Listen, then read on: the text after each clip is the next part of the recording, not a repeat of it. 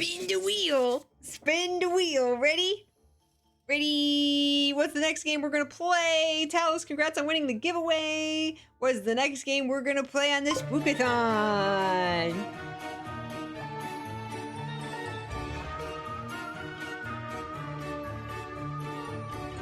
Oh no!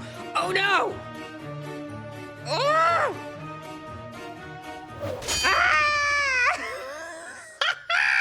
There it is! There it is! No, no, no. Oh no! Did my cam just die? My cam said no. My cam died! Even my cam is like, no, I'm out. I'm out. I need the doll. It turned me into a visual novel character. Oh no. Doki Doki Literature Club. I have never played this game. I've never seen a playthrough of it. I know about it. I know about it, but I've never actually played it or seen a playthrough of it. Hold on. What happened to my cam? There we go. Okay, we're back. You don't know about it? Okay. I'll give warnings once we come back and like as we're starting it up. But Doki Doki Literature Club is you know, as far as I understand, it is it's a visual novel. It's dark psychological horror disguised as a cute, fun, you know, anime girl visual novel. So it's Madoka, basically. It's Madoka Magica, like super dark psychological horror disguised as cute magical anime girls. All right. Over here. All right. Play. Ghana's just ready to go and add 50 minutes to that timer. Let's go. Oh my god. Look how happy it is. Doki Doki, it's so happy. So, quick warning here. It's so happy, right? So if you haven't seen this game and you're not seeing the mature rating on the screen, please understand this is a very psychologically dark horror game. Despite what it looks like. If you've seen Madoka Magica, it's the same kind of thing. Looks happy anime magical girl, but then gets into some dark psychological things. This is the same kind of game. So if that is not your thing, please come back later. I will post in Discord when and if we change games. So you can look out for the notification if this is not your thing, or when this, it's gonna ramp up. So when it starts getting dark, if you ever feel uncomfortable, click off the stream, mute, lurk, whatever you gotta do. Mr. Ware, what's up? Doki Doki, you say? Welcome, everybody. I'm sure this is a wonderfully that's what I hear. I'm sure this is actually just an innocent, happy game. Yes. Please enter your name. Peachy. Okay.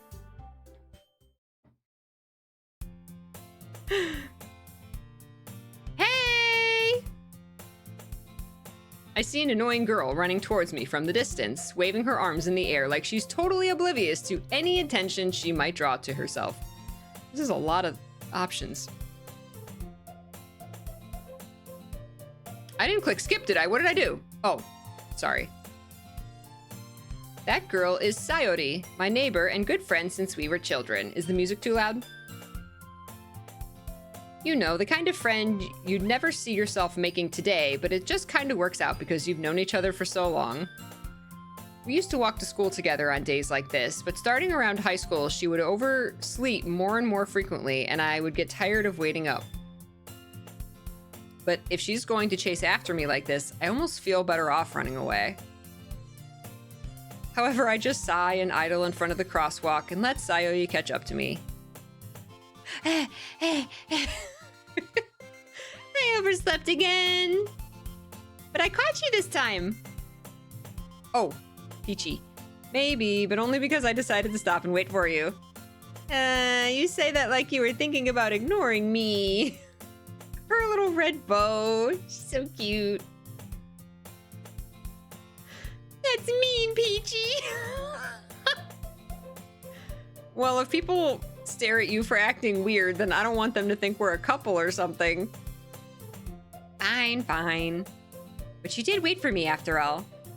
I guess you don't have it in you to be mean, even if you want to. No, not really. Whatever you say, Sayuri. We cross the street together and make our way to school. As we draw near, the streets become increasingly speckled with other students making their daily commute. By the way, Peachy, have you decided on a club to join yet? Gotta join the club, right? I gotta turn the music down just a tad. Is that okay?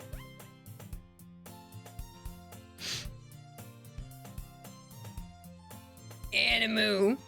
Nothing bad is going to happen. Have you decided on a club to join yet? A club? I told you already, I'm really not that interested in joining any clubs. I haven't been looking either. That's not true. You told me you would join a club this year. Did I? I'm sure it's possible that I did in one of our many conversations where I dismissively go along with whatever she's going on about. Aww, Sayuri. We have to join a club. Sayuri likes to worry a little too much about me when I'm perfectly content just getting by on the average while spending my free time on games and anime. Hey, this game knows me. We're so mean. We are so mean to her. Why? Uh-huh. I was talking about how I'm worried that you won't learn how to socialize or have any skills before college. That's okay, I didn't. Your happiness is really important to me, you know? And I know you're happy now, but I'd die at the thought of you becoming a NEET in a few years because you're not used to the real world. What's a NEET? You trust me, right? Don't make me keep worrying about you. All right, all right. I'll look at a few clubs if it makes you happy. No promises, though. Will you at least promise me I'll try a little? Yeah, I guess I'll promise you that. Yay! Why do I let myself get lectured by such a carefree girl? Because she knows what's up. NEET is not in education, employment, or training. Oh, okay. Hey, what's up, Kemek? More than that, I'm surprised I even let myself relent to her. I guess seeing her worry so much about me makes me want to ease her mind at least a little bit, even if she does exaggerate everything inside of her head. The school day is as ordinary as ever, and it's over before I know it. Every time I see a classroom like this now, I think Persona 5, because so much like sitting in the classroom in Persona 5. Where's my wife? After I pack up my things, I stare blankly at the wall, looking for an ounce of motivation. Clubs. Sayuri wants me to check out some clubs. I guess I have no choice but to start with the anime club. Of course, I have no choice but the anime club. Hello? Sayuri? Sayuri must have come into the classroom while I was spacing out. I look around and realize that I'm the only one left in the classroom. I thought I'd catch you coming out of the classroom, but I saw you just sitting here and spacing out, so I came in. Honestly, you're even worse than me sometimes. I'm impressed. I love her bow. You don't need to wait up for me if it's going to make you late to your own club. Well, I thought you might need some encouragement, so I thought, you know... Know what? Well, that you could come to my club. Sayuri. Yeah? There's no way I'm going to your club. Oh, meanie. Sayuri is vice president of the literature club. Not that I was ever aware that she had any interest in literature. In fact, I'm 99% sure she only did it because she thought it would be fun to help me start a new club. To help start a new club. Since she was the first one to show interest after the one who proposed the club, she inherited the title vice president. That said, my interest in literature is guaranteed to be even less. Yeah, I'm going to the anime club. Come on, please. Why do you care so much anyway? Well, I kind of told the club yesterday I would bring in a new member. And Natsuki made cupcakes and everything. Oh, cupcakes, you sold me. You didn't tell me there were cupcakes. Let's go, literature, go. Don't make promises you can't keep. No, cupcakes. No, eat the cupcakes. I can't tell if Sayuri is really that much of an airhead or if she's so cunning as to have planned all of this out. I let out a long sigh. Ooh, sorry. Fine, I'll stop by for a cupcake, okay? Yay, let's go. Cupcakes! I'm there. I don't care what your club is about. If there's cupcakes, I'm there. And thus, today marks the day I sold my soul for a cupcake. Are you really selling your soul for, like, going and checking out a club and seeing if you'll like it? But okay, wow, we're very dramatic. I dejectedly follow Sayuri across the school and upstairs, a section of the school I rarely visit, being generally used for third-year classes and activities. Sayuri, full of energy, swings open the classroom door. Everyone, the new member is here. I told you, don't call me a new member. I glance around the room. Girl 1. She looks like she's soft-spoken and shy. Welcome to the literature club. It's a pleasure meeting you. Sayuri always says nice things about you. She's very purple. I love the purple hair. Girl 2. Seriously? You brought a boy? Oh, I guess we're a boy. That's funny. Talus just asked that if it was... Let me put the chat on the screen. Oop. I guess we are boy.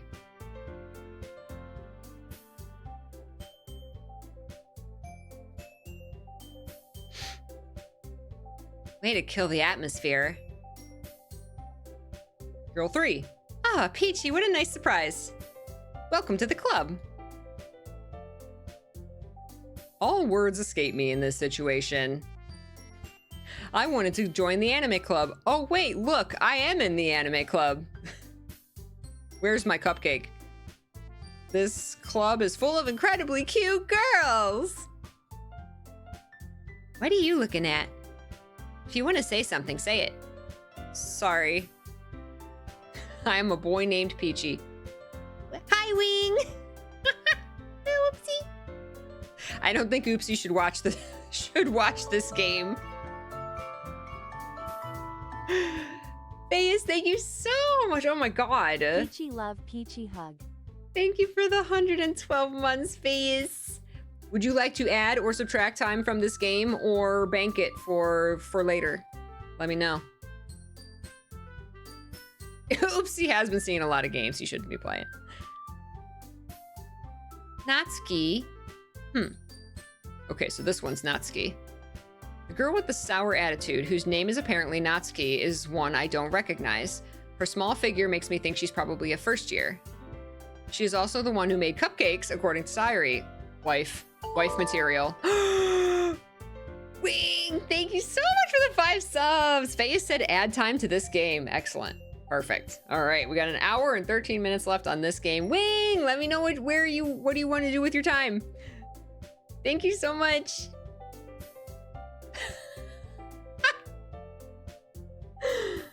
Add? All right, 25 minutes added to this game.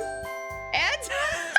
We're barely started. Add time. Thank you, 8-bit noise. Add time. It's 2 minutes. I know, she's the one that bakes. Wife. No, but she's kind of mean. Maybe, I don't know. She could just be tsundere. I don't know. Can I cash in my time to remove from the clock, Talus? Talus taking 5 minutes off the clock. Thank you, Talus. Very much not enough for this game. Especially the way I play.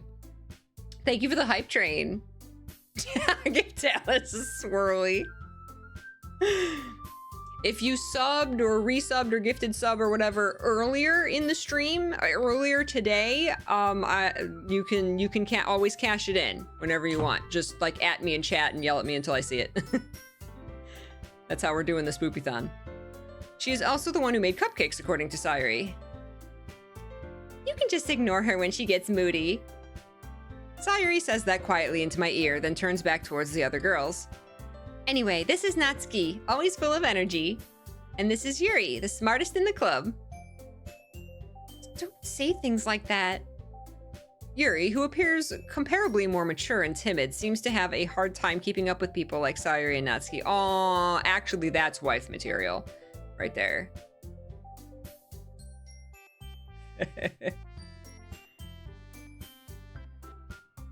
Oh, Yuri's not dating us. Oh, well, it's nice to meet both of you. And it sounds like you already know Monica, is that right? Hot. Oh, I've heard about Monica. That's right. It's great to see you again, Peachy. Oh, wait, I have met her? Monica smiles sweetly. Queen Monica. I like her bow, too. They all got bows. They all got cute bows. We do know each other. Oh, we do know each other. Well, we rarely talked, but we were in the same class last year.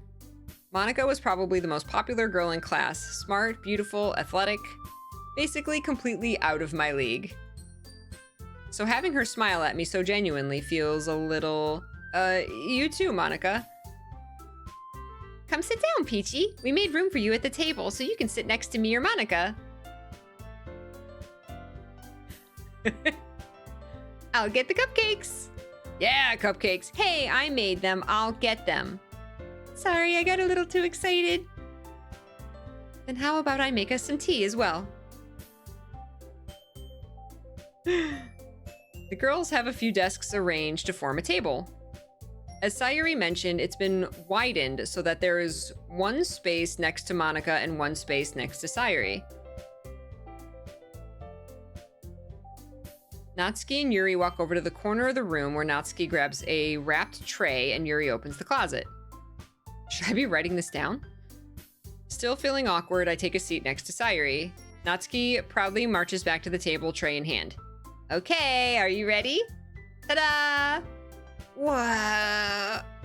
Natsuki lifts the foil off the tray to reveal a dozen white fluffy cupcakes decorated to look like little cats! The whiskers are drawn with icing, little pieces of chocolate were used to make ears. So cute! I had no idea you were so good at baking, Natsuki. Well, you know. Just hurry and take one. Sayuri grabs the one first, then Monica, I follow.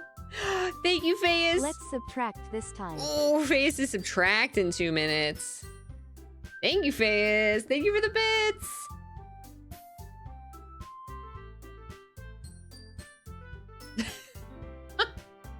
They're cute, but are they good?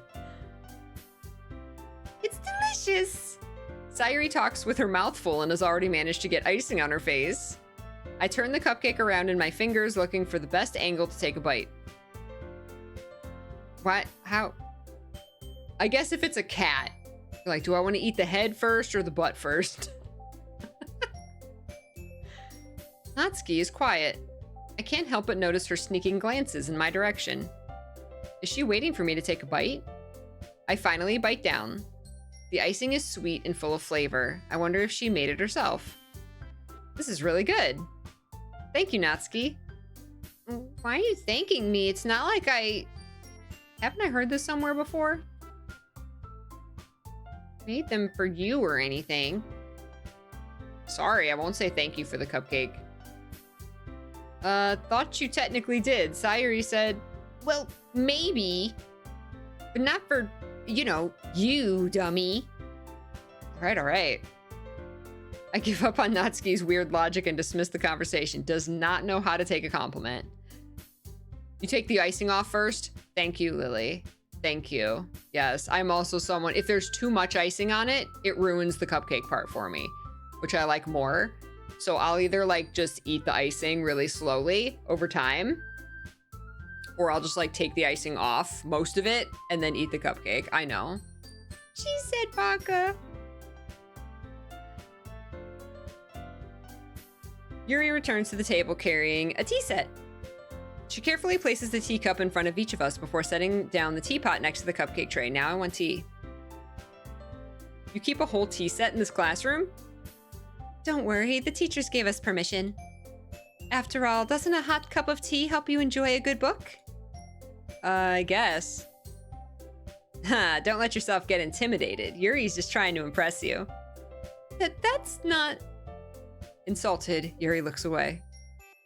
I meant that, you know. I believe you.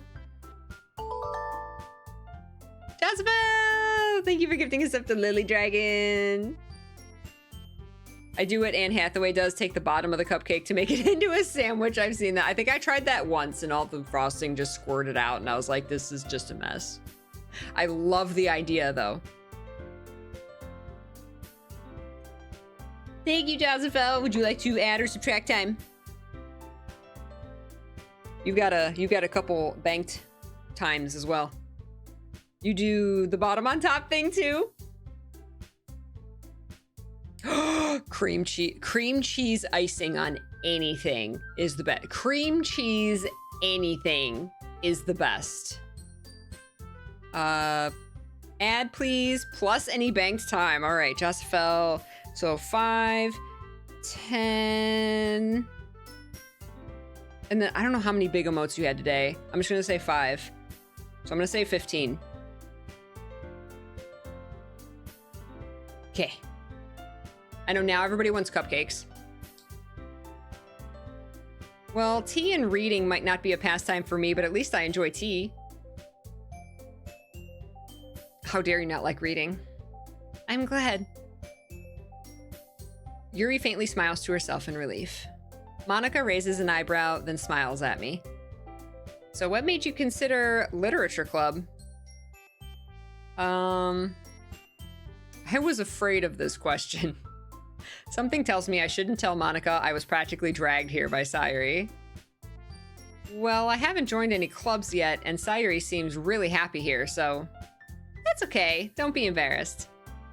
We'll make sure you feel right at home, okay? She's gonna get Creepy Chan on me any second, I know it. I'm like, waiting for it. As president of the literature club, it's my duty to make the club fun and exciting for everyone. Monica, I'm surprised. How come you decided to start your own club? You could probably be a board member for any of the major clubs. Weren't you a leader of the debate club last year? Well, you know, to be honest, I can't stand all the politics around the major clubs. It feels like nothing but arguing about the budget and publicity and how to prepare for events. I'd much rather take something I personally enjoy and make something special out of it. And if it encourages others to get into literature, then I'm fulfilling that dream. Let's go, Monica. I love it. I love it.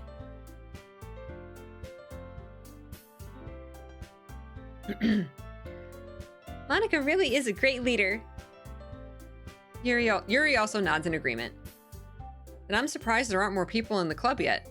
It must be hard to start a new club. You could put it that way.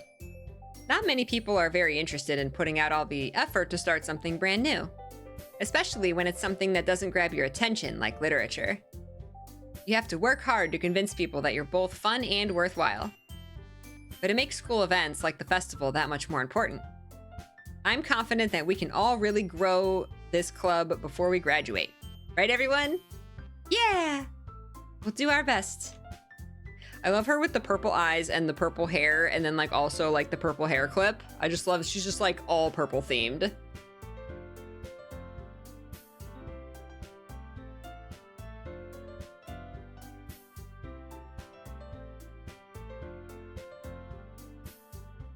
Bum, bum, bum.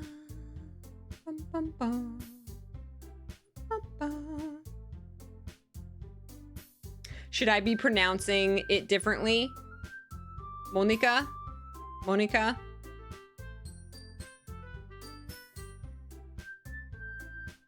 Oh my gosh. You know it. Everyone enthusiastically agrees. Such different girls, all interested in the same goal. Monica, I'm just gonna call her Monica. Monica must have worked really hard just to find these three. Maybe that's why they were all so delighted by the idea of a new member joining. Though I still don't really know if I can keep up with their level of enthusiasm about literature. So Peachy, what kinds of things do you like to read? Well, dirty fan fiction.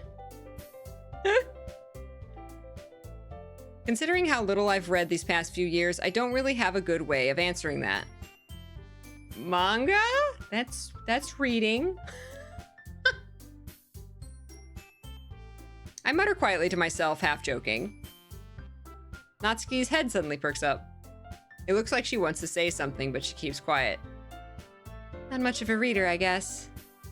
Well, that can change. Manga does count as reading. AO3 1000% counts as reading. I love telling the story of how, like, in the past, like, year or two, my grandma, who is 84 years old, discovered her love of reading. She has an entire library of novels now. Her whole entire life, she only ever read novels, like, for school.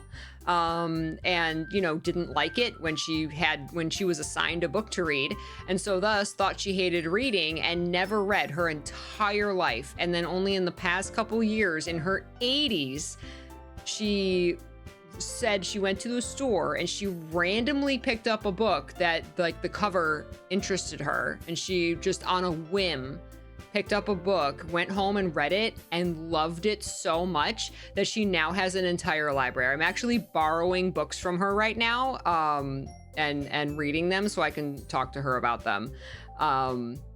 So, like, it's so cool how, like, literally at any age in your entire life, like, you're never too old to get into anything. It's never too late to get into anything, and you're constantly changing as a person, right?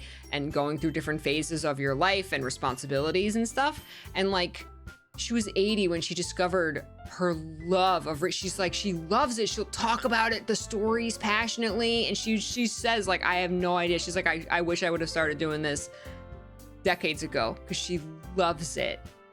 Yeah, it's amazing. Like, it brings me so much joy to see her find something like that she loves, that she never thought she would have loved, especially something like reading, right? Deep Blue, hello, thank you. Yeah. I'm borrowing a couple Beverly Lewis books from her right now, and I'm going through one of them. Yeah. True. Yeah, Lily, exactly. Yeah, when you're told to do something, it can sour it, but when you do it on your own, for your own love of it, it's a completely different experience. I spoke without thinking after seeing Yuri's sad smile. Anyway, what about you, Yuri? Well, let's see. Yuri traces the rim of her teacup with her finger. My favorites are usually novels that build deep and complex fantasy worlds. The level of creativity and craftsmanship behind them is amazing to me. She would love Mr. P's D&D games. And telling a good story in such a foreign world is equally impressive. Yuri goes on, clearly passionate about her reading. She seems so reserved and timid since the moment I walked in, but it's obvious by the way her eyes light up that she finds her comfort in the world of books, not people.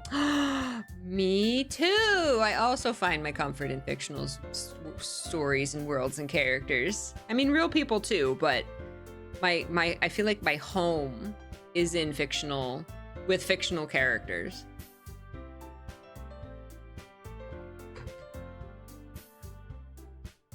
But, you know, I like a lot of things. Stories with deep psychological elements usually immerse me as well. Isn't it amazing how a writer can so deliberately take advantage of your own lack of imagination to completely throw you for a loop? This is amazing. Is Yuri, like, the DM in...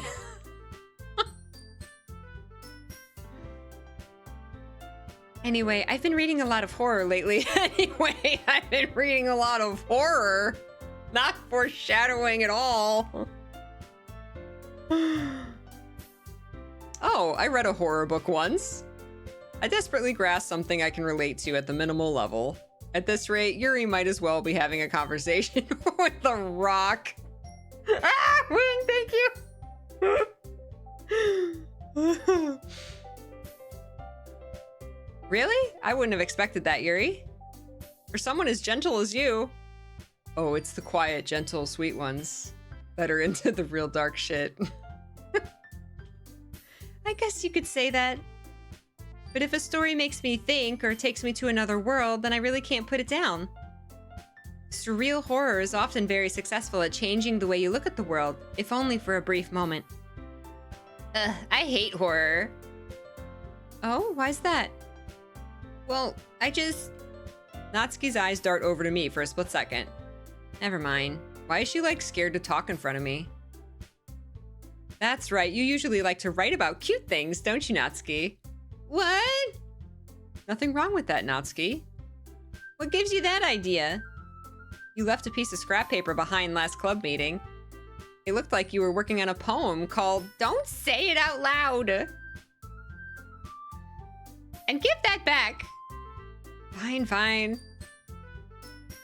Ah, your cupcakes, your poems. Everything you do is just as cute as you are. Sayuri sidles up behind Natsuki and puts her hands on her shoulders. I'm not cute. Natsuki, you write your own poems? Well, I guess sometimes. Why do you care? I think that's impressive. Why don't you share them sometime? No. Natsuki averts her eyes. You wouldn't like them. Not a very confident writer yet. I understand how Natsuki feels. Sharing that level of writing takes more than just confidence. The truest form of writing is writing to oneself. You must be willing to open up to your readers, exposing your vulnerabilities and showing even the deepest reaches of your heart. I like Yuri. Never ask a writer to share their writing.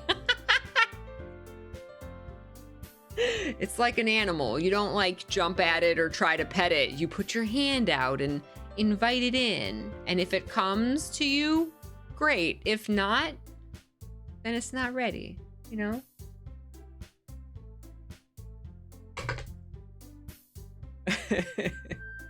Don't peek at their sketchbooks. Oh no. Do you have writing experience too? Should I move my cam to the bottom right corner? I think characters are popping up all over the screen. I think I should move my cam down here.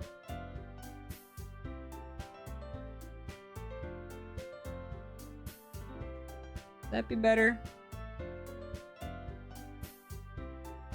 I think that'd be better so you can see the faces. I don't want to block the text either, but maybe a letter here or there. Do you have writing experience too, Yuri? Maybe if you share some of your work, you can set an example and help Natsuki feel comfortable enough to share hers.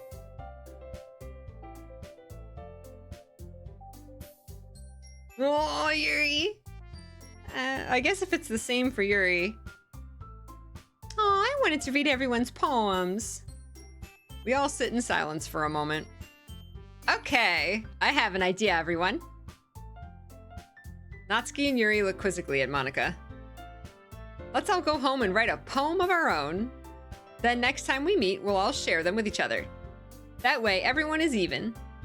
Yeah, let's do it. Plus, now that we have a new member, I think it'll help us all get a little more comfortable with each other and strengthen the bond of the club. Oh no! They said you were good, Prezi? Well, you are good. There you go, Ren. That's what you tell any artist. Yeah, if you're comfortable, I would love to read your work, but if not, that's cool. Yeah, exactly. This is not staying on. That's how you do it.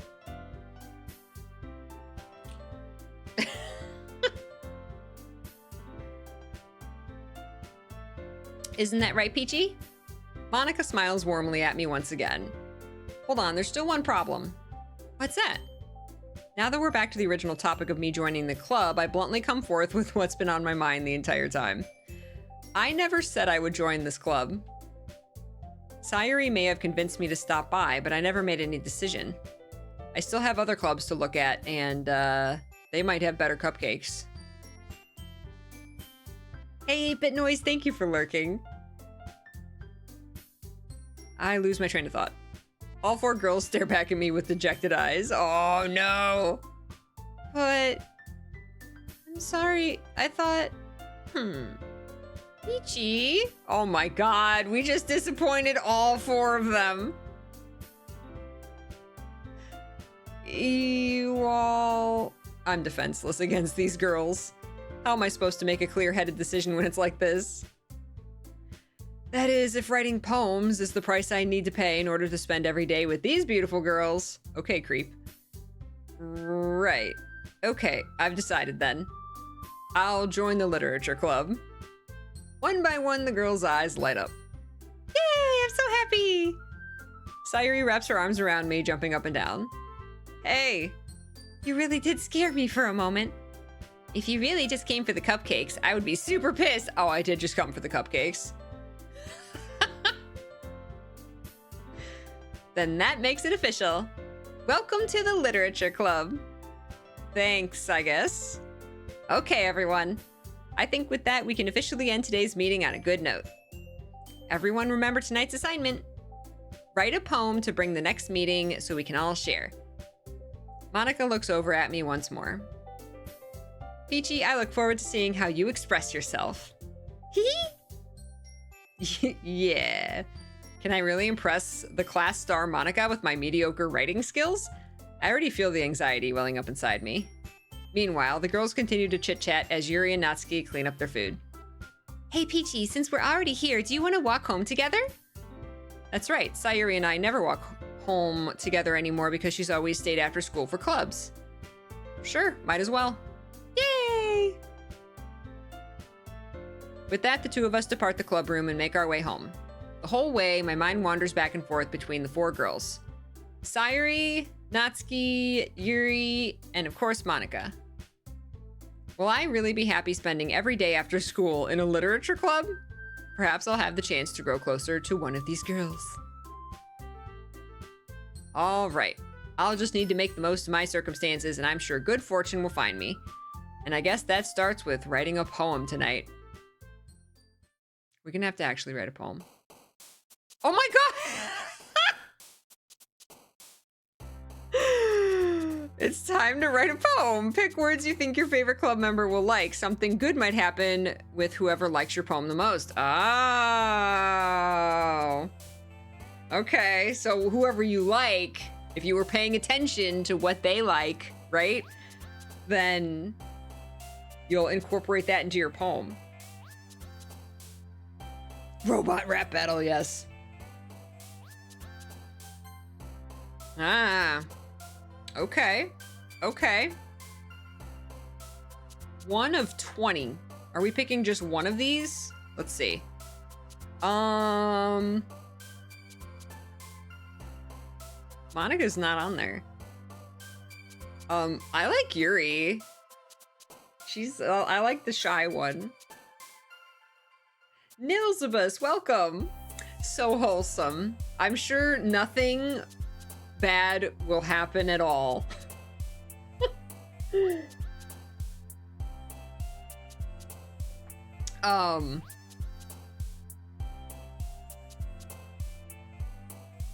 Okay.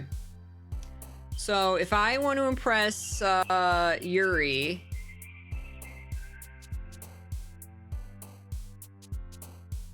remember whoever you pick, it'll be wrong. Yeah, let's not Carol.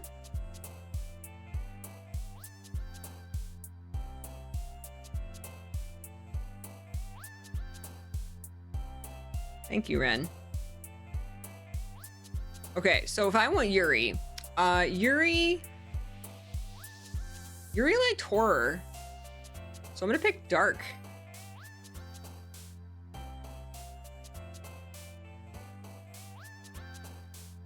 Mouse.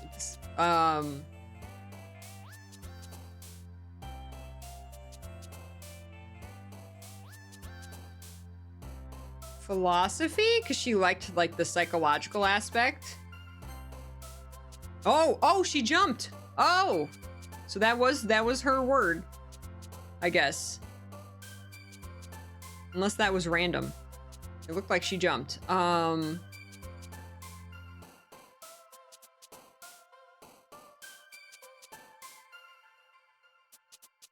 Headphones? Oh, that was her. That was Natsuki. Doki Doki! Suicide, death, disaster. Oh my god. Broken. Oh, entropy. Oh my god. Entropy. Yeah, that was Yuri. Ooh. Chocolate, daydream, peace, fluffy, anxiety. Tenacious, unstable.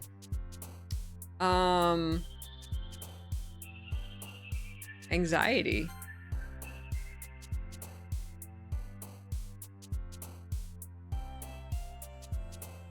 Insight. Yeah, I'm getting all the points with Yuri. I'm making a dark poem. Boop! Boop!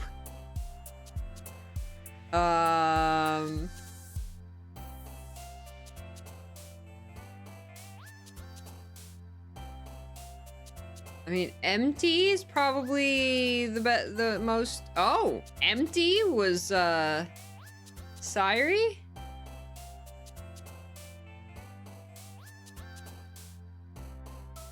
Whisper? Oh. Effulgent? What's effulgent? Intellectual. Blanket! Depression? Milk? What? Jeez. Captive.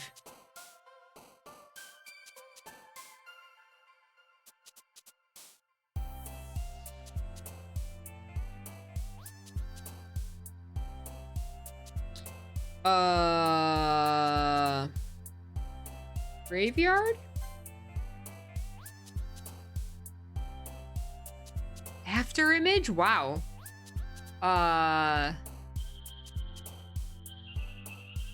Grief? Oh. A lot of dark words associated with Sayuri. Is that her name? Sayori? Forgot her name already. Sorry, friendo. Lollipop. How different would this be if you picked like all the happiest words? Whirlwind.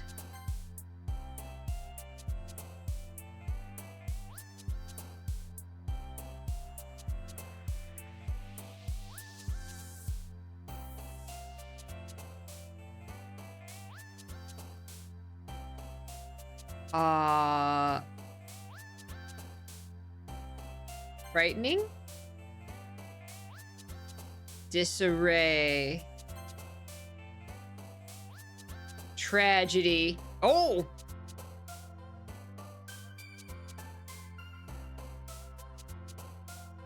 Incongruent. Misfortune. Ah, man. Where's Cupcake?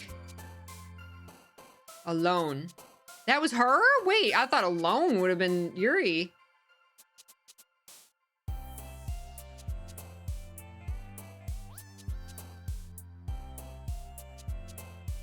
Fantasy. Oh, okay. Okay.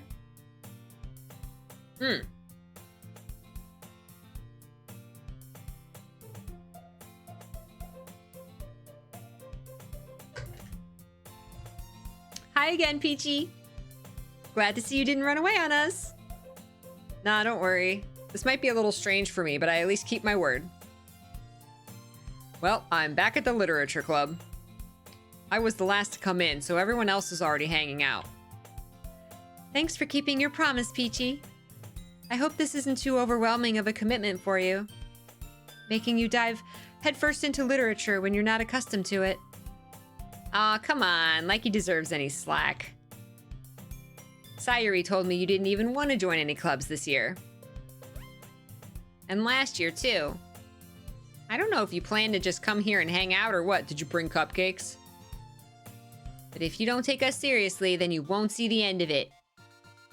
Natsuki, you certainly have a big mouth for someone who keeps her manga collection in the club room. Natsuki finds herself stuck between saying Monica and manga. Manga is literature. Thank you, Natsuki. Yes, it is. Swiftly defeated, Natsuki plops back into her seat. Don't worry, guys. Peachy always gives it his best as long as he's having fun.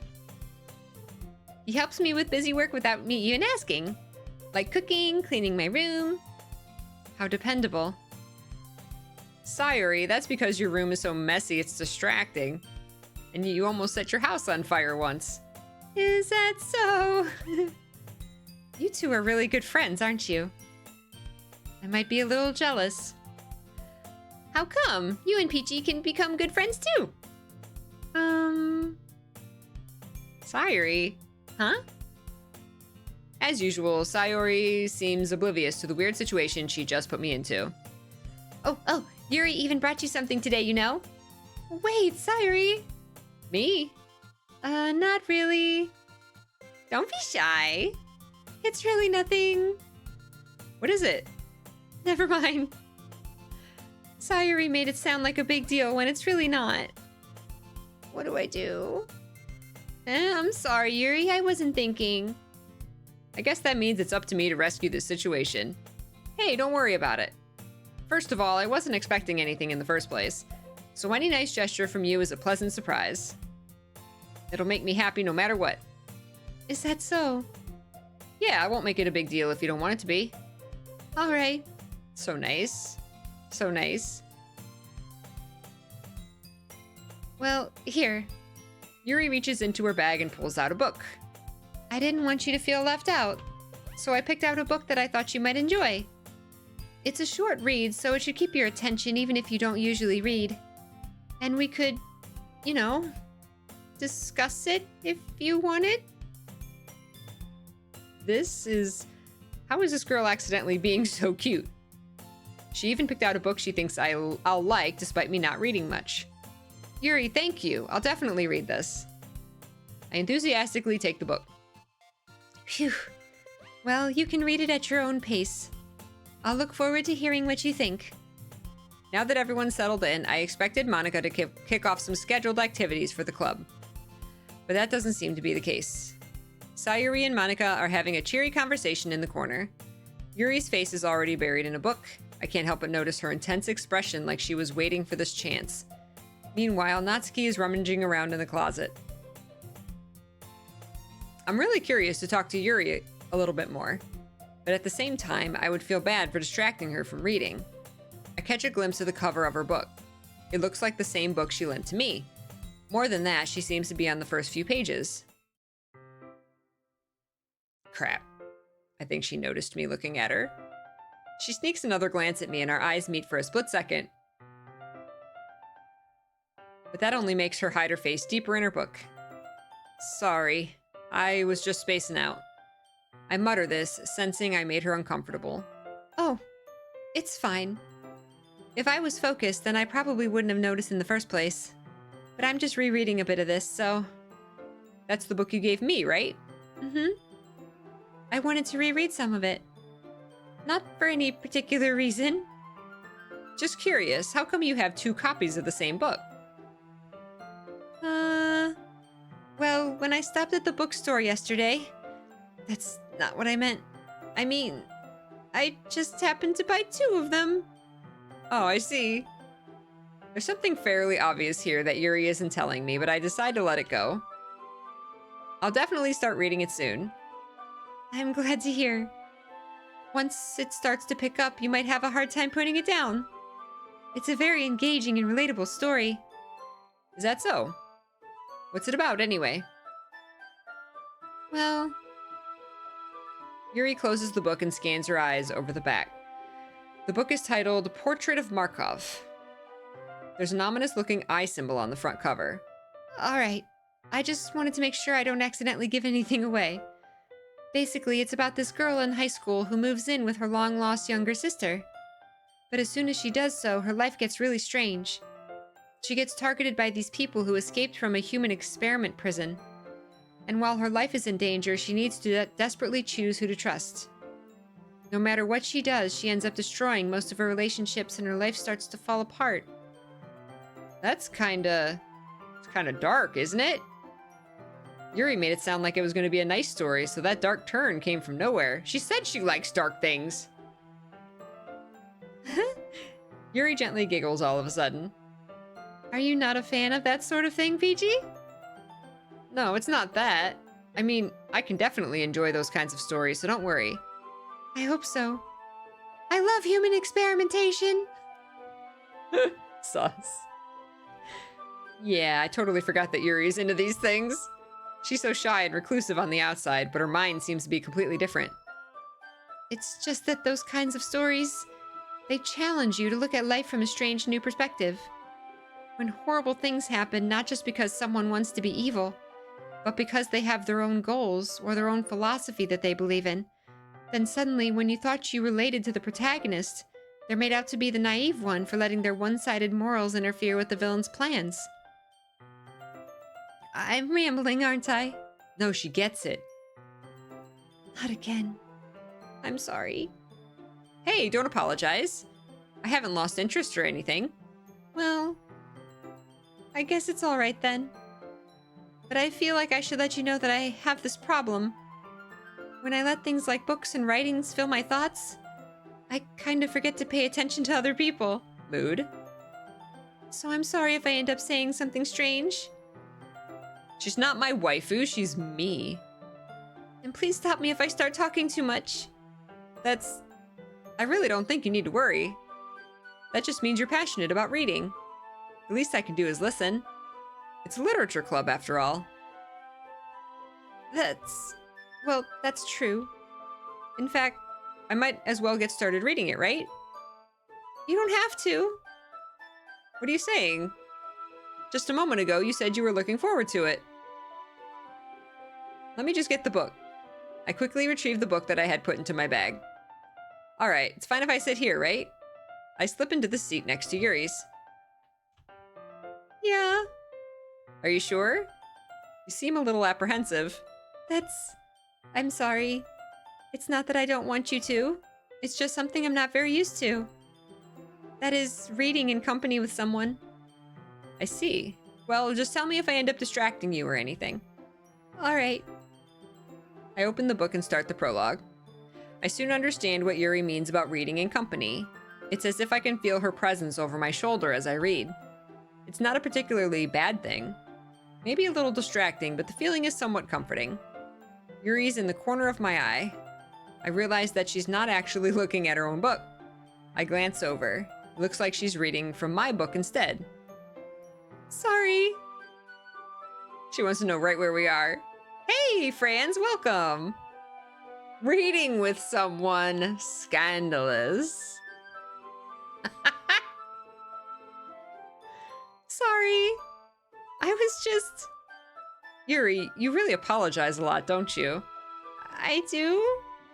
I don't really mean to. Sorry. I mean... Here, this should work, right? I slide my desk until it's up against Yuri's, then hold my book more between the two of them.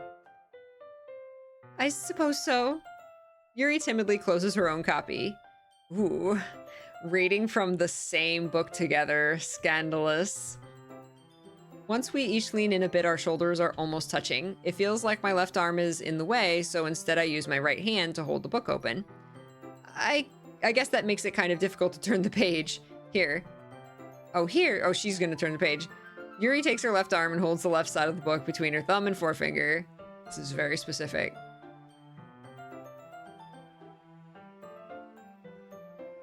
I do the same with my right arm on the right side of the book.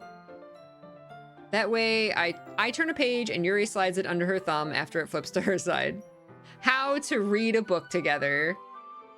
Ah, you were playing Baldur's Gate. Nice. We were playing that yesterday. Oh, yeah. You got one of the gift subs. Awesome. Welcome on in, Franz. Absolutely. Yes. Oh, you found me from the Baldur's Gate 3 streams. Awesome. Yes. I've been loving it. Oh my god, it's so much fun. But in holding it like this, we're huddled even closer together than before. It's actually kind of distracting me. It's as if I can feel the warmth of Yuri's face and she's in the corner of my vision. Are you ready? Huh? To turn the page. She's been reading and we've just been like checking her out.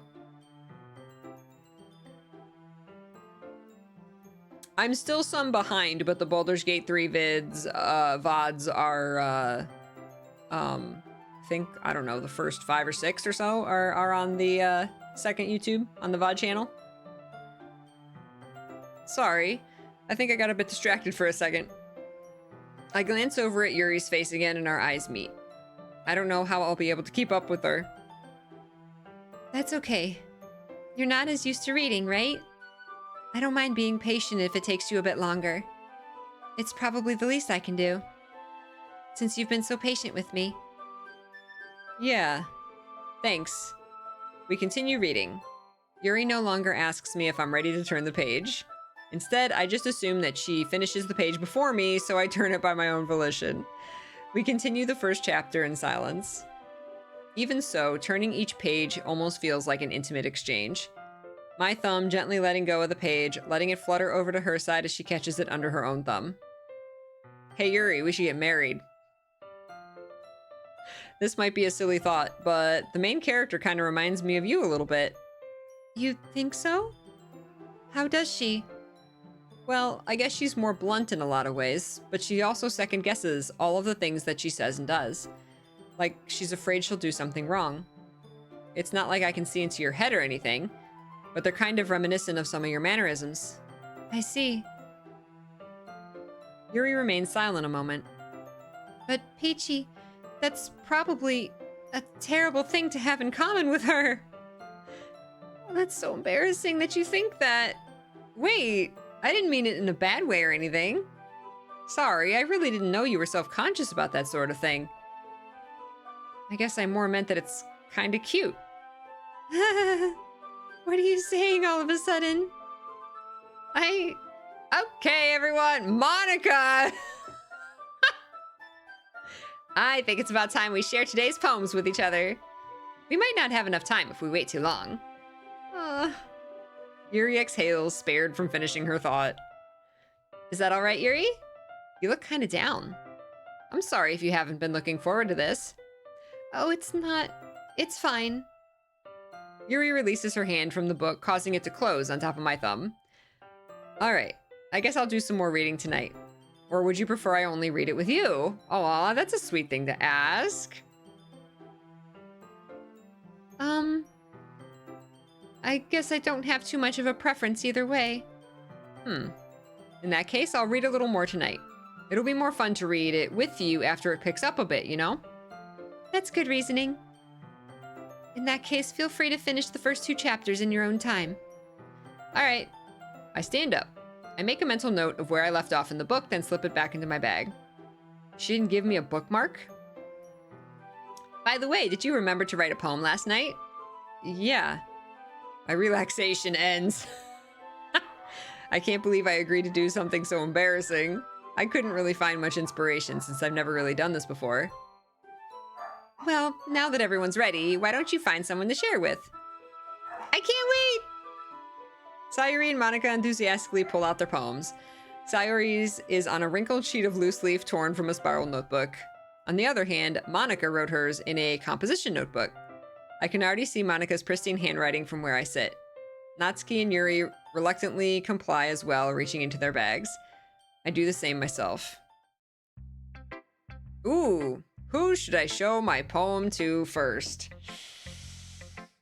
Ooh.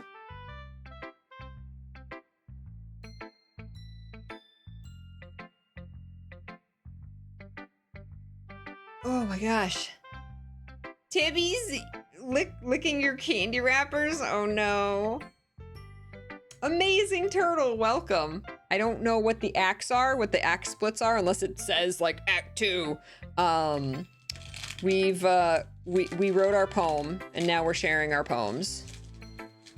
That's where we are. I don't know what act is what.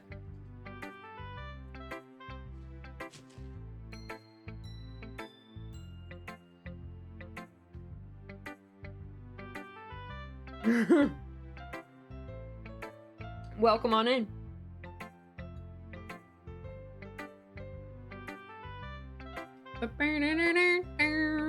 All right, who do I show my poem to first? Yuri. Yuri seems the most experienced, so I should start with her. I can trust her opinion to be fair. As Yuri reads the poem, I notice her eyes lighten. Exceptional. What was that? Did I say that out loud? Yuri first covers her mouth, but then ends up covering her whole face. He's going to hate me? Japan. You really didn't do anything wrong, Yuri. Huh? I guess you're right. What am I getting so nervous for? Hey, nervous laugh. Yuri takes a breath. So, what kind of writing experience do you have? Your use of imagery and metaphors indicates you've written a lot of poetry before. Really? Wow, that's a huge compliment coming from you. This is actually my first time, really. Huh? Yuri stares at me blankly, then looks at my poem again. Well, I know that. Don't tell her ChatGPT wrote it. God damn it. We would never roleplay that kind of character. First try. I know that. I just meant, Yuri trails off, unable to find an excuse. She traces her finger along the words in the poem as if breaking it down more thoroughly. Yeah. Okay. This is the reason I was able to tell. It's just that there are specific writing habits that are usually typical of new writers. This is actually my first time. And having been through that myself, I kind of learned to pick up on them. I think the most noticeable thing I recognize in new writers is that they try to make their style very deliberate. In other words, they tend to pick a writing style separate from the topic matter, and they form-fit the two together. The end result is that both the style and the expressiveness are weakened. Damn, Yuri. Once Yuri finds her train of thought, it's as if her demeanor totally changes. Her stammering is completely gone, and she sounds like an expert. Of course, that's not something you can be blamed for. There are so many different skills and techniques that go into writing even a simple poem. Not just finding them and building them, but getting them to work together is probably the most challenging part. It might take you some time, but it all comes with practice, and learning by example and trying new things. I also hope that everyone else in the club gives you valuable feedback. Natsuki can be a little biased, though. Biased? How? Well, never mind. I shouldn't be talking about people like that. Uh-oh, about to be drilled by Natsuki. Sorry. It's fine. I'm not sure if Yuri's apologizing to herself, to me, or to Natsuki. Do you mind if I read your poem now? Please do. I'd love to share my thought process behind it. Yuri smiles dreamily as if that's a rare opportunity for her. Oh my god. As a writer, I'm like, it's, my heart. Yuri smiles dreamily, rare opportunity for her, which itself is kind of funny. After all, this isn't this supposed to be a literature club? Aww.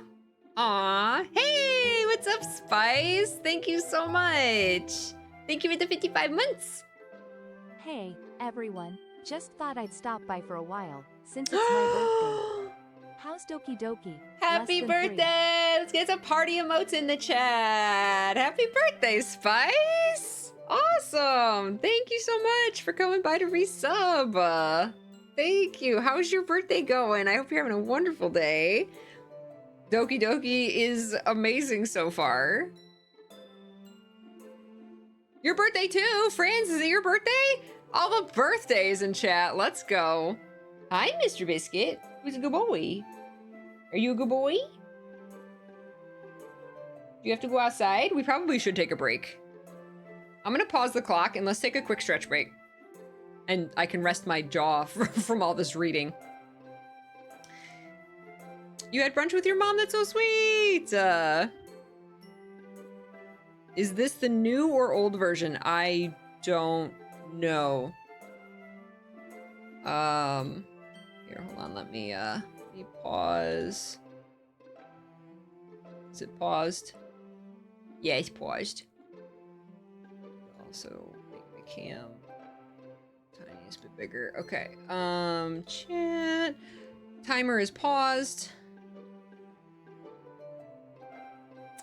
And yeah, let's go on a quick break.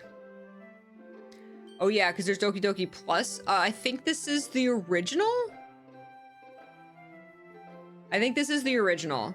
Yeah, the old version. I don't know what the differences are, but yeah, this is the original. Yeah, lots of reading. Lots of reading. Yeah, there's Doki Doki Literature Club Plus. The original here, I'm playing it through Steam. It's actually free. It's free on Steam. Maybe the Plus cost money? I don't know. And the original's free? The Plus version has side stories and stuff. Ah, okay. No, it's all free? Oh, okay. I saw that there was like a Plus. I already had this in my Steam library. So I just kind of figured the Plus version was like, I don't know, the Switch version or something was the Plus version. I didn't really look into it more than that, so. Plus is paid on the store page. Okay, so that's what it is. The OG is free. The Plus version with the side stories is paid. Okay. Cool. Yeah. Like I said, it was already in my Steam library, so I just pushed install. All right, let's take a quick break. Thank you all so much for hanging out at the Spoopathon. I will be back and we will play more of this. I'll see you soon. Get up and stretch, grab a drink, grab a snack, get some water, and take care of yourself. I'll see you soon. I know, Biscuit. I know. I know, buddy.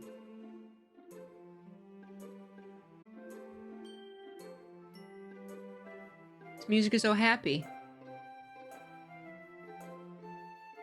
Thank you for the follow. Welcome back, Gran. You ready for more story time? Story time. Puppy! Thank you so much. A literature club, you say? Sounds quite pleasant. I Peachy know, a literature club with cute girls, and they're all happy and they love reading and writing. I'm sure nothing bad will happen.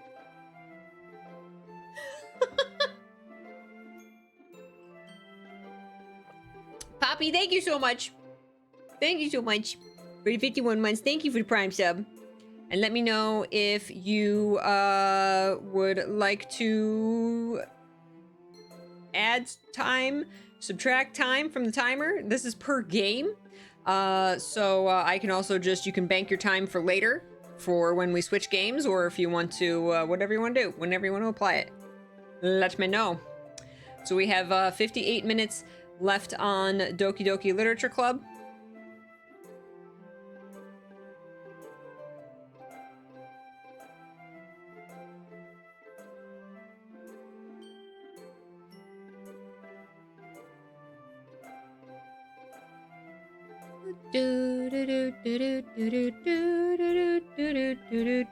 Hey, True Sora. Oh my god, look at that big guy. That's a giant. Look at that giant garlic. Not garlic. Look at that giant ginger. Giant ginger. You think of a giant ginger, you think of like a giant ginger. Like the comedian Carrot Top. Or... Man, he got big. That's like the ginger you would pick up in a video game. Like that's what the ginger would look like. That's like Conan O'Brien giant ginger. Ooh, could you make me some ginger tea?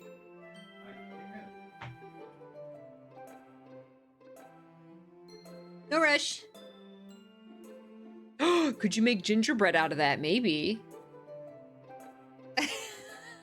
It's ginormous. It's ginger spice. Your mom says ginger brings good luck. Ginger ale. There you go. Oh, ginger's fantastic for you in so many ways. So big.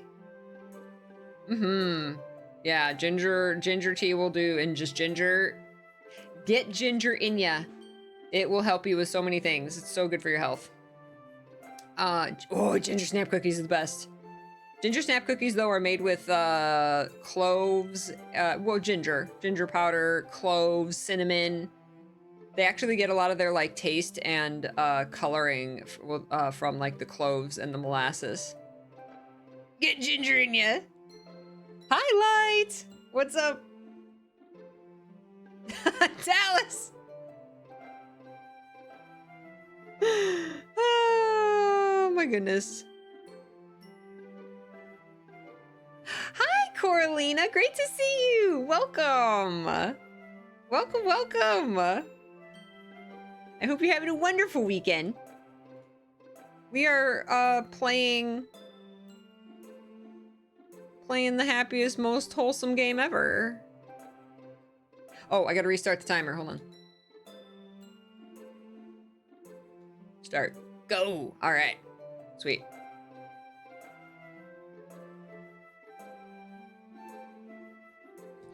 All right.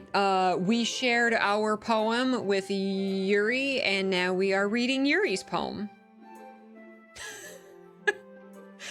Ghost under the light. The tendrils of my hair illuminate beneath the amber glow. Bathing. It must be this one. The last remaining streetlights you have withstood the test of time.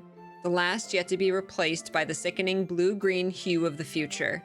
I bathe, calm, breathing air of the present but living in the past. The light flickers. I flicker back.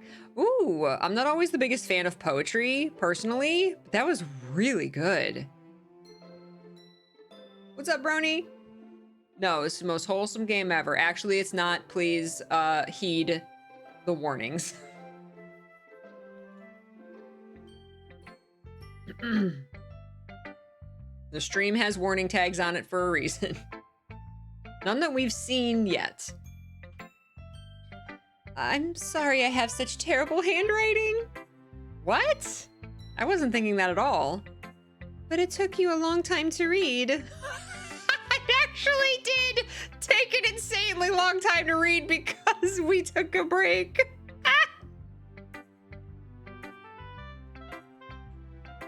Well, I just don't read script very often.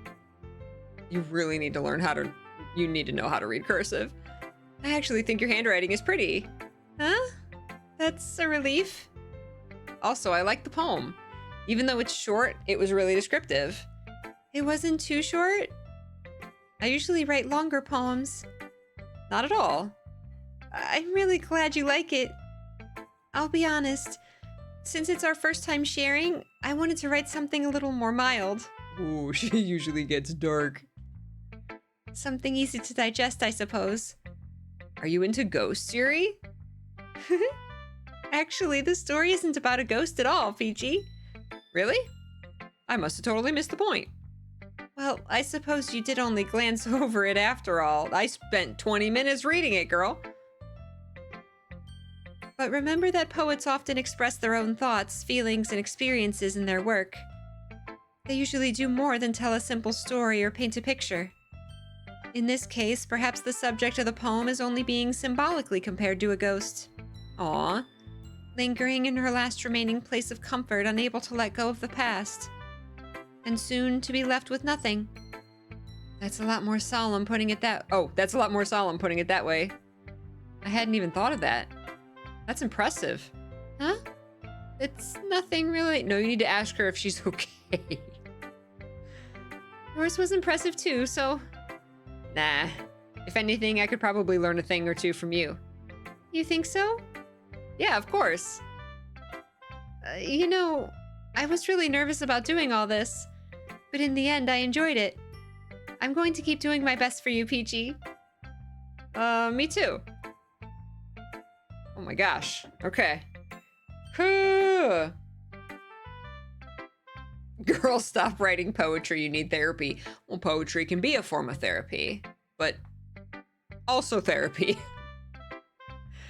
Natsuki. Cupcake girl.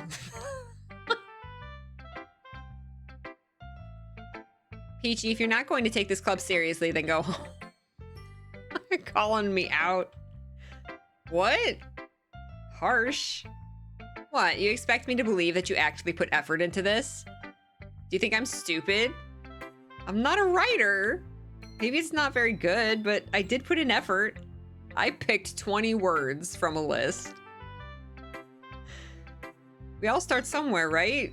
If you're still proud of the first poem you ever wrote, then I'd like to read it. Ugh. Painful to think about. Fine. Well, sorry. You'll get better anyway. I'd tell you what to improve, but you're better off just trying again. Fair enough. I don't know, man, Yuri thought it was fantastic. Well, to each their own, I guess. Anyway, I guess I gotta share mine now. Knowing you, you'll probably think it's stupid.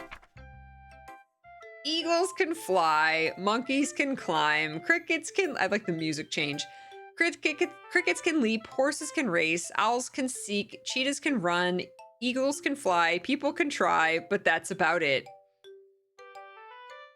People can try, but that's about it. Wow. It seems very elementary, but actually, you can read that really deep.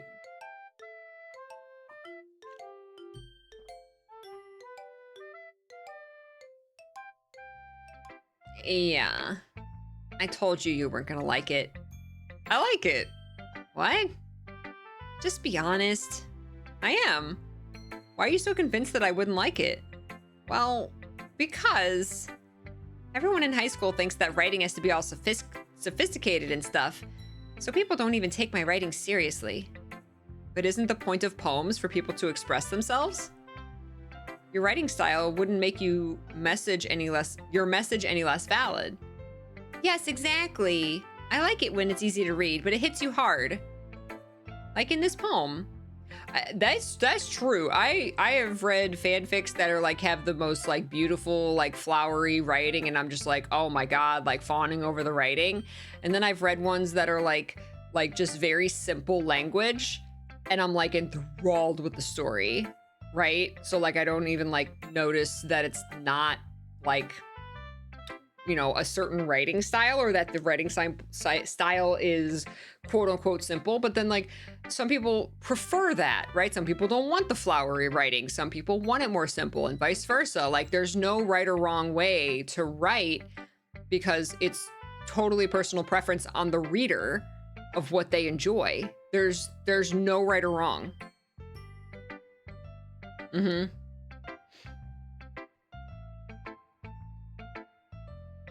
Seeing everyone around you do great things can be really disheartening. Aw. So I decided to write about it. Yeah, I understand. The other nice thing about she's the people in the story. But the other nice thing about simple writing is that it puts more weight on the wordplay. Like I set up for a rhyme at the end, but then made it fall flat on purpose. It helps bring out the feeling in the last line. It actually does. Like I said, those last 2 lines made that entire poem like really meaningful.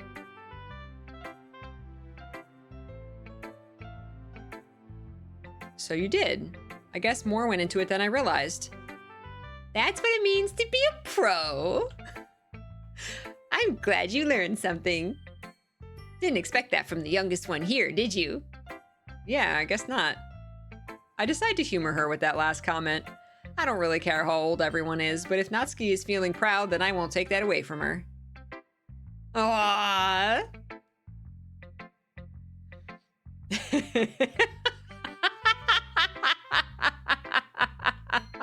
Our dog, no. We gotta save Monica for last. Hi, Sayuri. This is a good poem, Peachy. Are you sure it's your first time? Of course. It's not that good. Am I the kind of guy who would be writing poems in his spare time? I guess you're right. What do I do in my spare time? I don't know who I am. But that's why it impressed me. Well, to be honest, I was afraid that you wouldn't do it seriously, or that you wouldn't write one at all. I'm really happy that you wrote one. I just wrote down 20 words. It just reminds me of how you're really a part of the club now. Not to mention the fact that I'm standing in front of you in the club room. Of course. I'm not really into it yet, but that doesn't mean I'll break my promise. See? It's like I said before, Peachy. Deep down, you're not selfish at all, you know?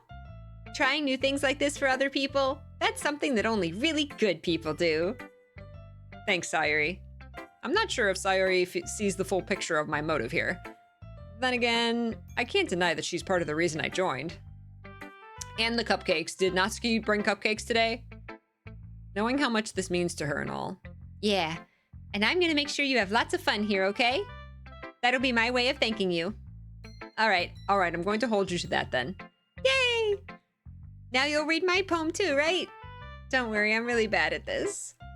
We'll see about that. Okay.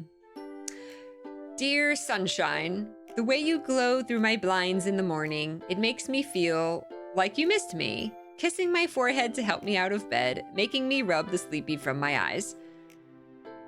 Are you asking me to come out and play? Are you trusting me to wish away a rainy day? I look above, the sky is blue. It's a secret, but I trust you too. If it wasn't for you, I could sleep forever, but I'm not mad. I want breakfast. This is the best poem ever. I have not Sailor Badger. I know the warnings, but I have not actually played it. That's amazing. I want breakfast. This is an amazing poem.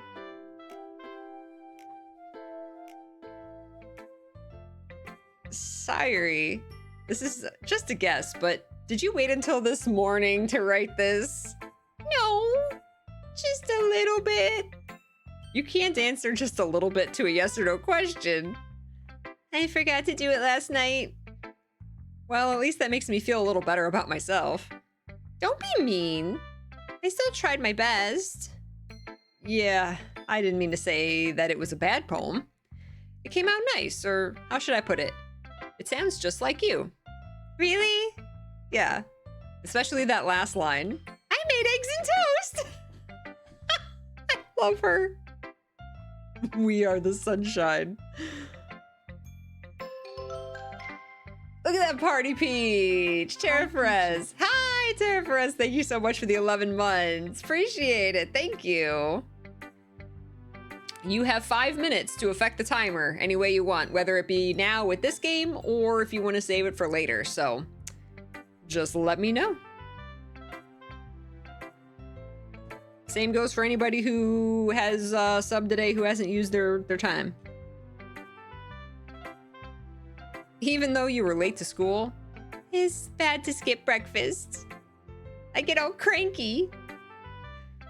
Well, I guess there's no point in arguing. Anyway, thanks for showing me. This was so much fun. Monica's the best.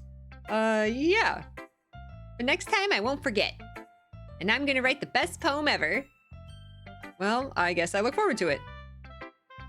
All right. Monica. Hi, Peachy. Having a good time so far? Yeah. Good, glad to hear it. By the way, since you're new and everything, if you ever have any suggestions for the club, like new activities or things we can do better, I'm always listening. Don't be afraid to bring things up, okay? All right, I'll keep that in mind. Of course I'll be afraid to bring things up. I'm much better off just going with the flow until I'm more settled in. Anyway, want to share your poem with me? It's kind of embarrassing, but I guess I have to. Don't worry, Peachy. We're all a little embarrassed today, you know? But it's that sort of barrier that we'll all learn to get past soon. Yeah, that's true. I hand Monica my poem. Great job, Peachy. I was going, ooh, in my head while reading it. It's really metaphorical. I'm not sure why, but I didn't expect you to go for something so deep. I guess I underestimated you. It's easy for me to keep everyone's expectations low. That way it always counts when I put in some effort. That's not very fair. Well, I guess it worked anyway. You know that Yuri likes this kind of writing, right? Writing that's full of imagery and symbolism, that was my goal. Unlike Sayuri, who likes using simple and direct words to describe happiness and sadness. Thank you, my love. Ah, look at that. You brought me a whole pot. Thank you. Look at your head. Doesn't that work on your little warmer? Yeah, oh yeah. Yep. That'd be good. Yeah, that's perfect. Look at that. Is it ready to go? It should be. Ooh. It's a nice wide bowl. So Yeah. You can have the aromatics of it. Ooh, Mr. P brought me ginger tea. Oh, that smells good. I fresh squeezed the ginger.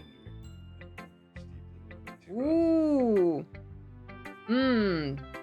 That's gonna be so healthy and relaxing. Thank you. Yeah.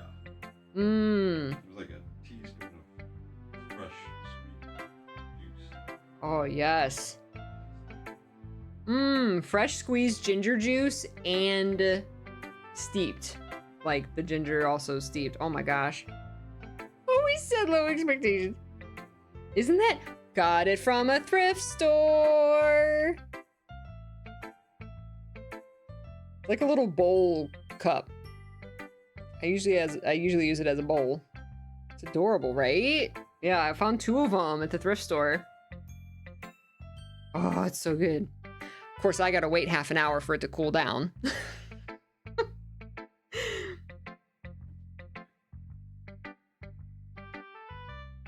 Yeah, that's what. Yeah, it would burn your fingers. It's really a bowl. Yeah. But I only filled it up like part way. That way it'll cool down faster. Arya Deem! Hi, Arya Deem!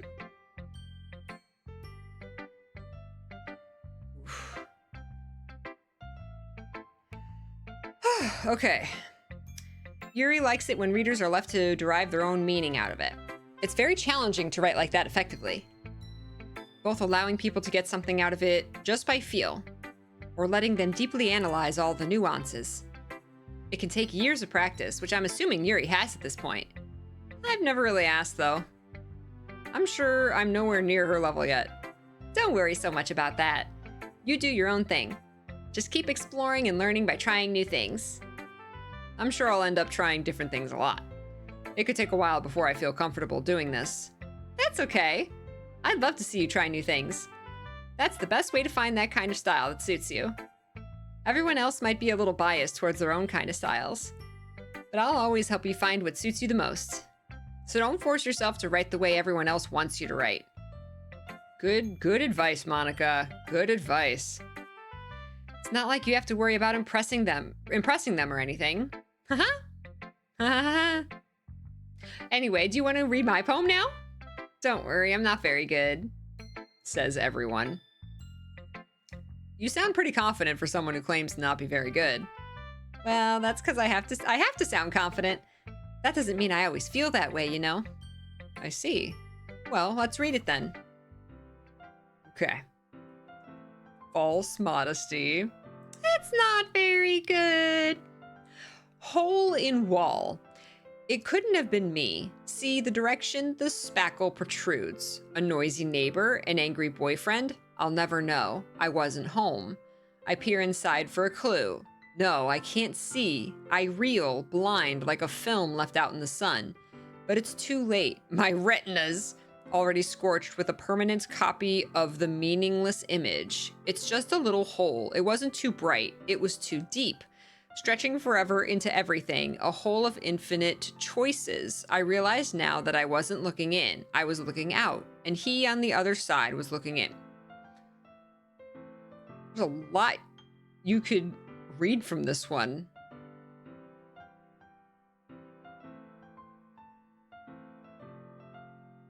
I wasn't home.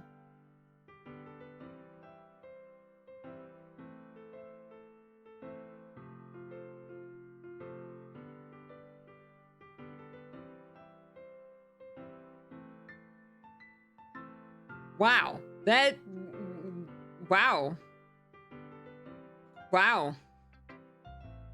So, what do you think? It's very free form, if that's what you call it. Sorry, I'm not really the right person to ask for feedback. It's okay. Yeah, that kind of style has gotten pretty popular nowadays. That is, a lot of poems have been putting emphasis on the timing between words and lines. When performed out loud, it can be really powerful. What was the inspiration behind this one? Well, I'm not sure if I know how to put it. I guess you could say that I had some kind of epiphany recently. It's been influencing my poems a bit. An epiphany? Yeah, something like that. I'm kind of nervous to talk about deep stuff like that because it's kind of coming on strongly. Maybe after everyone's better friends with each other. Anyway, she's got something dark happen to her. Here's Monica's writing tip of the day. Sometimes when you're writing a poem or a story, your brain gets too fixated on a specific point. If you try so hard to make it perfect, you'll never make any progress. God damn it, if that doesn't describe everything I've ever written. Oh, you think she made the dark thing happen? Could be. Thank you, Queen Monica. That's why she's Queen Monica. Just force yourself to get something down on the paper and tidy it up later. Another way to think about it is this. If you keep your pen in the same spot for too long, you'll just get a big dark puddle of ink. It's true. It's true. That could be applied to almost anything. It's true. Yeah. So just move your hand and go with the flow. That's my advice for today. She's calling everyone out. Queen Monica. Okay. Okay. Thanks for listening. Monica's writing TED Talk. Whew. I guess that's everyone. I glanced around the room. That was a little more stressful than I anticipated. It's as if everyone's judging me for my mediocre writing abilities. Even if they're just being... See, now that's what you think, but it's not true. That's in your own head. Even if they're just being nice, there's no way my poems can stand up to theirs. This is a literature club, after all. I sigh. I guess that's what I ended up getting myself into. Across the room, Sayuri and Monica are happily chatting. My eyes land on Yuri and Natsuki. They gingerly exchange sheets of paper, sharing their respective poems. As they read in tandem, I watch each of their expressions change. Natsuki's eyebrows furrow in frustration. Meanwhile, Yuri smiles sadly. What's with this language? Huh? Did you say something? I loved her language. Oh, it's nothing. Natsuki dismissively returns the poem to the desk with one hand. I guess you could say it's fancy. Thanks. Yours is cute. Cute? Did you completely miss the symbolism or something? She's like Lysithea. Like, don't call me cute. Don't call me little. Don't call me a kid. It's clearly about the feeling of giving up. How can that be cute? I know that. I just meant the language, I guess. I was trying to say something nice. We can only try after all. Huh? You mean you have to try that hard to come up with something nice to say? Thanks, but it really didn't come out nice at all. Well, I do have a couple suggestions. Huh. If I was looking for suggestions, I would have asked someone who actually liked it. Which people did, by the way. Sayuri liked it, and Peachy did too. So based on that, I'll gladly give you some suggestions of my own. So hostile, Natsuki. Cherishi! You have a Monica Nendroid? Let's go. First of all, excuse me. I appreciate the offer, but I've spent a long time establishing my writing style. I don't expect it to change anytime soon, unless of course I come across something particularly inspiring. Which I haven't yet. And Peachy liked my poem too, you know? He even told me he was impressed by it. Natsuki suddenly stands up. Oh? I didn't realize you were so invested in trying to impress our new member, Yuri. Don't call her out. Huh? That's not what you're just... Yuri stands up as well. Maybe you're just jealous that Peachy appreciates my advice more than he appreciates yours. Damn, Yuri.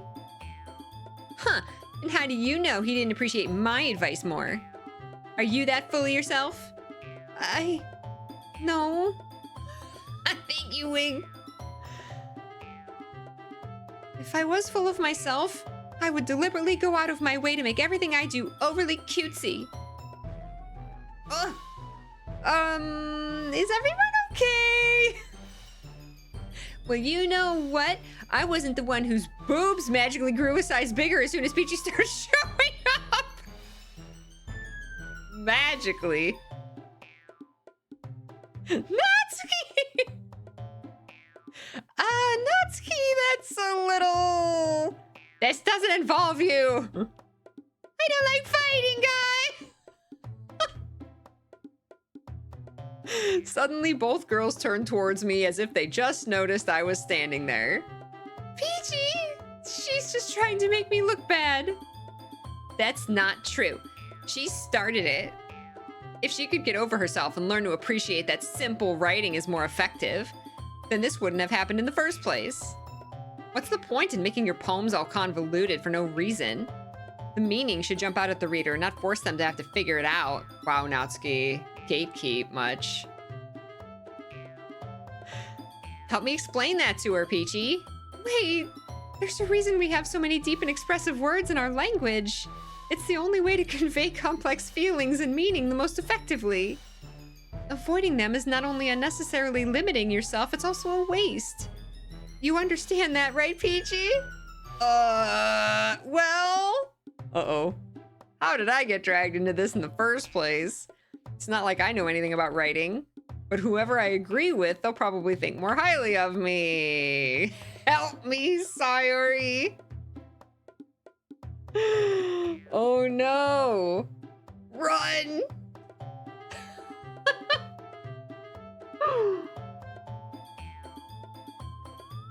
Oh my god. I mean, and here's the thing. Both writing styles are 100% valid.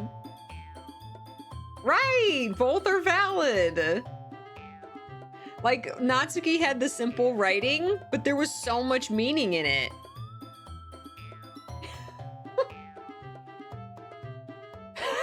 Exactly, MSR. Just walk away. Help me, Sayori.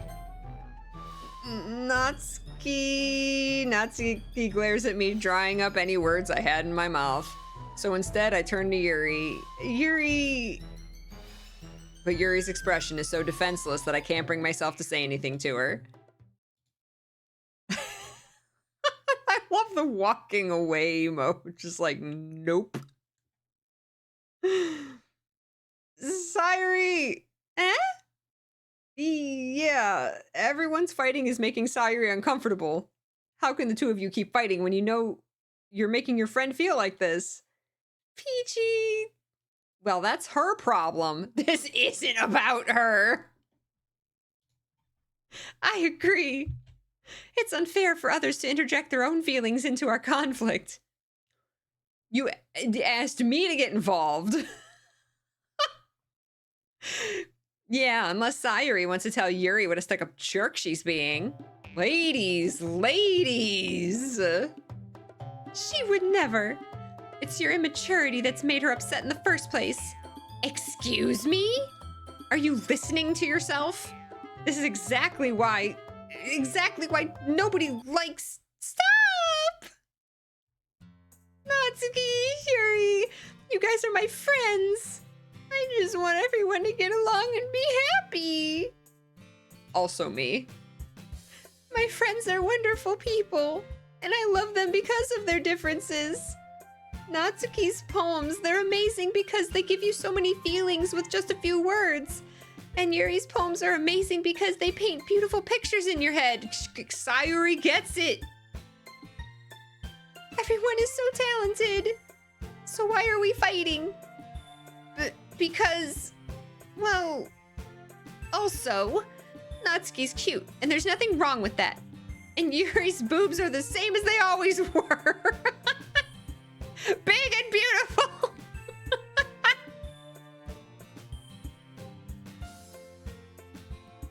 Sayori. Sayori stands triumphantly. Monica stands behind her with a bewildered expression. I'll make some tea. Ah, we got tea. MSR the comeback. Sayori was looking at the boobs. Yuri rushes off. Natsuki sits down with a blank expression on her face, staring at nothing. So this is why Sayuri is vice president. I whisper to Monica. Ah, Wing! Thank you! You did a large emote before, too. I'm gonna add 2 minutes to the clock. Reminder that anybody who resubbed earlier, before we started playing games, or if you have banked your time, you can use them, at any point.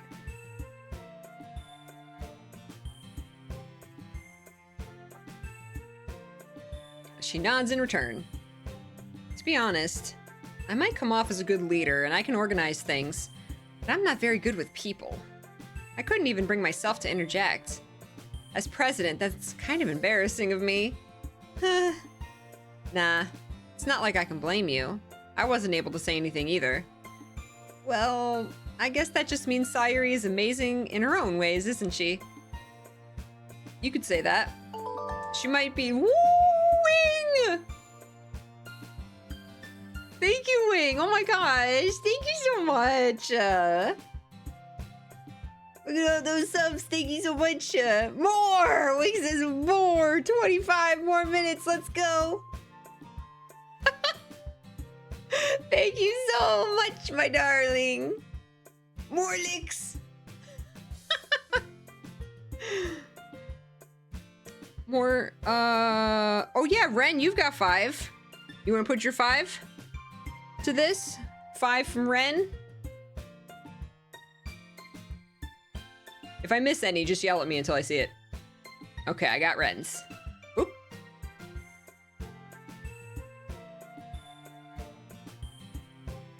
I got, just as a reminder, those who still have some time to play with are Eternal, Prince Kaitsu, Draco King, Nev, Cyan, Josephel, Unicorn. Wait, did I do Josephel? I thought I did.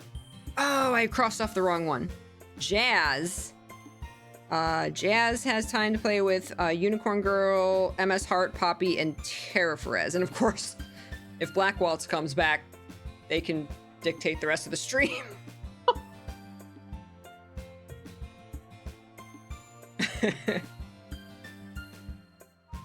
Do we get to yell even if we don't have more time? As long as you yell respectively.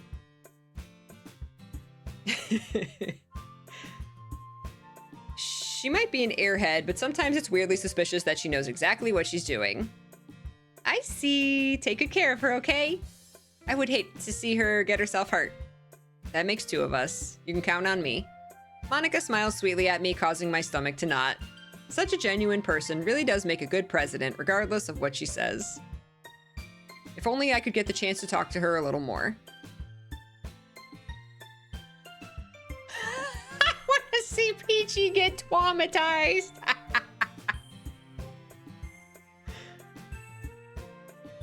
Okay, everyone. It's just about time for us to leave.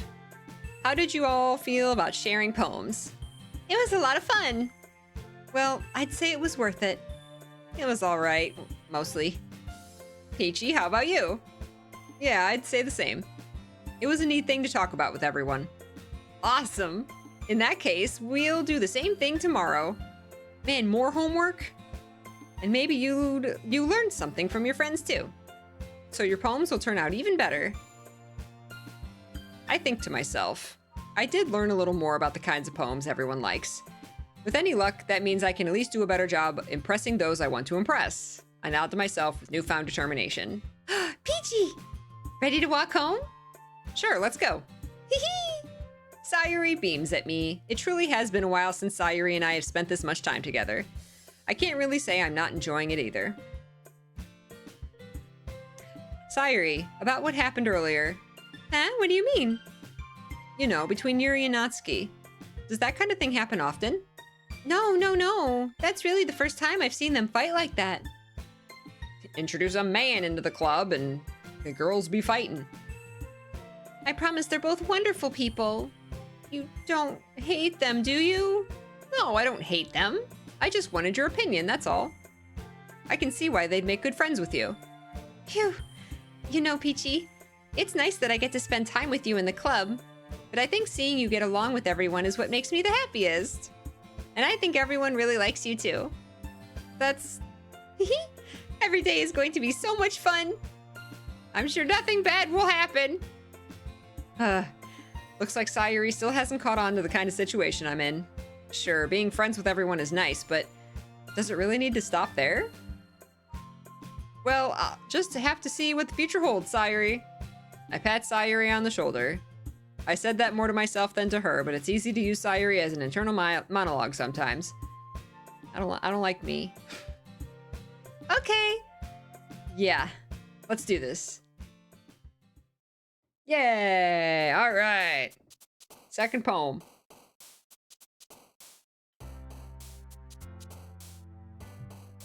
Okay. Let's see. So we still want to impress Yuri.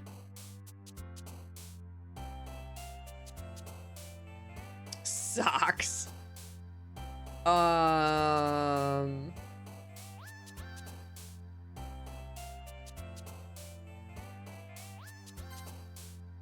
Yep, that was Yuri.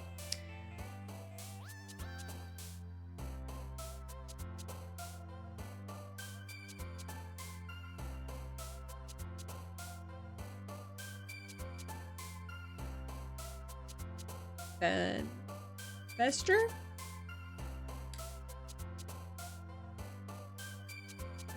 Variants. The fanciest words are your... I don't know what effulgent means.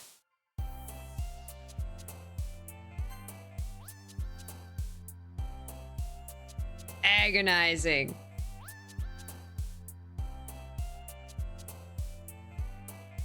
Blanket. Uncontrollable. Vitality. It's getting easier. Doki Doki.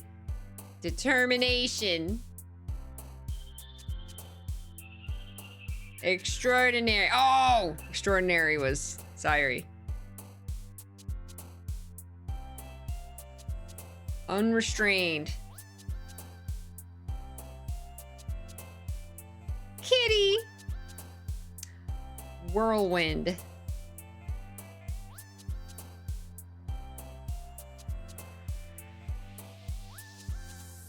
Contamination? Tenacious. Philosophy. In after image? Yep. Entropy. Ambient.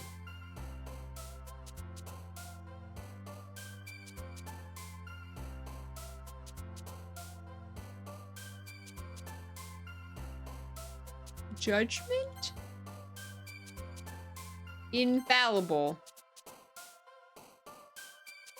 Essence. I got all but one. I got all but one, Yuri. Just pick the fanciest word.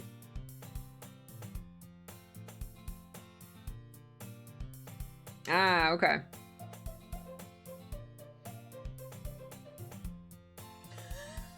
Red. All right. Another day passes, and it's time for the club meeting already. I've gotten a little more comfortable here over the past couple days. Entering the club room, the usual scene greets me. Hi, Peachy! Yo, Sayuri. Looks like you're in a good mood today. I'm just still not used to you being in the club, that's all. I see. That's a pretty simple thing to get you in a good mood. But I guess it's always the simple things with you anyway. Speaking of which, I'm kinda hungry. Will you come to with me to buy a snack? No thanks. Huh? That's not like you at all. I have my reasons. Why don't we take a look at your purse, Sayuri? Huh? Why that all of a sudden? No reason, really. I just wanted to look at it. Sayuri nervously retrieves her coin purse. She fumbles with the latch and gets it open. Then she turns it upside down and lets its contents spill onto the desk. Only 2 small coins fall out. Let's look in your purse. What was that about? I knew it. I can see right through you, Sayuri. That's not fair. She wanted us to buy her a snack. How did you even know? It's simple. If you had enough money in the first place, you would have bought a snack before coming to the club room. So either you're not hungry and wanted an excuse to take a walk, or you plan to conveniently forget that you spent all your money so that I would lend you some. But there's one more thing. You're always hungry. Mood. And so that only leaves one option. I give up. Don't make me feel guilty. Wold Natsuki, did Natsuki bring more cupcakes? Natsuki's just the cupcake provider. If you feel guilty, that means you deserve to feel guilty. Wow. Yuri suddenly giggles. Huh? Oh, that was me. I didn't notice that she was listening in. Her face is in her book as always. I wasn't listening or anything. It was just something in my book. Yuri, tell Peachy to let me borrow some money. Don't get me involved like that, Sayuri. Besides, you should only buy what you can responsibly afford. That's right. And frankly, after pulling a mischievous little stunt like that, your suffering is fair enough retribution. Wow.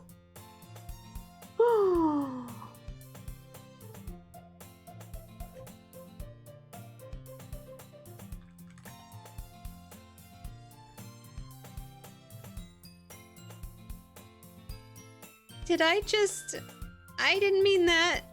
I got too absorbed in my book. I really like when you speak your mind, Yuri.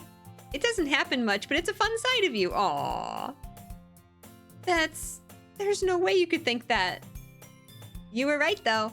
I did something bad, and now I have to accept the revolution. Retribution. That. Still coming from you, Sayuri. I guess there's a little devil inside all of us, isn't there?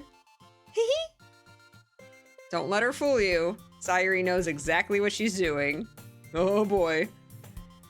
After all, she told you guys she was bringing me to the club before she even told me. But you wouldn't have come if it weren't for the cupcakes! I mean, at least I was honest. So I had to trick Natsuki into making them. Oh, wait, she told Natsuki to make them so that I would come to the club because she knew that I would come if there were cupcakes. Oh my god. But she couldn't, like, afford to buy cupcakes, right? So she had to get Natsuki to make them. That's hilarious. Come on, give me more credit than that, Sayuri, even though I don't deserve it. Pwap! Out of nowhere, something smacks Sayuri in the face and tumbles onto the desk. Ow! What was... Huh? A cookie? Sure enough, it's a giant cookie wrapped in plastic. Sayuri glances around. Is this a miracle? Cookies out of nowhere? It's because I paid my restitution. Retribution. Actually, that one almost worked. I was just gonna give it to you, but then I heard you blab about the cupcakes.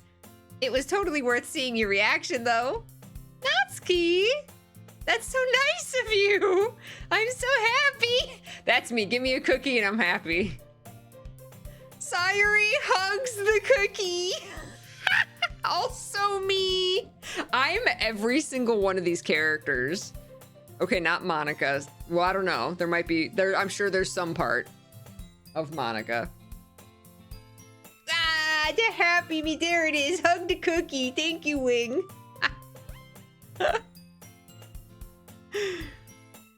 Jeez, just eat it. Sayuri rapidly tears open the wrapper and takes a big bite. So good! Sayuri suddenly clasps her hands over her mouth. I bit my tongue. Also me. You're going through a lot over just one cookie. Cookies are emotional, okay? Natsuki takes a bite of her own cookie. Oh, yours looks really good too, Natsuki. Can I try it? Jeez. Beggars can't be choosers. But yours is chocolate. Yeah, why do you think I gave you that one? Fine. Still, I'm really happy you shared this one with me. Sayuri gets out of her seat and goes behind Natsuki, then wraps her arms around her. Oh, jeez. I get it, I get it. Cookie still in hand, Natsuki reaches up to nudge Sayuri off of her. Mm. Sayuri suddenly leans down and takes a bite of Natsuki's cookie! Hey! She wanted the chocolate! You think I'm 50% Sayuri, 25% Natsuki, and 25% Yuri? There you go. Break it down to percentages. I think by the end of this, we'll have a much clearer view. We can break it down. I think I'm least like Natsuki. Hey! Did you seriously just do that? Mouthful, Sayuri trots away to safety. Yuri and I laugh as well. Jeez, you're such a kid sometimes. Actually, I think the only way I'm like Natsuki so far is just that she bakes. So, yeah. I'm both Sayuri and Yuri. Monica, can you tell Sayuri... Huh? Natsuki glances around. Monica isn't in the club room. Ugh. Where's Monica anyway? Good question. Have any of you heard anything about her being late today? Not me. Yeah, I haven't either. That's a bit unusual. I hope she's okay. Of course she's okay. She probably just had something to do today. She's pretty popular after all. Huh? You don't think she has a... I wouldn't be surprised. She's probably more desirable than all of us combined. That's true. Excuse me? Suddenly the door swings open. Oh, sorry. I'm super sorry. Oh, there you are. I didn't mean to be late. I hope you guys weren't worried or anything. Huh? Monica chose the club over her boyfriend after all. You're so strong-willed. Boyfriend? What on earth are you talking about? Monica quizzically glances at me. Never mind that. What held you up anyway? Well, my last period today was study hall. To be honest, I kinda just lost track of time. Huh. That makes no sense, though. You would have heard the bell ring at least. I must not have heard it since I was practicing piano. Piano? I wasn't aware you played music as well, Monica. I don't really. I kind of just started recently.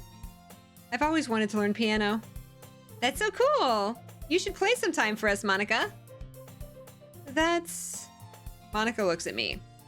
Maybe once I get a little better, I will. Yay! That sounds cool. I'd also look forward to it. Is that so? In that case, I won't let you down, Peachy. Monica smiles sweetly. I didn't mean any pressure or anything like that. Oh, don't worry. I've been practicing a whole lot recently, and I'd really love the chance to share once I'm ready. I see. In that case, best of luck. Thanks. So I didn't miss anything, did I? No, not really.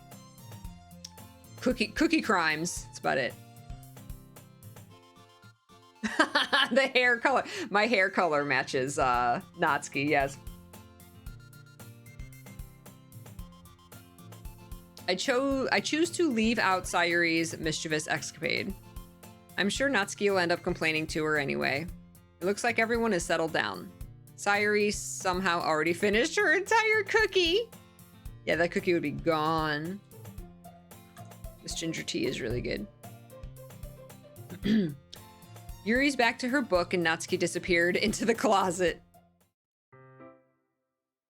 Hey, Yuri. Huh? I suddenly noticed that Yuri is reading a different book from the one we've been reading together. Sorry, I didn't mean to interrupt. Oh, no. I was kind of just waiting for you. Oh, if that's the case, why don't we go ahead and get started? Yes, let's. Actually, I have a request. Do you mind if I make some tea first? Not at all. Thanks very much. If there's one thing that can make my reading time here any better, it's a nice cup of tea. Not to mention for yourself as well. Yuri stands up and makes her way to the closet. I follow and watch as she retrieves a small water pitcher from the shelf, a kind with a filter inside. Can you hold this for a second? Sure. Yuri hands me the water pitcher and also fetches an electric kettle. I'm going to plug this in at the teacher's desk and then we'll go get some water. She walks past me and sets the kettle down on the teacher's desk. I simply watch her movements. To my surprise, the way she moves really contrasts her speaking mannerisms, especially because of her long legs. Yuri appears elegant and methodical. Okay, may I have the water pitcher? Thanks, I'll be right back. I might as well walk with you. Yeah, why not? Shall we go then? Yeah. Where are you two off to? Huh? We're just... Yuri was gonna make some tea, so... I suddenly realized how weird it sounds to explain this to Monica. We're just filling the water pitcher. Oh, okay. Sorry, I was just a bit curious. That's kind of a one-person job, isn't it? That's... Monica, please mind your own business for once. Or do you want to tell me there's something wrong with helping involve Peachy in club activities? My mouth gapes. I suppose there's nothing wrong with that. Then let's go, Peachy. Yuri putting Monica in her place. Yuri quickly exits the room and I follow. Once in the hallway, she suddenly puts her forehead against the wall. I spoke without thinking. How could I say something like that? Yuri, something about the way she said that. It made me feel so irritated. What's wrong with me? No, Yuri, I think you did the right thing. I wasn't expecting it, but it's also not right for Monica to judge people like that. Peachy, how come even when I do something bad, you're being nice to me? Because nothing that you do is as bad as you make it seem in your head. Nobody's perfect. We have emotions, and we can't always hide them away. But you always amplify things in your head. Your mind turns a light rain shower into a hurricane. So true. No. Wouldn't you hate me for something as terrible as that? Why would I hate you? I can't hate someone for having emotions. What kind of friend would do that? Friend, you say? Yuri lifts her head. Peachy, I really like being friends with you. Thanks, Yuri. I like being friends with you too. I feel kind of awkward saying something like that, but I'm doing my best to help Yuri feel better. Anyway. Yeah. Shall we go? Yeah. This is the most heated going to fill up a water pitcher ever. Yuri and I walk to the nearest water fountain. Once we fill up the water pitcher, we return to the classroom. Peachy, do you like oolong tea? Yeah. Anything's fine. Very well. Yuri sets the temperature on the kettle to 200 degrees. Now it's time to get the teapot. You really do this properly, don't you? Of course. I shouldn't do any less when making tea for others. Even if I'm not an expert on tea or anything? In that case, you'll only be even more impressed. Perhaps I will. Yuri fetches the teapot and begins measuring the tea leaves. To my surprise, she even starts humming a little to herself. You must be in a good mood now. Is that so? I was letting it show. And you noticed, I was doing a bit of thinking, and I decided that I would try expressing myself a little bit more. Turns out it's not very hard for me to do. When it's you who's around anyway. That's great, Yuri. Just don't push yourself too much. You're always worrying about me, Peachy. It's very endearing. Yuri wasn't kidding. I don't even know if I can keep up with this. I watch Yuri pour a cup of tea for each of us. Peachy, I have another request. Do you mind if we sit on the floor today? Why's that?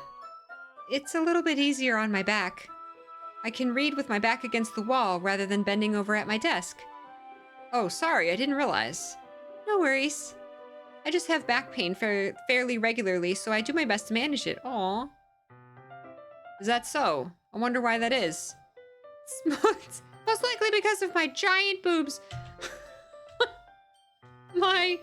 Your posture, right? Always hunched over like that while reading? That too, honestly.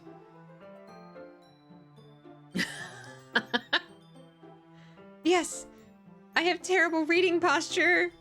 So that's why we should sit on the floor. Fair enough. I'll go ahead and get the book. I retrieve the book from my bag. I have some chocolate as well. Oh my god, you're about to get tackled by Sayuri.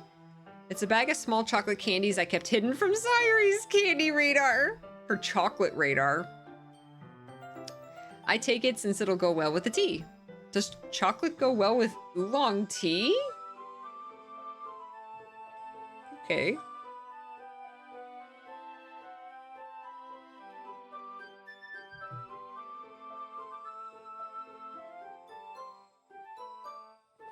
Oh my gosh. I need to like take a second. There's so much reading. It's so much constant talking. I need to like take moments here and there to like rest my jaw.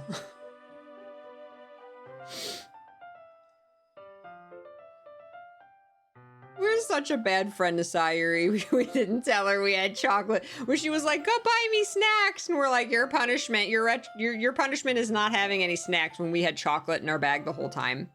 I am. This is great.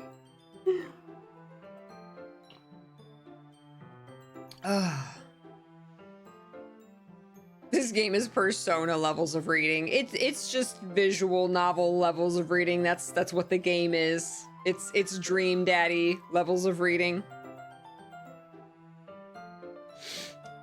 I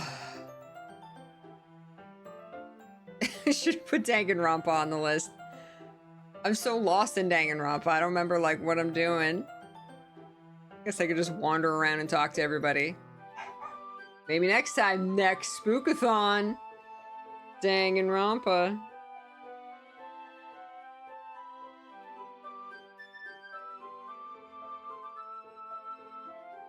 The music, though, it's fantastic. All right. Yuri and I then sit against the wall, teacups at our sides. As if in sync, we assume the same reading position as last time, each holding one half of the book. Cute. Except this time, our bodies are even closer to each other. I can't see too well.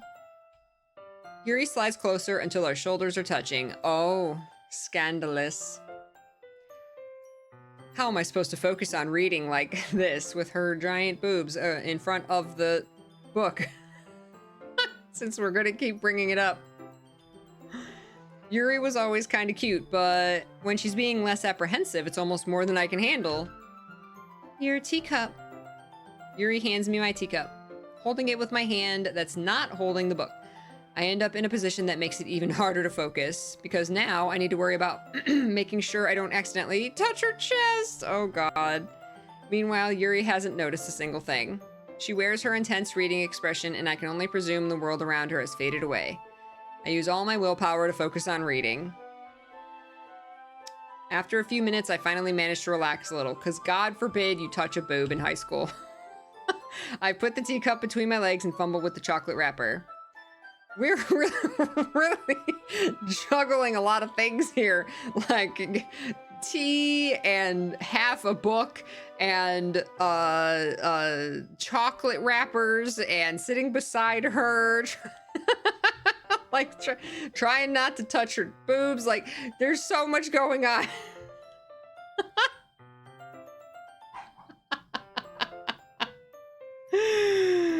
Sorry. I briefly let go of the book to finish opening the wrapper.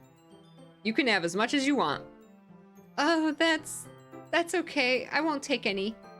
Are you sure? Well, if I touch it, then it might get smudges on the pages. Oh, you're right. I didn't even think about that. In Sailor Moon, Ami's favorite food is sandwiches because she can eat them while reading. She can hold a book in one hand and a sandwich in the other. That's why her favorite food is sandwiches.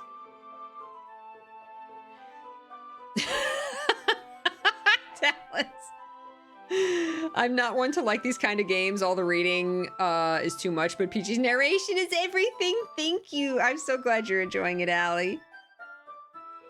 I didn't even think about that. Oh, that was me. I didn't even think about that. Soft skill. My bad. No need to apologize. I'll hold the book, okay? Are you sure? Of course. Aww. Yuri opens the book with both hands. She holds it so that I don't have any harder of a time reading from it. But as a result, her left arm is practically resting on top of my leg. Scandalous. Well, in that case, Yuri is already totally focused on reading again. I take a chocolate candy and pop it in my mouth. Then I take another chocolate. I take another. Wait, what's that death note?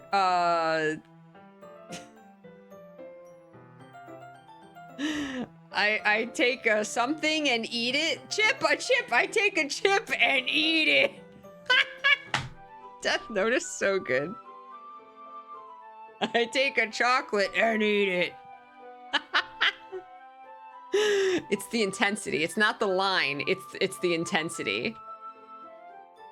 So I take a chocolate and hold it up to Yuri. She doesn't even look away from the book. She simply parts her lips as if the situation is completely natural. Man, that's really bold of us to just feed her a chocolate. But that means I can't stop here. I apprehensively place the chocolate in her mouth. What if she was too kind to say that, like, she doesn't like chocolate or that she's allergic to chocolate? So she was just like, I don't want to smudge the pages. And so we're like, she starts, like, choking. Oh, thank you, Regal Peach. We've got the power of tropes and anime on our side. That's right. Ugh. I apprehensively place the chocolate in her mouth. Just like that, Yuri closes her lips over it. Huh? Yuri's expression suddenly breaks. Did I just... Yuri looks at me like she needs to confirm what just happened. Peachy? Sorry, I guess I shouldn't have done that. Well, you were just helping.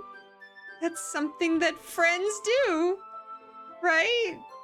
Feed each other chocolate. Feed me, Seymour. I mean, not really in this kind of context, but yeah, that's all it was. Yeah, then you don't need to stop or anything. Ooh, she just told me don't stop. Bye, Spice. Take care. I'm sure things will remain completely innocent.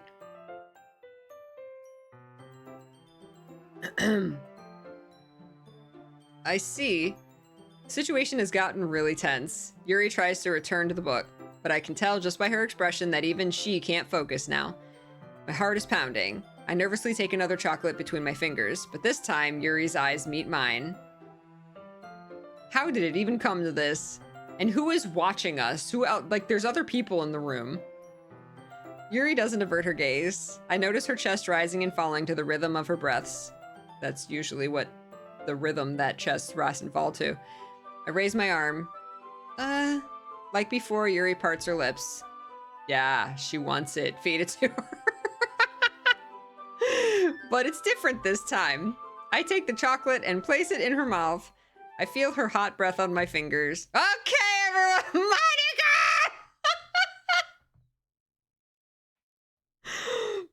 The music just stops. Monica! Okay, everyone. Yuri jolts back. It's time to share poems. Peachy, you can help Yuri put away the tea stuff, right? Yeah, of course. Okay, thanks. The spell is abruptly broken. I'll take care of the cups. Yeah. Yuri picks up the teacups from the floor. I pick up the bag of chocolates. In the end, we hastily clean up without so much as a word between us. I get the feeling this is something neither of us will have the courage to bring up. Nah!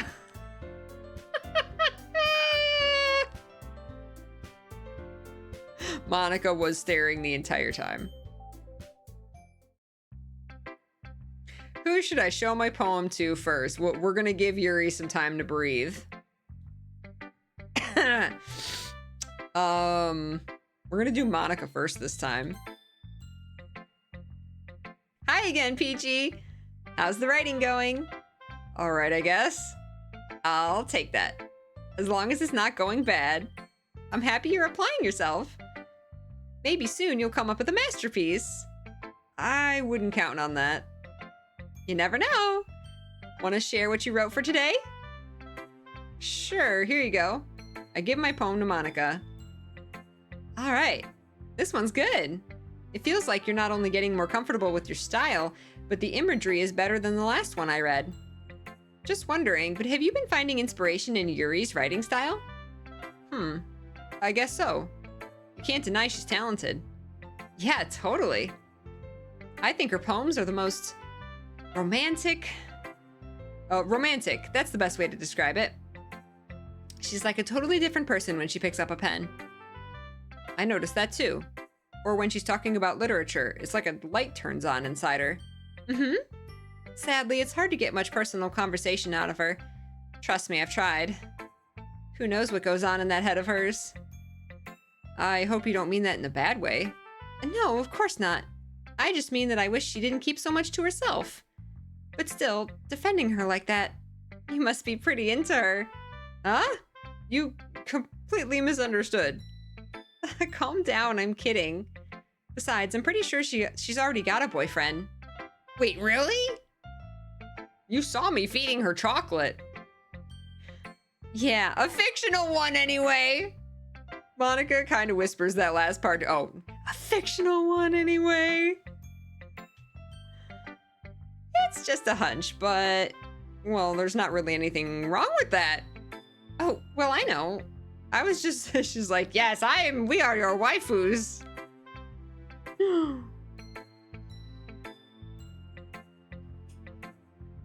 I was just saying. But anyway, you want to read my poem now? I like the way this one turned out, so I hope you do too. All right, let's take a look. Oh my gosh. Yes, she would. Oh my goodness. Save me. The colors, they won't stop. I'm gonna sneeze.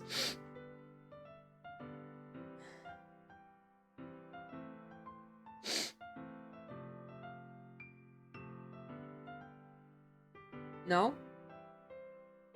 No. Save me. The colors, they won't stop. Bright, beautiful colors. Flashing, expanding, piercing. Red, green, blue. An endless cacophony of meaningless noise. The noise, it won't stop. Violent, grating waveforms. Speaking, screeching, piercing. Sine, cosine, tangent. Like playing a chalkboard on a turntable. Like playing a vinyl on a pizza crust. An endless poem of meaningless. Sounds like this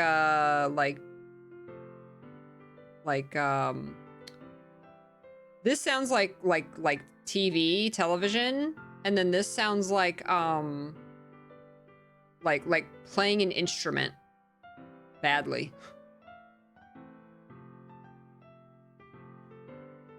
Wow, if you scroll all the way down, load me. Wow, that reminds me of like loading a gun.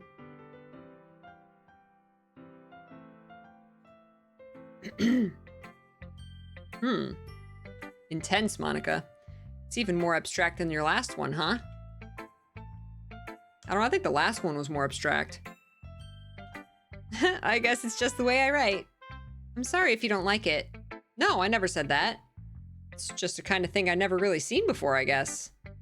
I kind of like playing with my space on the paper. Choosing where and how to space your words can totally change the mood of the poem, it's true. It's almost like magic. The way I wrote the lines really short makes it feel like they're trying to speak over the noise. I see. It's still hard for me to tell what it's about, though. Sometimes asking what a poem is about isn't the right question. A poem can be as abstract as a physical expression of a feeling, or a conversation with the reader. So putting it that way, not every poem is about something. Anyway, here's Monica's writing tip of the day. Sometimes you'll find yourself facing a difficult decision. When that happens, don't forget to save your game. You never know when you might change your mind. She literally is telling me to save my game. I haven't saved it all. Thank you, Monica. Is this literally her saying, like, save now, you might want to turn back and change your choice? She did say load me. Oh my god, load me like load a saved game? Oh.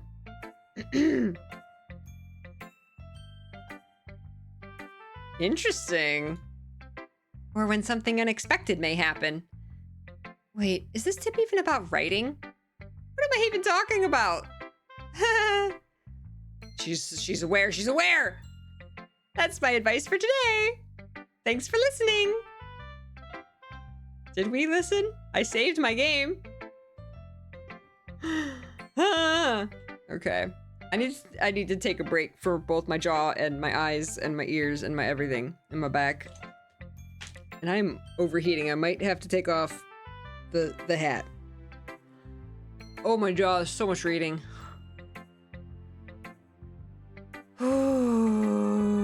Alaska, thank you, Alaska.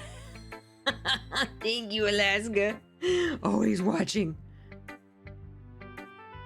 All right, I'm gonna pause the timer. We're paused. We're paused. Okay, perfect. There we go. All right. Wow. So much reading.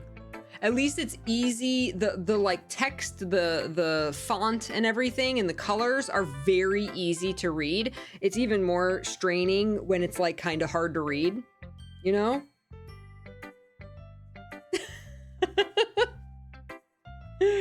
Oh my gosh, how many hours left are you doing going to bed? Wasn't sure if you would be on when I get up. I don't have a specific stop time, just kind of whenever I get tired. But I mean, not past.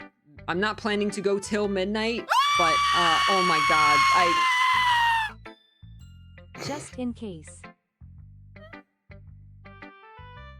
just in case. Oh my god, thank you.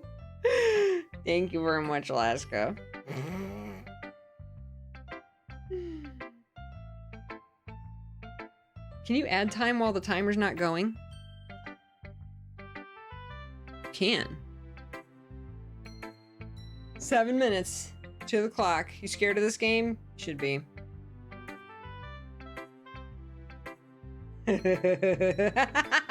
You got chat. I heard like the echo of it. Thank you, Alaska. But yeah, I'm not going till any specific time. I'm just gonna like whenever I get tired.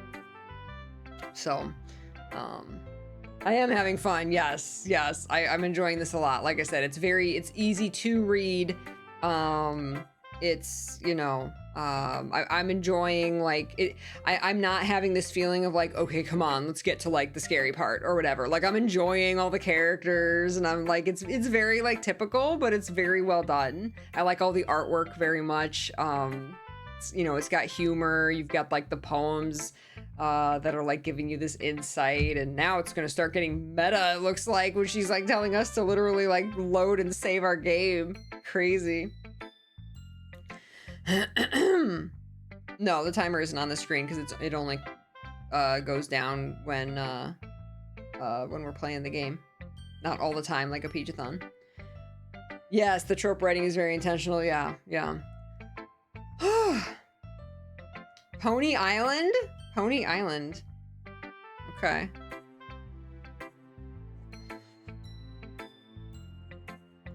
The chocolate girl's gonna murder everyone. Probably. All right.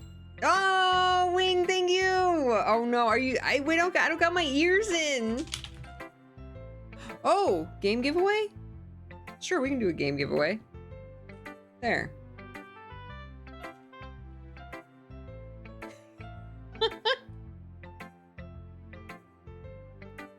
What is the cheer command if you don't push the bit buttons? I don't even know.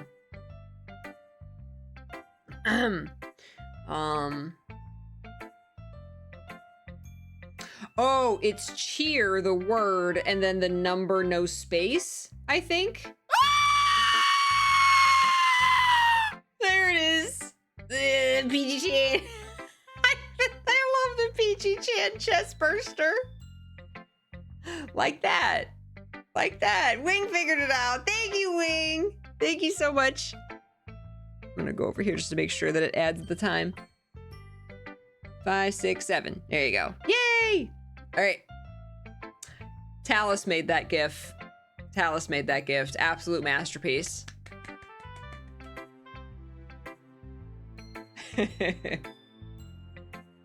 Oh my gosh. All right, break time. I'll be back. They know. They know. All right, everybody get up and stretch. Hydrate. Breathe some fresh air. Look outside. I don't know. Just look away from the screen. Look away from the screen for a minute.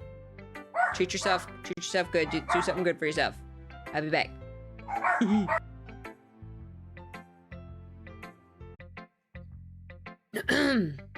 Mr. P is being really wonderful and making me some food. He is putting together a combination of food that my mom gave us, as well as his leftovers, his yummy yums.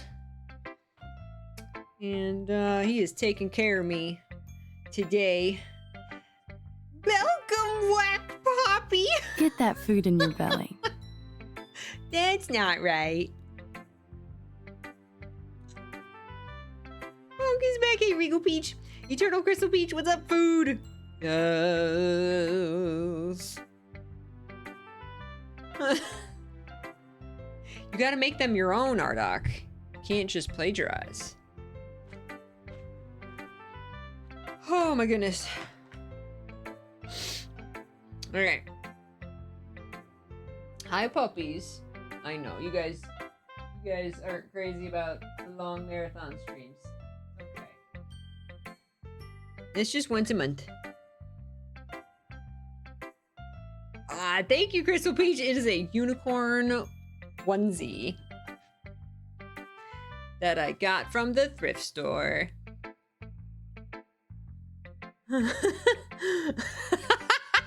Ardoc, no.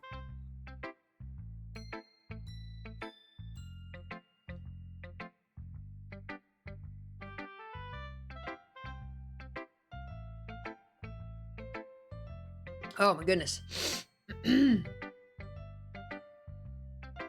Oh.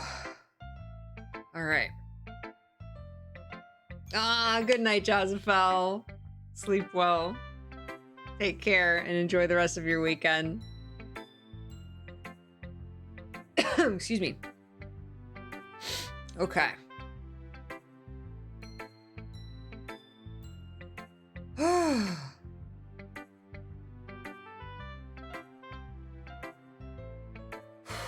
All right. Who should I show my poem to next? Sayuri. Oh, I like this one, Peachy. It has some nice feelings in it. Oh, I'm glad. Excuse me. It's always a nice sunny day outside. Does that mean it's better than yesterday's? Let me think. I don't know. I guess I like them both. That's not very helpful, you know. Well, I'm not very good at figuring out if poems are good or bad, but that's why I just go by my heart. If it makes me feel things, then it must be a good poem. It's true. It's true. I'm not sure that's exactly how it works. Actually, it is. Then again, I guess conveying feelings is a pretty important part of this whole thing. But at the same token, it's art. It's subjective. So it could be a good poem. It could be the best written poem in the world. And one person will cry reading it. And one person will get mad reading it. And one person will not get it. Just like be like, that was okay, I guess. It's completely subjective. Who's your fave to try and romance in this perfectly innocent dating sim? We have chosen Yuri. We'll see how that goes.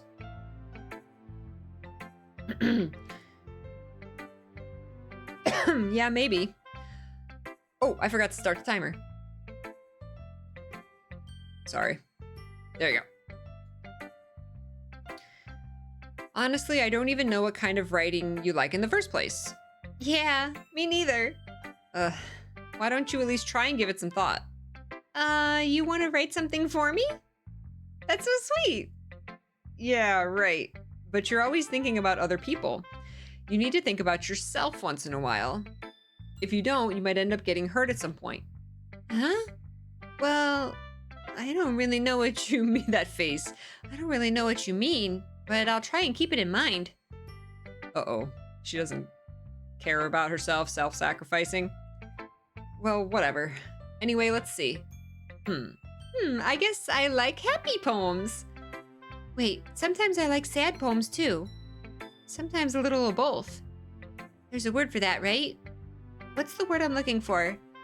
Bittersweet. Oh, bittersweet's the best. Yeah. I like things that are happy and things that are sad. Happy and sad? I can't see you liking something sad, Sayuri. Well, I like happy the most. But sometimes when you have a little rain cloud in your head, aw, a sad poem can help give the rain cloud a little hug. Oh, I love that. Oh my God. When you have a little rain cloud in your head, a sad poem can help give the rain cloud a little hug. Oh my God. That's so precious. I love it. Jeez. Ugh.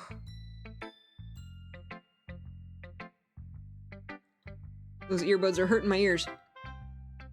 I guess it's just music. It's not like I really need the headset at all. Mallow just needed a sad poem. I hope nothing bad happens to her ever. No, nothing. And make a nice happy rainbow. Sayuri, that's unexpectedly poetic. Huh? It is? Maybe I'm getting better at expressing my feelings after all. Thanks, Peachy. I should go write that down then. You can read my poem now, okay? All right, wow. Okay, whoa. All right, she wrote a lot.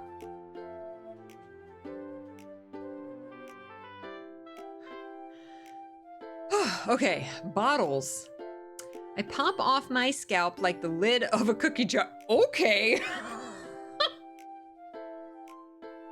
Okay. Starting off strong. It's the secret place where I keep all my dreams. Little balls of sunshine all rubbing together like a bundle of kittens. Thank you, Wing. I reach inside with my thumb and forefinger and pluck one out. It's warm and tingly, but there's no time to waste. I put it in a bottle to keep it safe, and I put the bottle on the shelf with all of the other bottles. Happy thoughts, happy thoughts, happy thoughts and bottles all in a row. My collection makes me lots of friends, each bottle a starlight to make amends. Sometimes my friend feels a certain way. Down comes a bottle to save the day. Night after night, more dreams.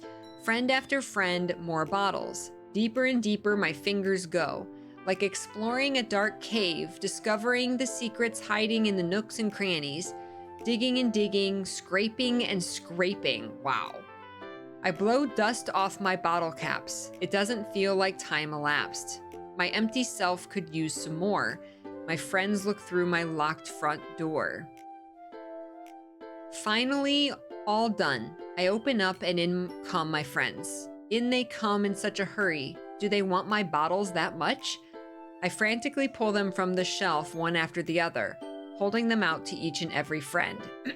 Each and every bottle. Biscuit, get off that. Why are you laying on my stuff?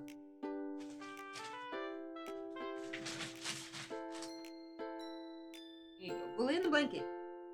You got blankets. You got blankets. Go lay in the blankets. It's okay. I know, bud. I know. Mom, you're still streaming. I know, honey. You wanna come up? You wanna come up on my lap? No? No? Come here. Yeah. What's the matter, babe? just went outside. We just went outside. Willow! Hi, Willow! Welcome back! Congrats on being free! Talus! Talus.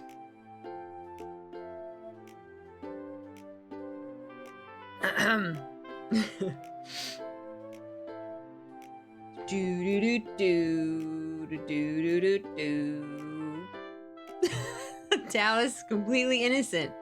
I'm sure Talus will say nothing thirsty ever. Oh, Chedushi, oof. Okay, sorry. I Biscuit interrupted Sayuri's depression poem. Finally all done. I open up and in come my friends, and they come in such a hurry. Do they want my bottles that much? I frantically pull them from the shelf, one after the other, holding them out to each and every friend, each and every bottle. But every time I let one go, it shatters against the tile between my feet. Happy thoughts, happy thoughts, happy thoughts in shards all over the floor. They were supposed to be for my friends who aren't smiling. They're all shouting, pleading, something. But all I hear is echo, echo, echo, echo, echo inside my head. She had no happy thoughts left. Wow. Wow. Wow. Her friend's organs in glass bottles. Yeah, this is wow, this is intense. Damn, Sayuri.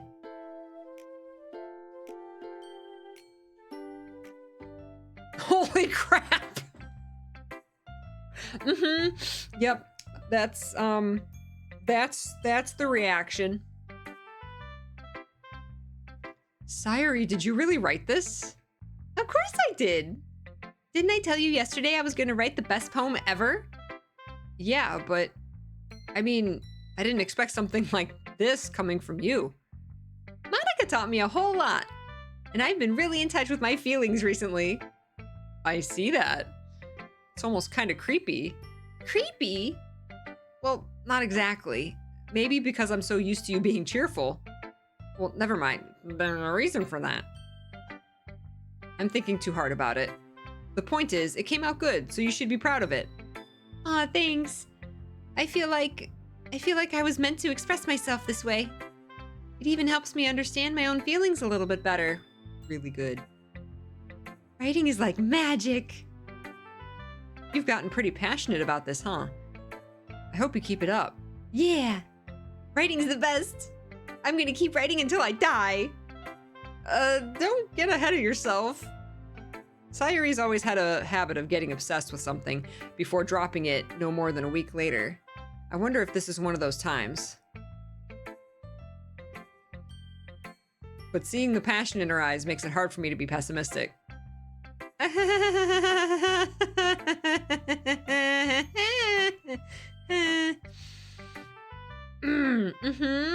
We're gonna save Yuri for last because of the whole chocolate feeding incident. Well, I can admit that it's better than the last one. It's nice to see that you're putting in some effort. That's good. But I still don't like this at all. It's trying too hard to be serious. What do you mean by that? Poems don't need to be all deep-sounding to express something. I didn't write it for you, Natsuki. It's going to just sound like you're forcing it unless you really don't suck at it. Honestly, don't bother trying to write poems like this until you're on Yuri's level. Natsuki stops short all of a sudden. Don't tell me. Huh? You're not just trying to impress Yuri, are you?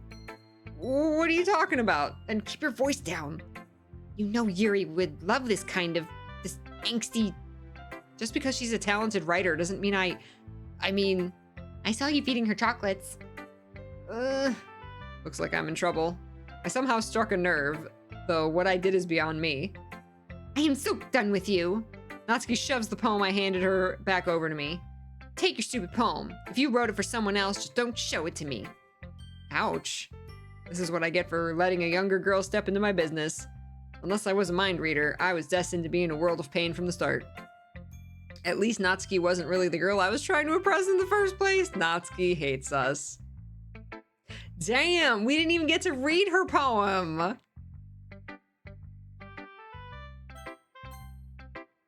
Hi, Yuri. Let's see what you've written for today. Yuri stares at the poem with a surprised expression on her face. This is awful. Do you like it? Peachy, this one might be even better than yesterday's. How did you even pick up on this so quickly? Just yesterday I was telling you the kind of techniques worth practicing. Maybe that's why. You did a good job explaining. I really wanted to try giving it more imagery. Yuri visibly swallows. Even her hands appear sweaty. I'm not used to this. Used to what? I don't know. It's fine. Take your time. Yuri breathes and collects her thoughts. I know that Yuri likes to think before she speaks, so I offer that patience to her. Aww. Yeah, just being appreciated like this, I guess. It probably sounds really stupid, but seeing someone motivated by my writing, it just makes me really happy. Are you saying you've never shared your writing before? Yuri nods. Really? I don't believe it. I really only write for myself. Girl, you need AO3, stat. And besides, people would just laugh at me. Do you really think that? Again, Yuri nods. Huh. Even your close friends? Yuri doesn't respond to that. I wonder why. Aw, 'cause she doesn't have any close friends that she considers close friends. Anyway, do you want to share the poem you wrote today? Yeah, I do. If it's with you. Okay.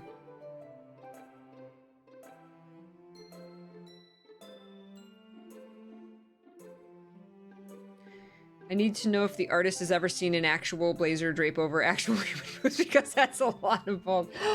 Pizza! He came in like right at sunset.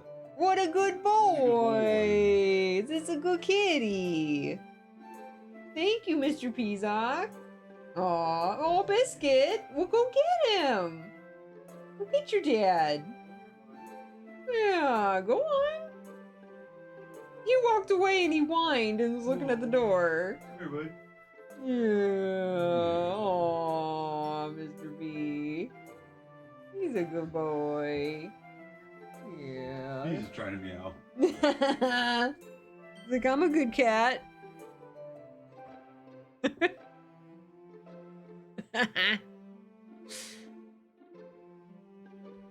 All right. The raccoon. Hi. The puppies are. This is normally when I start wrapping up streams, so they're like, "Yes, Mom, almost done." Mom's not almost done. The raccoon. It happened in the dead of night while I was slicing bread for a guilty snack. My attention. Would you like your bowls of food? Yeah. Yeah. He's the best cat, he is. My attention was caught by the scuttering of a raccoon outside my window. That was, I believe, the first time I noticed my strange tendencies as an unordinary human. I gave the raccoon a piece of bread, my subconscious well aware of the consequences, well aware that a raccoon that is fed will always come back for more. The enticing beauty of my cutting knife was the symptom. The bread, my hungry curiosity. The raccoon, an urge. Oh God, Yuri. The moon increments its phase and reflects that much more light off my cutting knife. The very same light that glistens in the eyes of my raccoon friend. I slice the bread, fresh and soft. The raccoon becomes excited. Or perhaps I'm merely projecting my emotions onto the newly satisfied animal. This is not a poem anymore, Yuri. This is concerning.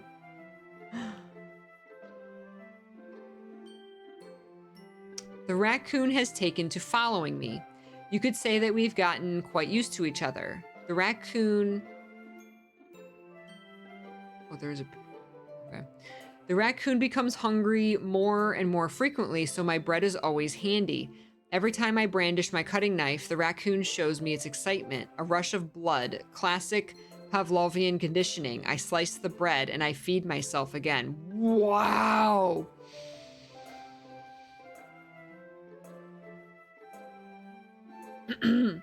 Therapy.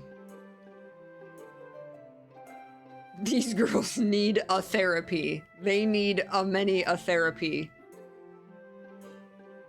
Wow. Wow. Yuri. I was a little more daring with this one than yesterday's. Yeah, I can see that. It's a lot more metaphorical. I don't know if it's my fault, but I can't begin to imagine what this poem is about. I can begin to imagine. That's right. It's a bit closer to my preferred writing style, using the poem as a canvas to express vivid imagery and conveying emotions through them. Yeah, if I take it at face value, then I can't even figure out what it's supposed to mean. Well, I think it's something that different people can relate to in their own way. I wanted to express the way it feels for me to indulge in my more unusual hobbies. Like literally? Like feeding raccoons! It's those sorts of things I'm usually forced to keep to myself. So I sometimes enjoy writing about them. Why do you keep them to yourself? Because they're embarrassing. And people would make fun of me. Don't you have anything like that, Peachy? Well, yeah, I guess I do. I feel like everyone has a little something like that. The best we can do is respect each other and our individualities. Even if it's difficult sometimes, and some things make us uncomfortable. Yeah, but if you're hurting yourself or other people, love what you love, unless it's hurting yourself or others.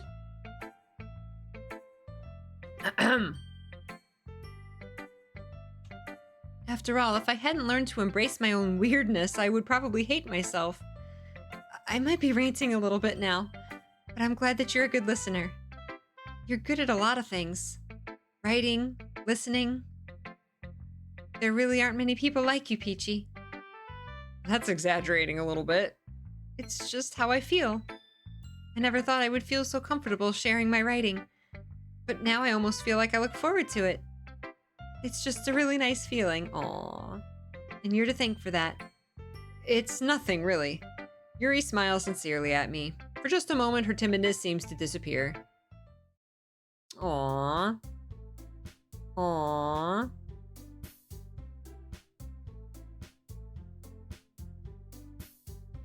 Do do do do do do do do do.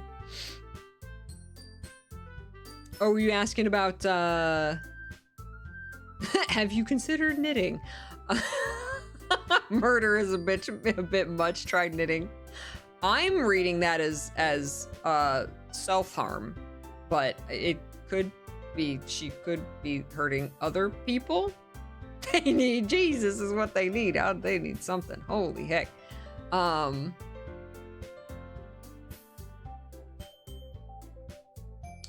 Oh, Mr. P. Mr. P, like Mr. Peachy. And also Partisan, because his Twitch name is F1 Partisan. So both Partisan and Mr. P, like Mr. Peachy, is where Mr. P comes from. Mr. B is Biscuit. We call B Biscuit Mr. B sometimes. Doki Doki being played in 2024, amazing, right? Do you believe I've never played? Okay, everyone. We're all done reading each other's poems, right? I have something extra planned today, so if everyone could come sit at the front of the room. Is this about the festival? Well, sort of. Do we really have to do something for the festival? It's not like we can put together anything good in just a few days. We'll just end up embarrassing ourselves instead of getting any new members. That's a concern of mine as well. I don't really do well with last-minute preparations. Don't worry so much. We're going to keep it simple, okay? Wayne, what are you doing? Thank you so much. Thank you. Jeez. Natsuki can make cupcakes. Yes. Yes. 25 more minutes. Y'all love this game. We need to get to the drama. I'm trying. Thank you so much. Dewey. We're going to keep it simple, okay? We won't need much more than a few decorations. Sayuri has been working on posters, and I've designed some pamphlets we can give out during the event. Okay, that's great and all, but that doesn't tell us what we're actually going to be doing for the event. Oh, sorry, I thought you heard about it already. We're going to be performing. Performing? Monica? Alice, thank you very much. Thank you for gifting us up. Oh, time off, Talus. Talus removing 5 minutes. Spicy. Dog Talus gets spicy. Thank you. Swirly. Oh my god. I'm gonna pause the timer for 1 second. I'll be right back. Just give me 6 seconds.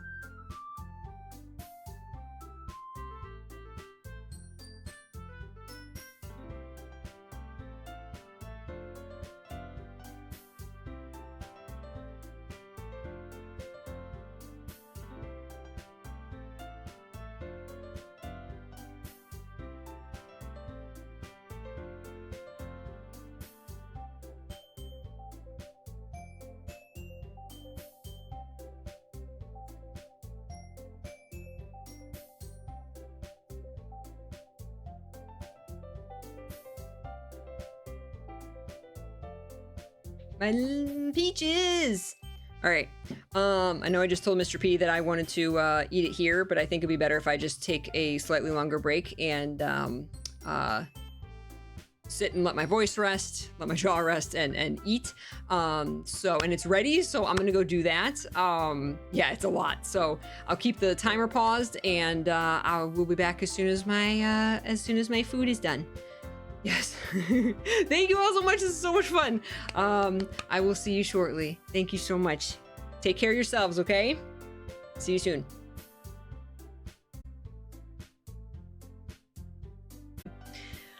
Oh my gosh. Okay. The earbuds were hurting my ears. Can I wear this and the hood?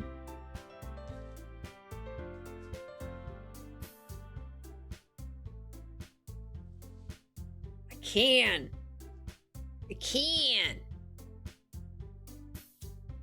How are you all doing? Hanging in there? Having a good day? Having a good, what's today? Saturday? I think it's even better. Can't even see it. Nice. Noise. This is always like on the side. Okay. Got my ginger tea. Mr. P made me ginger tea. I got Prezzy's pink lemonade Kit Kats. We're munching on those. Okay. You had chili, nice. Nice and warm and cozy. What is that emote? What is the chick wiggling its butt? That's so cute.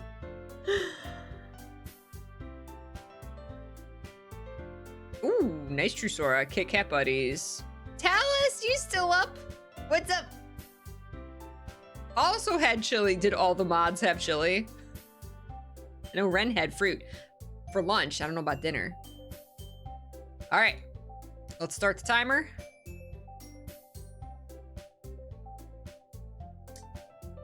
Timer is back on. All right. Oh, it's a Goobin? What's a Goobin? Ah! No one gave Dragon Tears chili. How dare. Someone get Dragon Tears some chili stat.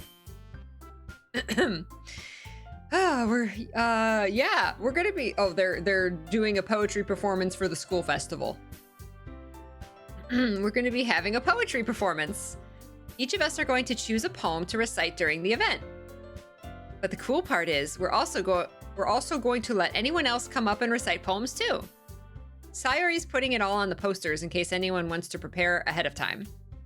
Hee hee! Sayori, who's been coloring a poster, holds it up for us to see. Are you kidding me, Monica? You didn't already start putting those posters up, did you? Well, I did. Do you really think it's that bad of an idea? Well, no. It's not a bad idea. But I didn't sign up for this, you know? There's no way I'm going to be performing in front of a group of people like that. I agree with Natsuki. I could never, in my life, do something like that. Imagining it, Yuri shakes her head in fear. Guys! No, Sayori, I understand where they're coming from. Remember that Natsuki and Yuri have never shared their poems with anyone until just a couple days ago. It's a lot to ask for them to recite their poems out loud to a whole room full of people. I guess I kind of overlooked that. So I'm sorry. But I still think we should give it our best. We're the only ones responsible for the fate of this club. If we start the event and each puts on a good performance, then it'll inspire others to do the same. And the more people who perform, the better we'll be able to show everyone what literature is all about. Hi, Skipper. Yeah, it's about expressing your feelings, being intimate with yourself, finding new horizons, and having fun. That's right. It's one of those bottles off the shelf. Hi, Phoebe, the unicorn! The unicorn. And it's those reasons that we're all in this club today. Don't you want to share that with others? To inspire them to find the same feelings that brought you here in the first place? I know you do. I know we all do. And if all it takes is standing in front of the room for 2 minutes and reciting a poem, then I know you can do it. Natsuki and Yuri remain silent. Sayori looks worried. I guess that leaves me no choice. I agree. I don't think it's too much to ask. I think that Sayori and Monica have been trying really hard to get new members. The least we can do is help them out a little bit. Well, maybe, but it looks like Natsuki doesn't have any arguments left. Okay, fine. I guess I'll just have to get it over with. All right! Whew. Thanks, Natsuki. What about you, Yuri? Yuri dejectedly glances around at everyone else's expectant faces. I guess I don't really have a choice. That's everyone! You're the best, Yuri! This club is seriously going to be the death of me. Stop. Stop. Oh gosh, you'll be fine, Yuri. But anyway, let's move on to the main event. I want each of you to choose a poem of yours. We're going to practice reciting them in front of each other. No way! Monica! This is too sudden. Well, if you can't recite your poem in front of the club, how do you expect to do it in front of strangers? Oh no. Don't worry. I'll start off to help everyone feel a little more comfortable. Can I go next? Of course. Now let's see. Monica flips through her notebook to the specific poem she has in mind for herself. She then stands behind the podium. The title of this poem is The Way They Fly. Monica begins reciting her poem. Her clear, confident voice fills the room. More than that, her inflection is pristine.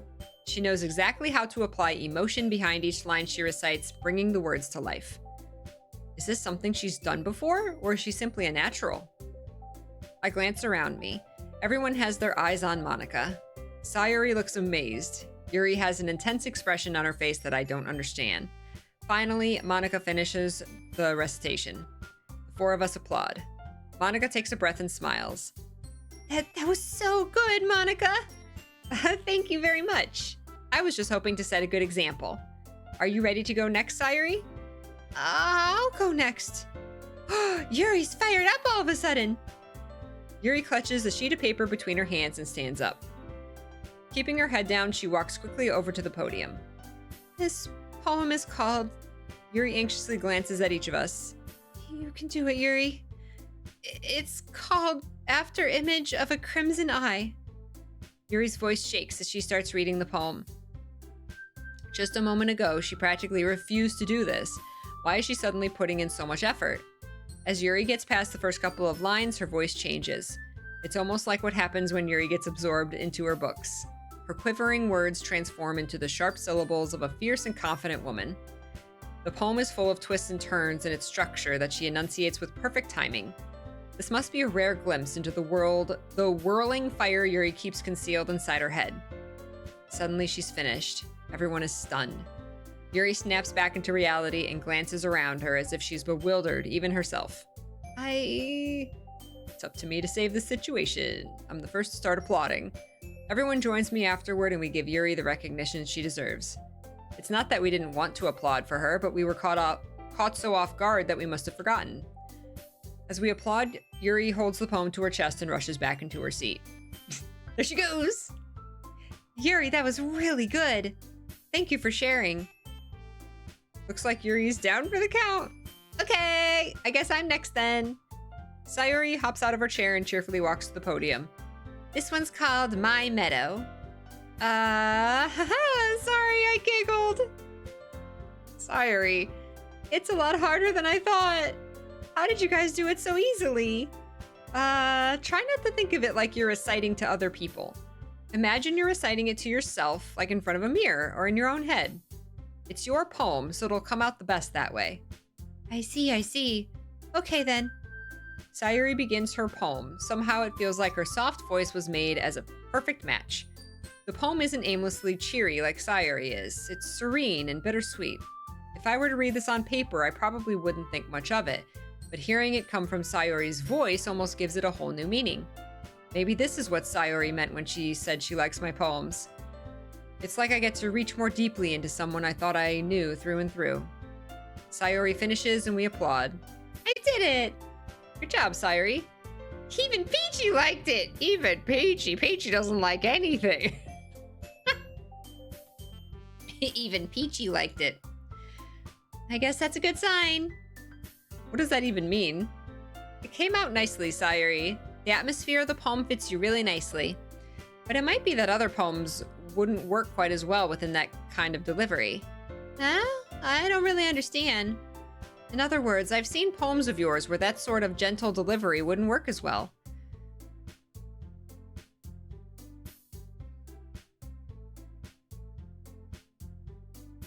Oh, no, it probably just changed number. I'll have to look it up for you, Talus. No, it's definitely there. I just, the number changed.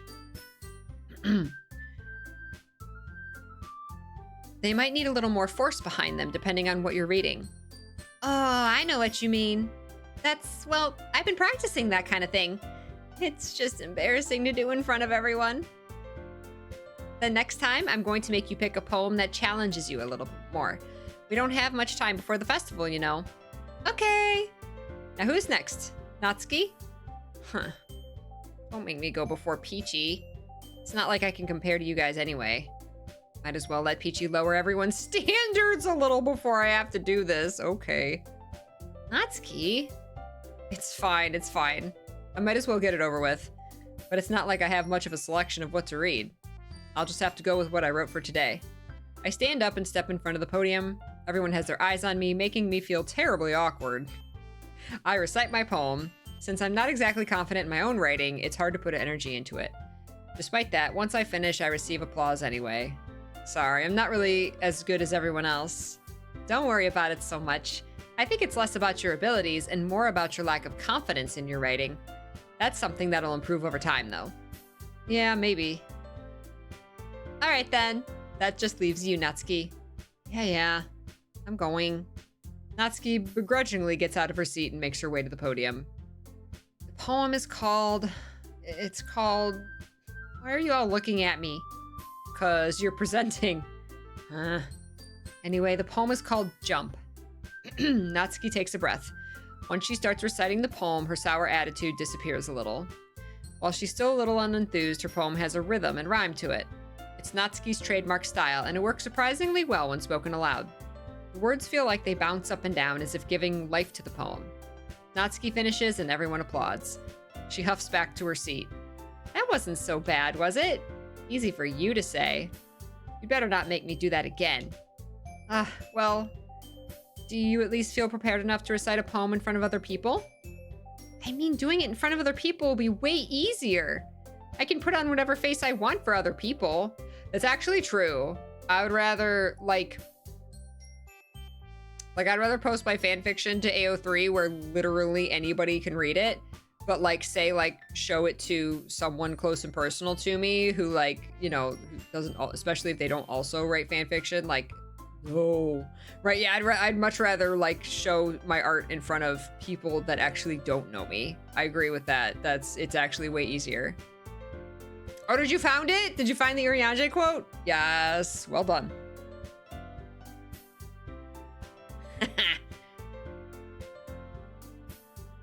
But when it's just my friends, it's just embarrassing. That's a surprise, Natsuki. I think it would be the other way around for me. Well, that's just how it is, so... Well, I guess in that case, you won't have much to worry about for the festival. That said, I want to thank everyone for coming through. It might be hard, but I hope that you all have an idea of what it's like now. Make sure you pick a poem and get enough practice before the festival, okay? I'll be making pamphlets, so let me know ahead of time what you'll be reciting. Jeez, I should probably find some other poem to recite instead. That's fine too. It doesn't have to be your own. That would be way easier to just read somebody else's poem.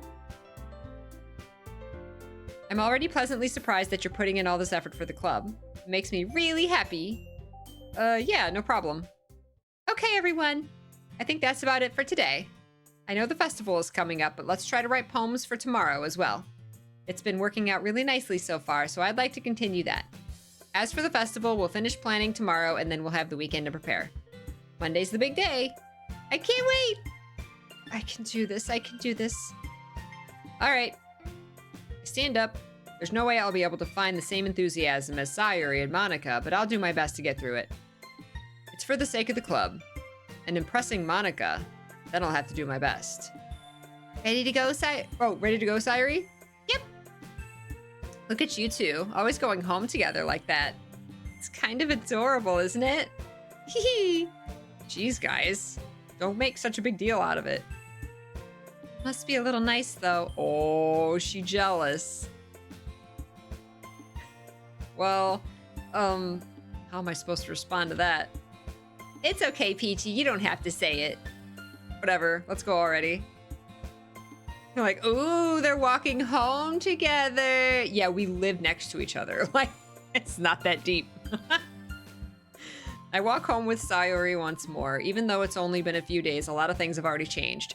But today, Sayuri is being a little quieter than usual on the way home. Hey, Sayuri. Sorry, I was spacing out. Oh, no wonder. I was thinking about something from earlier. I like how we get to... Sayuri fumbles with her words. So, let's just say that the other day, Yuri asked to walk home with you. Huh? What would you do? What kind of question is that? Kind of putting me on the spot here. Oh. If Yuri asked me to walk home with her instead... Oh. Uh-oh.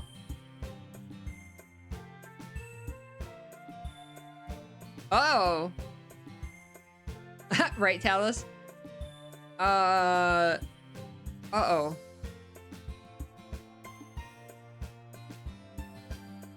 This is the first time I've had a choice. Oh, no. No!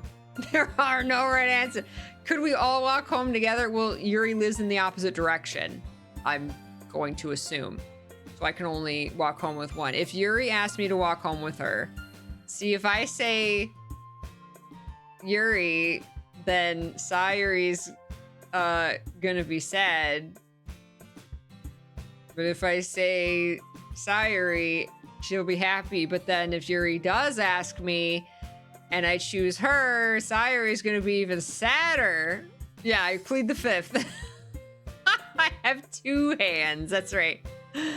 Ah! I'm gonna say I would walk home with Yuri. Walking home with Yuri, huh? Why does the thought of that make my heart pound? I mean, it depends on the circumstances. Given how hard it is for her to socialize, I would feel awful turning her down, so... Isn't she so beautiful and smart?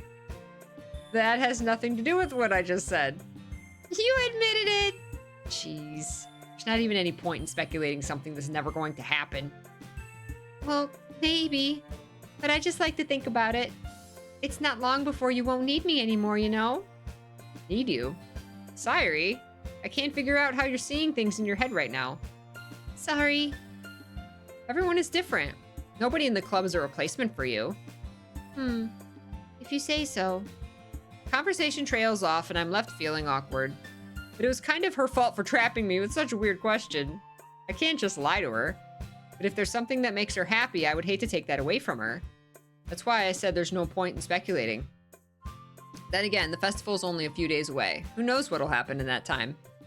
Who knows? Okay. Are they getting... Oh no, they're hopping around. Okay. All right. Oh man. Okay. Oh man. Why am I tempted to like want to make a Sayuri poem now?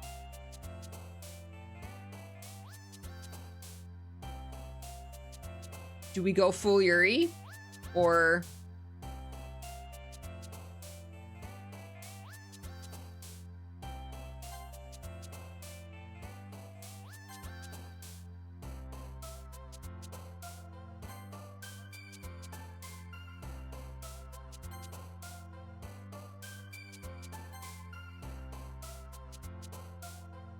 It's getting easier and easier to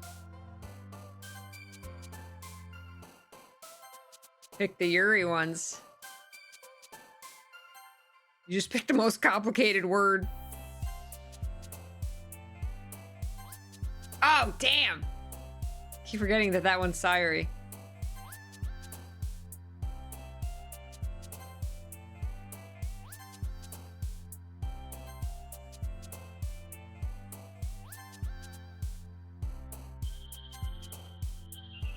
Chocolate! Vivacious. I missed it again. Extraordinary is not Yuri. Peachy dance. Autumn! Thank you so much, Autumn. Appreciate it. Thank you for the 20 months.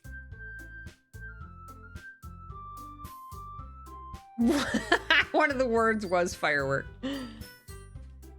A lot of them are the same, if not all of them, yeah. Would you like to add 5 minutes to this game, Autumn? I'm gonna add 5 minutes for you. Let me know if you want to do something different. Boop.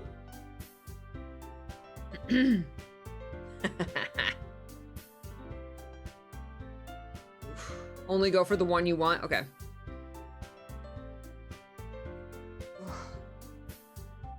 Aw, man. I'm the last one. Skipper. Ugh. Good girl. I'm the last one here again. Don't worry, I just walked in too. Were you practicing piano again? Yeah. Huh. You must have a lot of determination.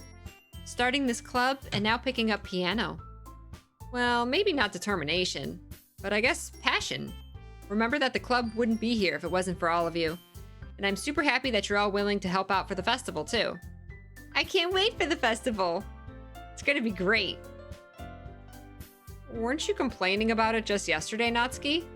Well, yeah. I'm not talking about our part of the festival. But it's a whole day of school where we get to play and eat all kinds of delicious food. You sound a bit like Sayuri all of a sudden. Monica, do they usually have fried squid? Squid? That's a pretty specific thing to look forward to. Oh, come on. Are you saying you don't like squid? You, of all people? I didn't say I don't like it. Besides, what do you mean by you, of all people? Because it's right in your name. Monica. Huh? That's not how you say my name at all. Also, that joke makes no sense in translation. Never mind. Let's just focus on our own event for now, okay? Huh. Fine, fine. Your reactions aren't as fun as Yuri or Sayuri's anyway. Excuse me. Where is Sayuri anyway? Oh, that was me. Where is Sayuri anyway? Oh, there you are. Sayuri is sitting at a desk in the corner of the room, looking down at nothing. I walk over to her. Hey, Sayuri. I wave my hand in front of her face. Huh? You're spacing out again. Sorry. Don't mind me. You can go talk to everyone else. Huh? Is everything all right? Of course. Why wouldn't it be? Just feels like you're a little off. Sorry for assuming things. Jeez, you worry too much about me. I'm fine, see? There's another one of those bottles off the shelf with the little fluffy thing in it. Sayuri shows me a big smile. Don't let me distract you from having fun with everyone. Well, all right. I would say it would be more fun if you joined us. But if not, that's okay. If you want to be alone. If you say so. I worriedly glance at Sayuri before turning back towards everyone else, but the conversation is already dispersed with everyone back at their usual activities. Maybe I should ask Monica if she's noticed anything about Sayuri recently. Since they've been preparing for the festival, they must be spending a lot of time together. I timidly approach Monica, who is shuffling through some papers at her desk. Peachy, what's up? Hey, this might sound a little strange, but have you noticed anything up with Sayuri recently? Anything up with her? In what way do you mean? Maybe I'm reading into it a little too much, but she seems a bit downcast today. Oh, you think so? Can't say I've noticed anything about her. Monica peers across the room at Sayuri, who is idly dragging a rubber eraser up and down her desk. Maybe there's something on her mind. But I'm surprised I'm not the one asking you, Peachy. You certainly know her a lot better than I do. Yeah, but she's never really like this. She's always talked to me about things that bothered her. But this time, when I asked her, she was really dismissive. Sorry, I know it's not your problem. I just wanted to ask if you knew anything, so I'll drop it now. No. It's important to me, too. I mean, I'm also friends with her, and I also care about the well-being of my club members, you know? Maybe I'll try talking to her myself. Are you sure about that? She seemed like she wanted to be left alone. Are you sure? Maybe she just has a hard time bringing it up with the person of interest. Person of interest? What do you mean by that? I'm saying that maybe the thing on her mind is you, Peachy. Me? How on earth would you come to that conclusion? Well, I probably shouldn't say too much, but Sayuri talks about you more than anything else, you know? Huh? She's been so much happier ever since you joined the club. It's like an extra light was turned on inside of her. What? No way. Sayuri's always like that. She's always been full of sunshine. It's not any different now than it always has been. You're so funny, Peachy. Have you thought that maybe you've always seen her as so cheerful because that's how she is when she's around you? She's not like that around other people. She's not fine. She killed a man last night. She's got no more bottles. She's out of bottles. I said too much. I'm sorry. What do I know anyway? I didn't mean to jump to conclusions, so you should just forget about what I said. I'll try to talk to her, so try not to think about it for now. Alright. Monica smiles meaningfully. I know she said to forget about it, but I already know that I won't be able to get her words out of my head. Monica stands up from her desk and walks across the room to where Sayuri is sitting. I watch her kneel down next to Sayuri and gently talk to her, but she's keeping her voice so quiet I can't hear her from here. I sigh and sit myself down. I know Sayuri told me not to worry about her and to have fun with everyone else, but that's impossible to do when she's behaving like this. Exactly how much do I care about her that I'm letting this weigh me down so much? Now it feels like I'm the one behaving out of the ordinary, but there's nothing I can do besides wait for Monica. Why does it feel like I'm being watched? I glance around the room. Suddenly I notice Yuri peering at me from over her book. But she looks away just as quickly with a flustered look on her face. She wants more chocolate.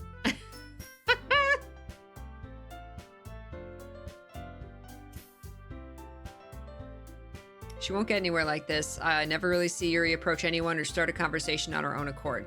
So I have no choice but to approach her myself. By now, it's a little easier for me to do that. I stand up from my desk and sit in one next to her own. I didn't mean to bother you or anything. Relax, you didn't even do anything. But I could tell that you wanted to be alone with your thoughts. Alone with my thoughts? How were you even able to tell that what I was thinking? That I was thinking like that? Well, it's something that I do a lot, so it wasn't hard for me to spot based on your posture and expression. Not that I was staring or anything. I didn't do anything creepy like that. In any case, I guess you were right. I'm sorry if I caused you any concern. Don't apologize. Your troubles are only the concern of those who willingly share. Your troubles are only the concern of those who willingly share in that concern. Of course, there are certainly those who find the most comfort in keeping to themselves. But if you would prefer to share what's on your mind, then I would be glad to listen. Skip, are you farting in my lap? It's not really that big of a deal. I was just feeling a bit uneasy about Sayuri. Sayuri? Yeah, she seems a little off today, but when I asked her about it, she didn't want to admit it to me. So I can't help but wonder if something happened to her. Oh, that's quite romantic. Huh? Sorry, I didn't mean to say something stupid. It's not that, I just didn't want you to misunderstand. Sayuri and I have just been friends for a long time, that's all. I see. Then perhaps it's unusual for her to be so dismissive, to you about her feelings. Or maybe I'm just reading into it a little too much. Peachy, the world is full of meaning, often hidden deep beneath plain sight. And there are many untold mysteries behind every person, no matter how well you may know them. Ah, so you think that there might be something behind it after all? I think that Sayuri is a very complex person. Her mannerisms on the outside don't always match what may be going on inside her head. And she may not always know what she wants. I noticed her strange behavior today, too, and also feel some concern for her. But in your case, it looked like she was fully occupying your thoughts, wasn't she? Well, I guess that was the case. She really means a lot to you, doesn't she? I guess, but you don't need to put it that way. We're just good friends, that's all. Yuri suddenly looks deeply into my eyes. I want chocolate. You didn't even do anything.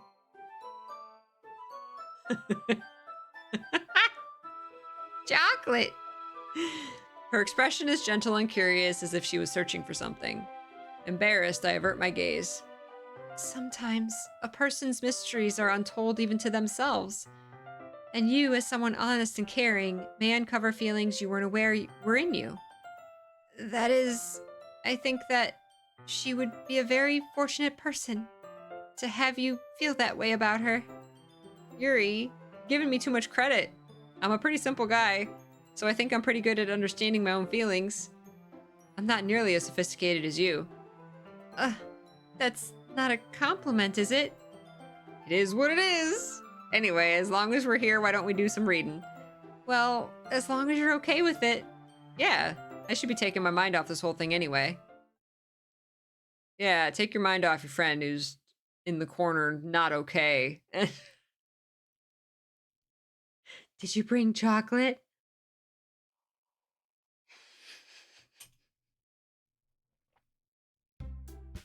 Okay, everyone. After some time passes, Monica calls out to the club room. Why don't we share our poems now? Before I know it, everything is back to normal. Everyone goes to retrieve their poems, and I do the same. I make eye contact with Monica, and she smiles at me. I wonder what she was talking about with Sayuri. Let's do Yuri first. Peachy, your writing has only improved in these last few days. Every poem you've showed me has been nothing short of spectacular. I can really feel the emotions. I'm a little envious, even. I don't think it ever came to me this naturally. Yuri, that's the wrong way to put it. This never did come naturally to me, but I've been able to improve so much thanks to you. You're really the example I was chasing after. Is that so? Yuri gently smiles to herself. This feeling, I'm so glad I got the chance to share my writing. I never thought it would feel like this. I remember you mentioning that yesterday. I can't believe you're so good at something and you've never even shared it with anyone. It's kind of a shame. Maybe, but it's not like I really had a choice. What do you mean? Well, Yuri smiles sadly. Peachy, during lunchtime, I eat by myself. Did you know that? It's a great time to find a quiet spot and do some reading. In fact, I always have some books with me. You could say I really enjoy reading. Well, that's one way to put it anyway. But books are so full of amazing and inspiring people. People you want to fall in love with. Or people you just know would make a really good friend. Cheerful people who always put a smile on your face. Or deep thinkers and problem solvers who discover the mysteries of life. So when you look at it that way, I'm surrounded by friends every day. You know? Aww. And those friends don't laugh at me. They don't tease me for spacing out all the time. They don't make fun of my body type. And they don't hate me for acting like a know-it-all. People say that about you. Oh my god.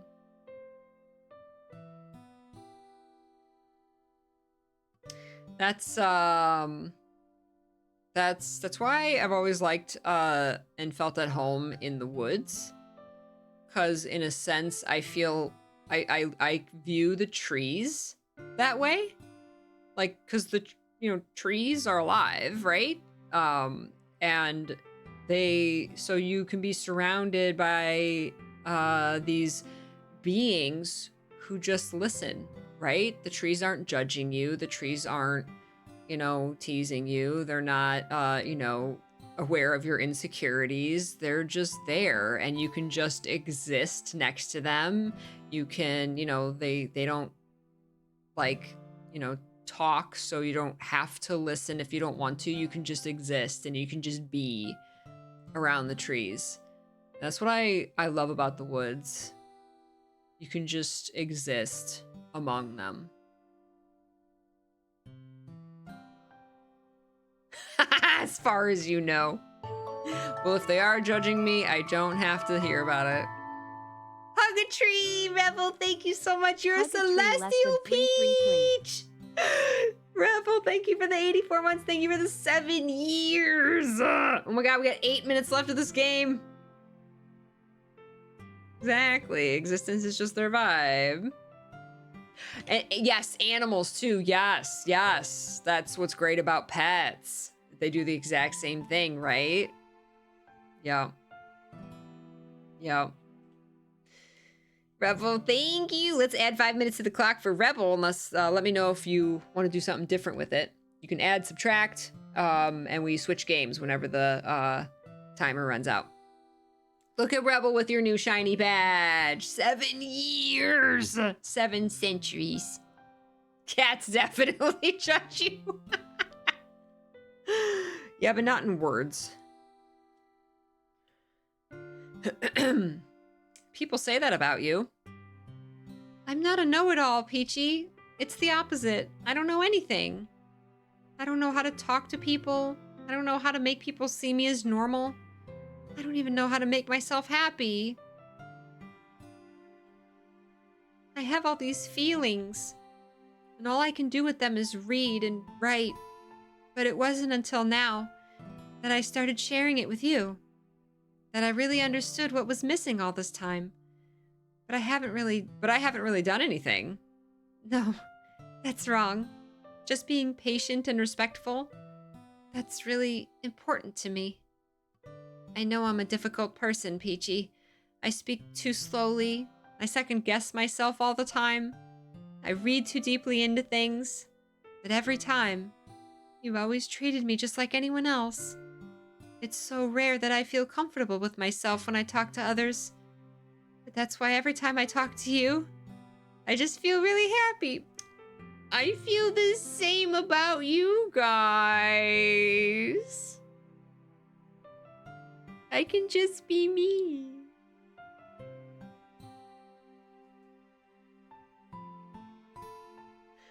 Aw, if people see you as normal, they don't see what's special. Aw, and what is normal? There's no normal. What's normal to one person could be completely different than what's normal to another person. I just feel really happy. I see. Well, I treat you how do you deserve to be treated, Yuri. And if other people don't see it that way, then screw them. I mean, I joined this club hoping I would make friends. No, I joined this club because cupcakes, but sure, friends are good too. And I would say I've had at least one success. Wouldn't you? If you put it that way, yeah. We really are friends now, aren't we? Yuri puts her head in her hands, but this time she's smiling as she does it. Do you want to show me your poem? Yeah, I do. Let me get it for you. Okay. Ghost Under the Light, Part 2. The tendrils of my hair illuminate beneath the amber glow, bathing. In the distance, a blue-green light flickers. A lone figure crosses its path, a silhouette obstructing the eerie glow. My heart pounds. The silhouette grows, closer, closer. I open my umbrella, casting a shadow to shield me from visibility, but I am too late. He steps into the streetlight. I gasp and drop my umbrella. The light flickers. My heart pounds. He raises his arm. Time stops. The only indication of movement is the amber light flickering against his outstretched arm. The flickering light is in rhythm with the pounding of my heart, teasing me for succumbing to this forbidden emotion. Have you ever heard of a ghost feeling warmth before? Giving up on understanding, I laugh. Understanding is overrated. I touch his hand, the flickering stops. Ghosts are blue-green. My heart is amber.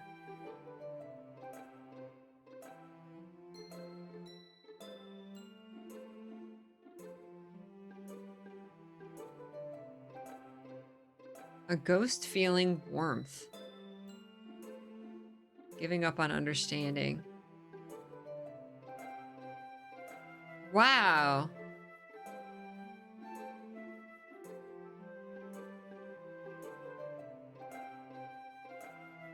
Wow.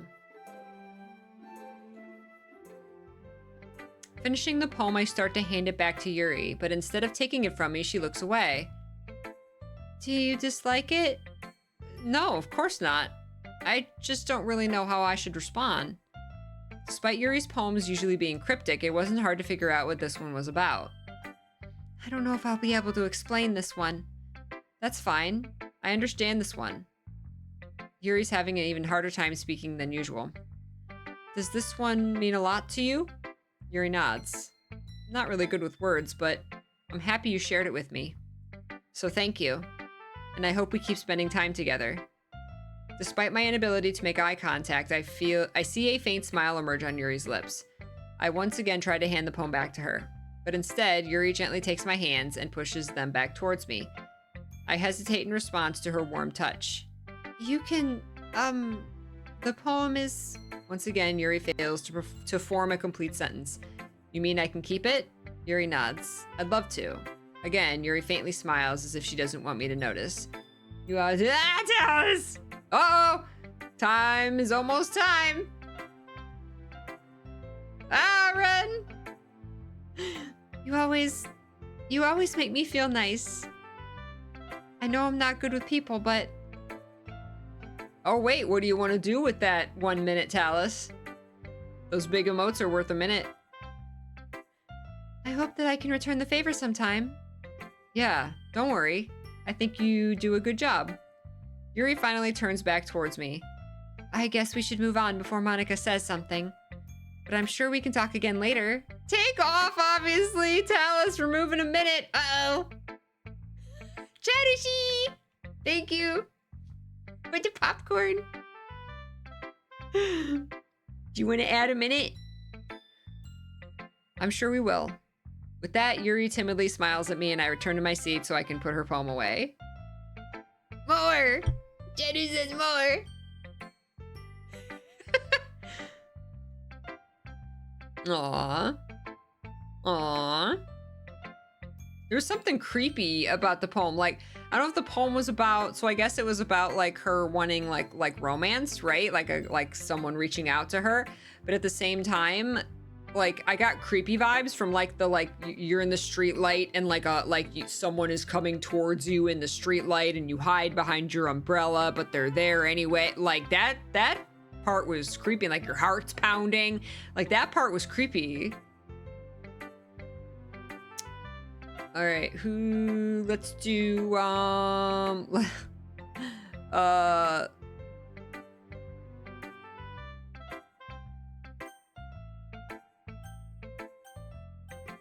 let's do Sayuri. Is she okay? Is she okay? Huh. It's nice, I guess. Come on, I can already tell you don't like it. Well, you don't need to worry about what I think. After all, you wrote this for someone else, didn't you? Probably Yuri. Huh? I didn't write this for anyone specifically. Maybe. That's not really what I meant, though. But it's okay. You're making new friends, just like I was hoping. That makes me really happy. And you're happy too, right? In this club? Well, of course I am. Good! That's all that matters to me. Thank you, Peachy. Sayuri, is there something wrong? Huh? No, nothing. Just a little tired today. All right. Just tell me if you need anything. I will. Don't worry about me, okay? You can go play with everyone else now. If you insist. Yay! I'm gonna go home a little bit early today. Sayuri?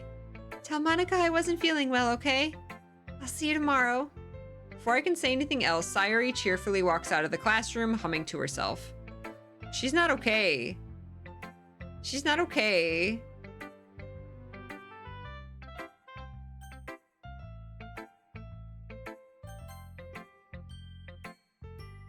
Hi, Peachy. Have you thought about what you want to submit?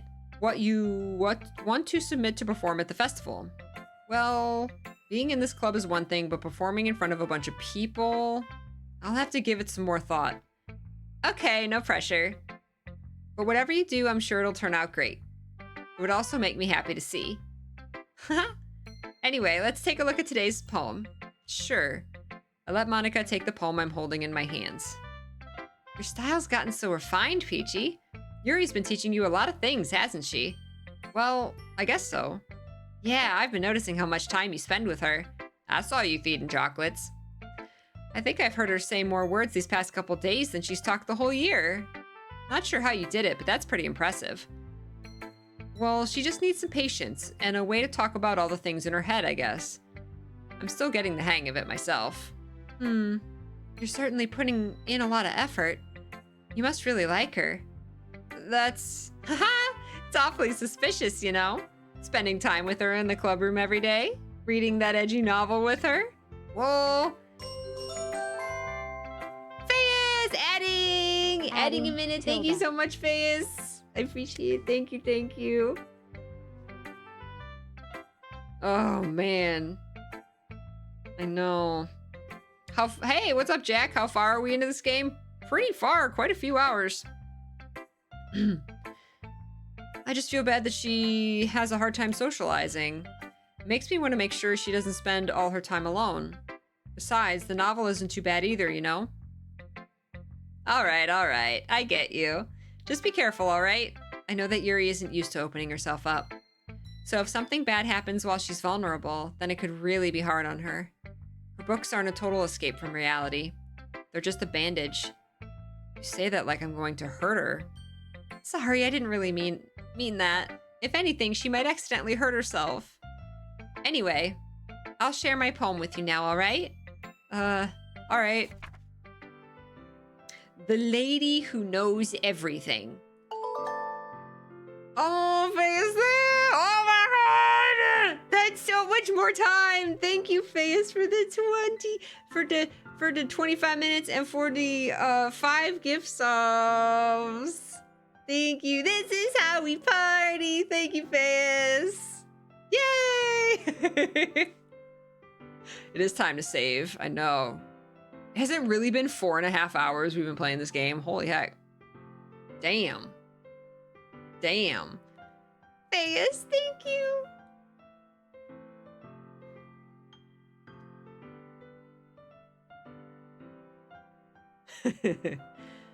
The Lady Who Knows Everything. Ah, Cheru! Another minute. Oh, I posted the Discord announcement at 3:30. Wow. I did take at least half an hour of breaks. Ooh, okay.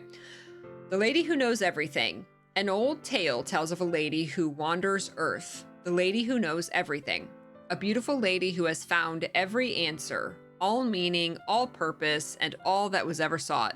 And here I am, a feather. Lost adrift the sky, victim of the currents of the wind.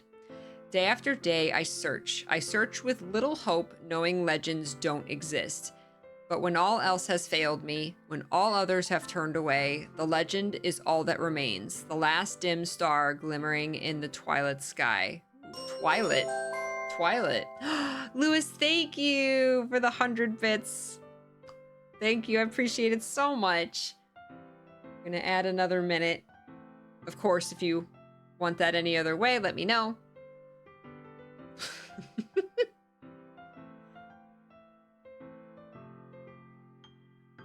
Until one day the wind ceases to blow, I fall, and I fall and fall and fall even more. Gentle as a feather, a dry quill, expressionless. But a hand catches me between the thumb and forefinger. Isn't that what she said about reaching into her head specifically with her thumb and forefinger, reaching into her head and taking out her happy thoughts and putting them in bottles? The hand of a beautiful lady. I look at her eyes and find no end to her gaze. The lady who knows everything knows what I am thinking. Before I can speak, she responds in a hollow voice. I have found every answer, all of which amount to nothing. There is no meaning, there is no purpose, and we seek only the impossible. I am not your legend does not exist. And with a breath, she blows me back afloat, and I pick up a gust of wind. Wow! That's deep. With thumb and forefinger, how Yuri held the pages of the book. Did they say that there too? I know she said like under her thumb. Wow. The Tortured Poets Department. Yes. Thank you. Anonymous, thank you so much. Another 5. We're going to add 25 minutes to the clock. Look at that. All of a sudden, 50 minutes. Appreciate you all. I'm having a blast with this game. Thank you so much. Hey, Spyro, Sayuri, and Natsuki are best girls. They're all best girls. We're not gonna play another game today. Oh my gosh.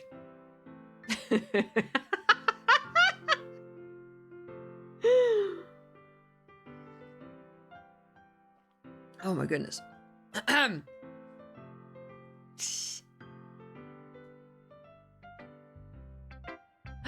Hi, my love. May I remove anything? This. And you can fill up my water. How was the Kit Kat? It was the Kit Kat. It was good. For Hype Train, Tilda. For Hype, there's a Hype Train. Thank you, Fizz. Oh my goodness, Hype Train. Thank you. Oh my gosh.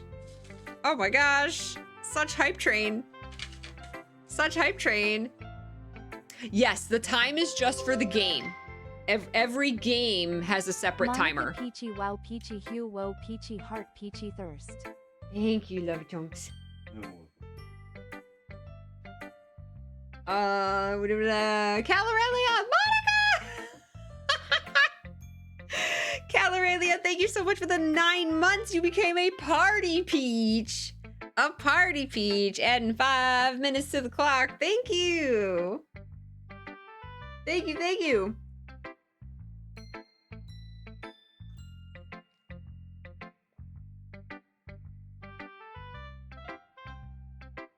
Oh, which girl is best girl? We are romancing Yuri. Doki Doki domination.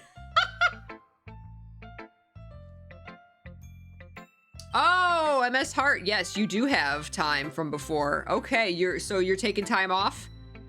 MS Heart has 5 minutes. Okay. There you go. 5 minutes off the clock from Emma's heart. Yeah, if you haven't used your minutes from earlier, Eternal Mirage, Prince Kaitsu, Draco King, Nev, Cyan, Invisible Jazz, Unicorn Girl, Poppy, Terra Ferez, and Black Waltz are the people who have like resubs and stuff from earlier that you didn't use. So you have time to play with all of you. It really would phase. I'm trying. I'm trying to get through it. I'm loving it.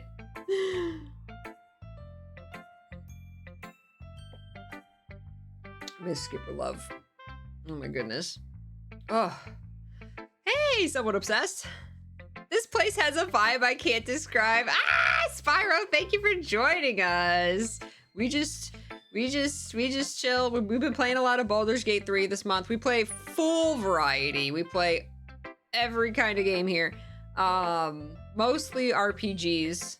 But we've been playing Baldur's Gate a lot lately. We play Guild Wars 2 every Tuesday. And lots of Final Fantasy games, Square Enix games. We're gonna be playing Life is Strange Double Exposure next week. We play lots of things here. We just have fun. We just chill, hang out. Thank you,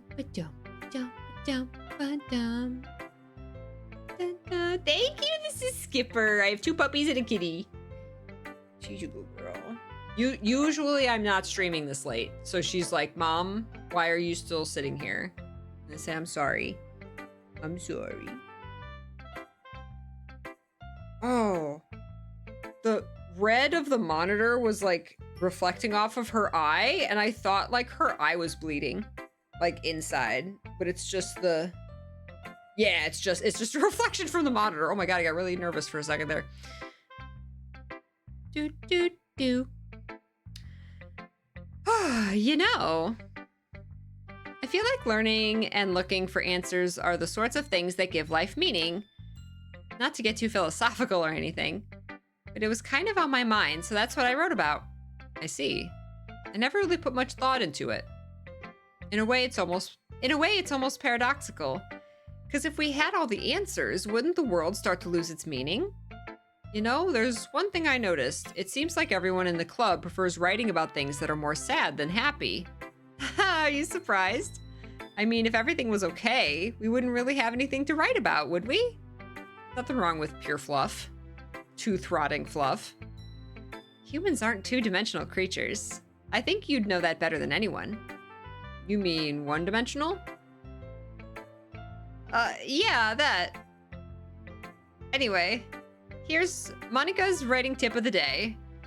Are you ever too shy to share your writing because you're afraid it's not that good? It can be really disheartening to get a lukewarm response to something you put so much into. But if you find other people who enjoy writing, then sharing becomes a lot easier. Because instead of just telling you that your writing is good or okay or bad, they'll want to focus more on everything that went into it and the things you can work on. It's much more encouraging that way, and it'll make you want to continue improving. It's almost like having your own little literature club, don't you think? That's my advice for today. I love her. I love her TED Talks. Monica's TED Talks. I got a touch of salty boat from that hype train. Thank you. Where's Snargle Goldclaw? I want to be in Snargle Goldclaw's literature club.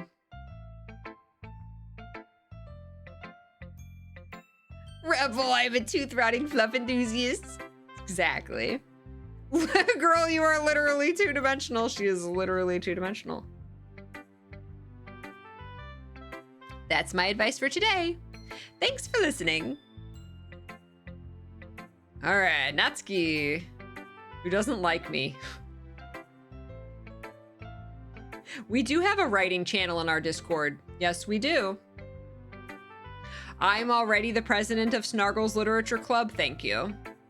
Thank you. Yeah, no thanks. You didn't even... Next. Wow, she just hates me. She just hates me. Okay, you three. We're all done sharing poems, right? Why don't we start figuring out... Hold on a second. Is it just me, or did you say something strange just now? Huh? Something did sound a bit unusual. That's right. You deviated from your usual catchphrase when addressing the club. Catchphrase? I don't have a catchphrase. Jeez, why is the mood so weird today? Look, even Yuri isn't immune to it. Stagnating air is common foreshadowing that something terrible is about to happen. In your books, baby.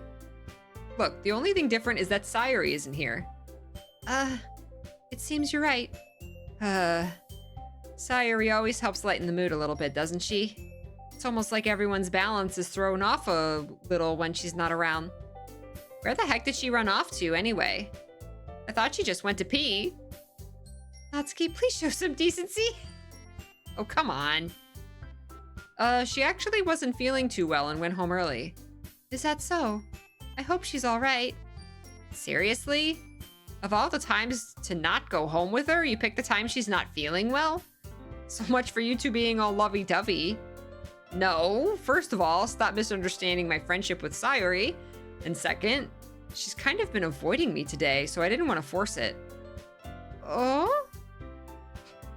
Oh? That curious expression coming from Yuri of all people. Calm down, guys. I talked to her earlier and everything's fine. What did she say? Anyway, we need to figure out the rest of the festival preparations. Wow, avoiding my question there. Let's decide what everyone will be doing this weekend. I already know what I'm doing. That's right. Natsuki will be making cupcakes! Cupcakes! Natsuki's cupcakes! But we might need a lot of them and different flavors. Can you handle all that by yourself, Natsuki? Challenge accepted. And as for myself, I'm going to be printing and assembling all the poetry pamphlets. Sayuri will be helping me design them. And as for Yuri, you can... Guys? Can you help me come up with something for Yuri? I'm useless. No, that's not it at all. You're the most talented person here, you know? Now, Natsuki's pouting too? Jeez, even I can tell now. Guess I never gave Sayuri enough credit, but I can tell things are even harder on you when she's not around. That may be the case. But if I can't also be a leader on my own, then I won't grow as a person. So Yuri, you have beautiful handwriting, you know? So you should make some banners and decorations to help set the atmosphere. Atmosphere? About that, I love atmosphere. Yuri's expression suddenly changes as she stares at her desk in focus and starts nodding to herself. Your mind is already racing, I see. That's great. You'll be a wonderful help, Yuri. But anyway, that just leaves you, Peachy. The one who is truly useless.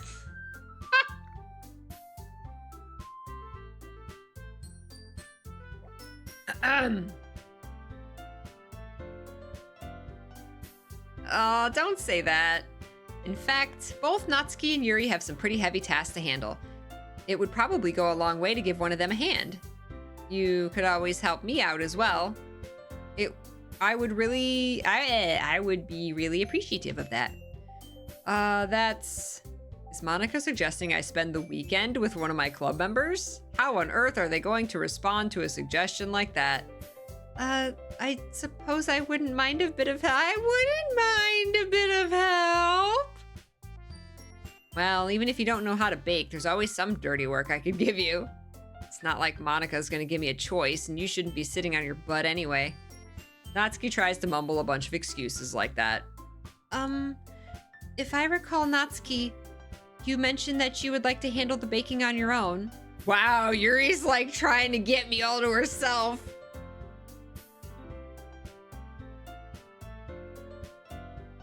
Peachy may not like to be around if you only make him out to be a nuisance. So therefore, he may be more suited to assisting with the decorations. Hold on, I never said that. How hard could it be to make a few decorations anyway? Sounds more like you're just making excuses for Peachy to... What are you saying? It'll be extremely meticulous work. And baking isn't? Just what do you think? Guys, let's settle down for a moment. In the end, I think it's up to Peachy to decide how he'd like to contribute. Besides, he hasn't really gotten the chance to spend any time with me yet, you know? It's fair. Ooh, a Peachy Pink Eternal Crystal Peach, thank you. Oh, I think the pink... Oh, that's not bad. Do you guys see it flickering? Sometimes it flickers. Oh, that's not bad. Okay, sometimes the pink, like, strobes. If it does, let me know. Ah, thank you, Crystal Peach. So I'm sure he's interested in... You literally just said. I'm surprised as well. Sorry. I was just saying, though. Jeez, can we just settle this already? Yeah.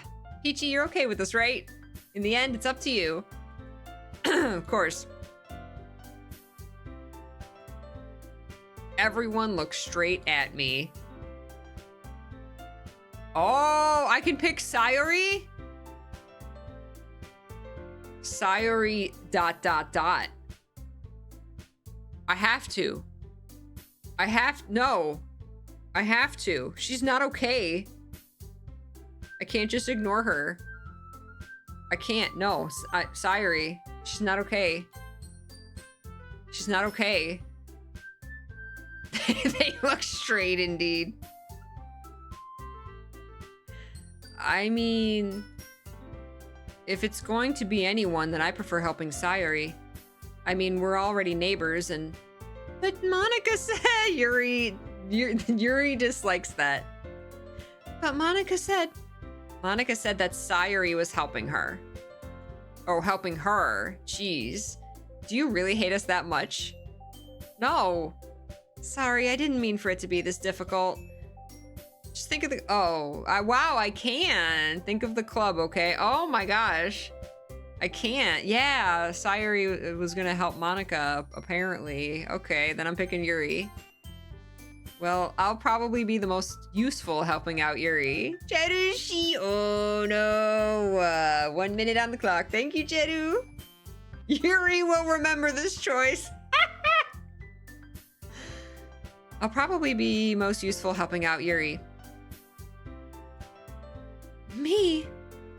Are you serious? Why would you... Natsuki, I can already tell you're about to say something mean.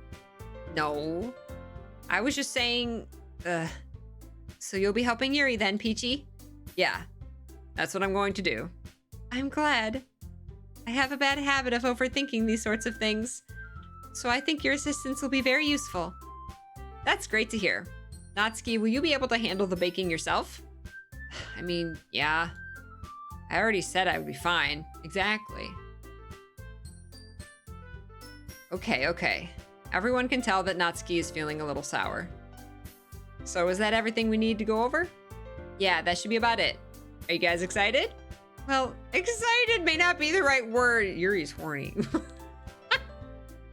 But I suppose I'm looking forward to it a little bit.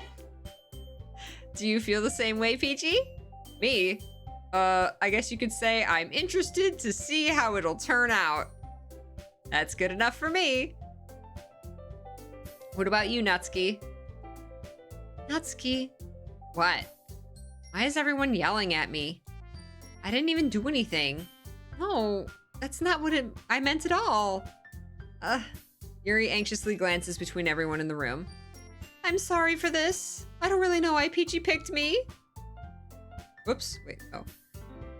And also, you said you could do it by yourself and the decorations are really tedious. I don't know why Peachy picked me, but I'm looking forward to it. Get your man, Yuri.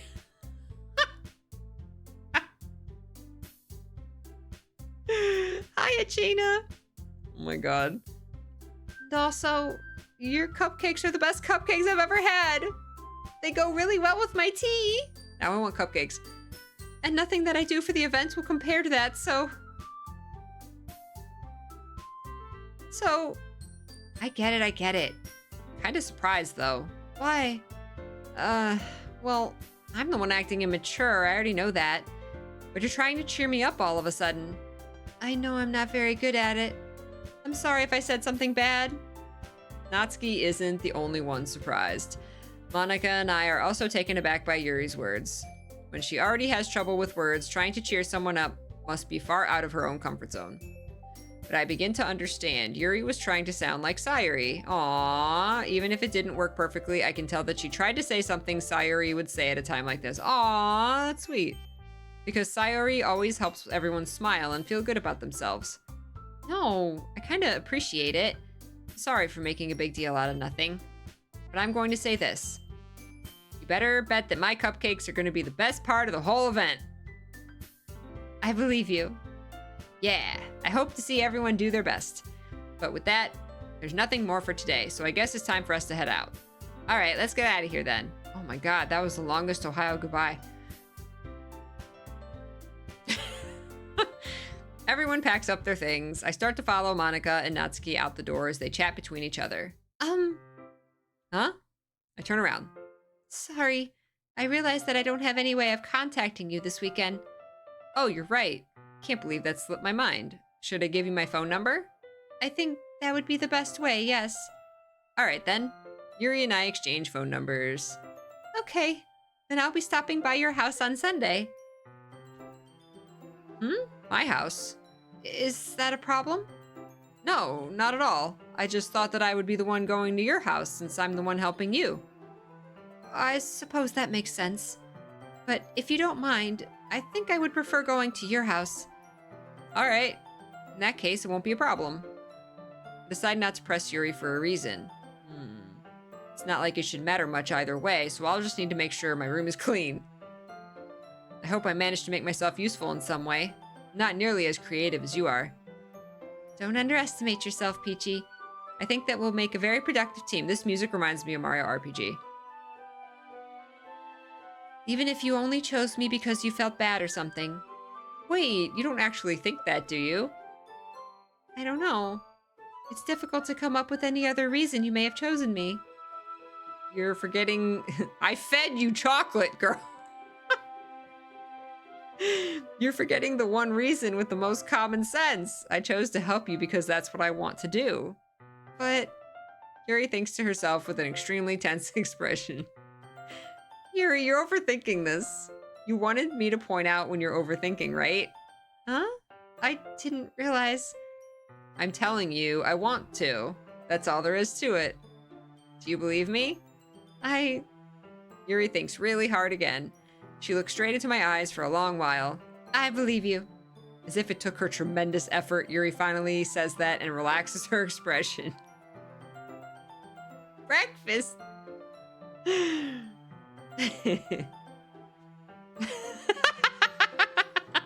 She wants to come to our house so I don't see the shrine she made to me in her room. Oh my god. Hey, Franstachio! I am a unicorn! Yes, I am a unicorn. I hope you had a wonderful day, Franstachio. I love a woman who knows what she wants and gets it. Amen, sister. She got it. And I'm really looking forward to Sunday. Yeah, I am too. After that exchange, I make my way out the door and Yuri follows. I can't believe this. Yuri is going to be coming to my house on Sunday. Even though I would have preferred to do this with Sayuri, my anxiety still shoots through the roof. Well, yeah, because Sayuri's not okay. I want to, like, check on her. I guess I've gotten pretty used to handling her at this point, but who knows what might end up happening when we're outside of school. She even told me she was looking forward to it. I shake my head. Why do I feel nervous that Sayuri finds out about this?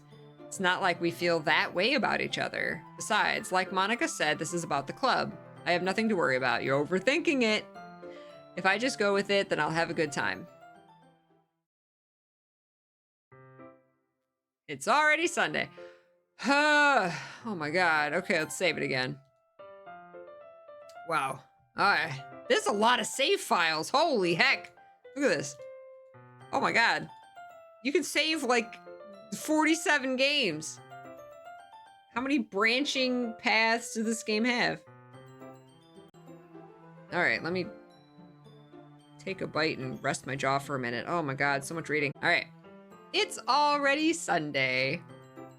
I've been getting increasingly anxious about Yuri's upcoming visit. I keep telling myself there's no reason to be nervous, but it doesn't help much.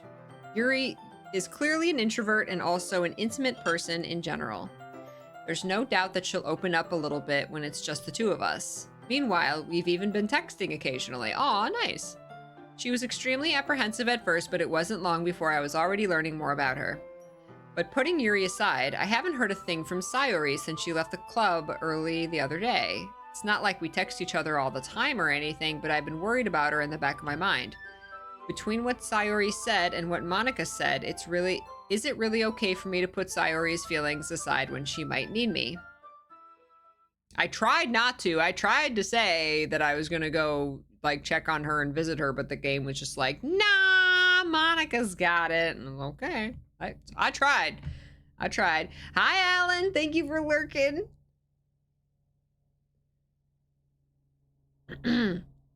I decide to visit Sayori before Yuri comes over. Oh, good. Rather than asking, I simply tell her I'm coming over, much like we've done in the past. Once I reach Sayori's house, I knock on the door before entering it myself. Again, we used to play so often that we made it a habit of simply entering each other's houses like we were family. How long ago was that, though? The house is quiet. Sayori isn't anywhere on the first floor, so I assume she's up in her room. It's already strange of her not to run down and greet me. I head up to her bedroom, where I finally find her. Sayori? Uh-oh, I'm nervous. Look at her plushies! Look at her giant cow! Ah, okay. Whew.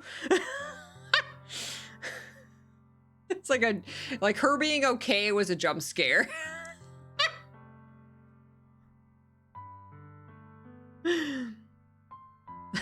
Or, you know, I don't know if she's okay, but she's like not in a bloody heap on the floor. I was like, oh god, oh, she's okay.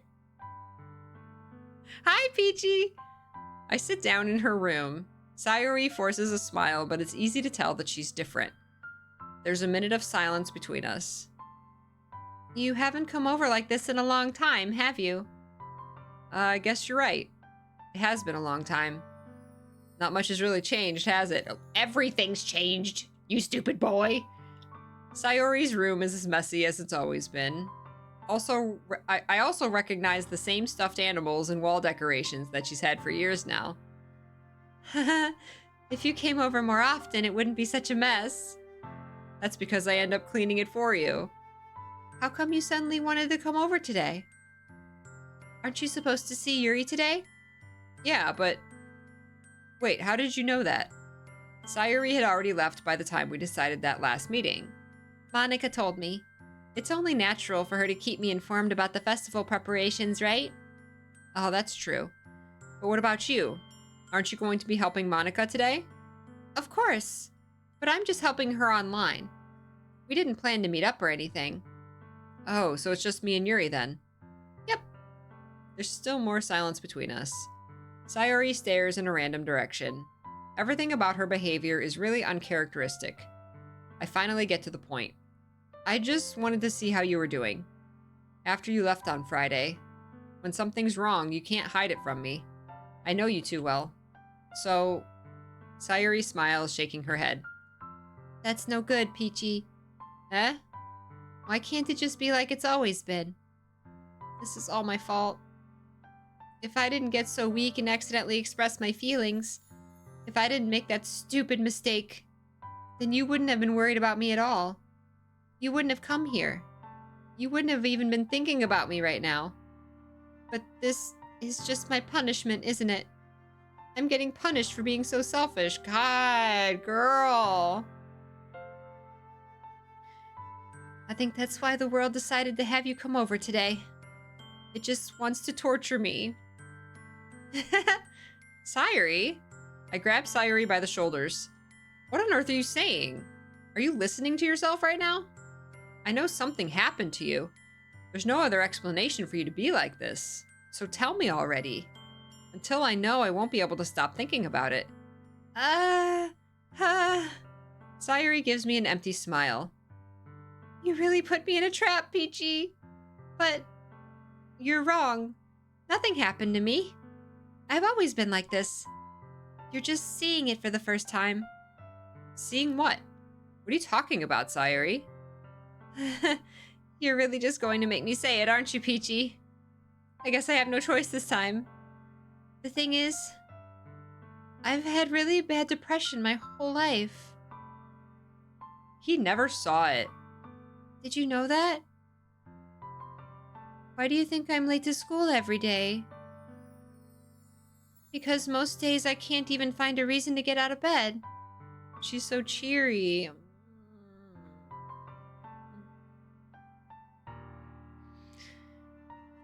What reason is there to do anything when I fully know how worthless I am? Why go to school? Why eat? Why make friends? Why make other people put their energy and caring to waste by having them spend it on me? That's what it feels like. And that's why I just want to make everyone happy, without anyone worrying about me. I'm in shock. I can't even figure out how to respond. How is it possible that Sayuri kept this from me the entire time I've known her? Did she really want so badly for me to just not think about her? Why, Sayuri? Huh? Why is it that you've never told me about this? It almost feels like I've been betrayed as your close friend. Because if I knew, I would have done everything I could to support you. Even if there's only so much that I could do, I would have tried a little bit harder to make every day a little better for you. That's why I'm your friend. All you had to do was tell me. You don't understand at all, Peachy. Why do you think I didn't tell you? Because if I told you, then you would have to waste effort caring about me instead of doing important things. I don't want to be cared about. Wow. It's bittersweet when people try to care about me. It feels nice sometimes, but it also feels like a bat being swung against my head. That's why I wanted so badly for you to make friends with everyone else. Helping everyone be happy together is the best thing for me. But then I discovered something else too. Seeing you make friends and get closer with everyone in the club feels like a spear going through my heart. So that's why I decided the world just wants to torture me. Every path leads to nothing but hurt. You're right that I don't understand. I don't understand your feelings at all, Sayuri. But I don't need to understand. Whatever it takes for me to help you stop hurting, that's what I'll do. No, Peachy. There's nothing. Nothing at all. The only thing that could have helped is if everything could be like it always was. But I was selfish. I finally showed you what a horrible person I am.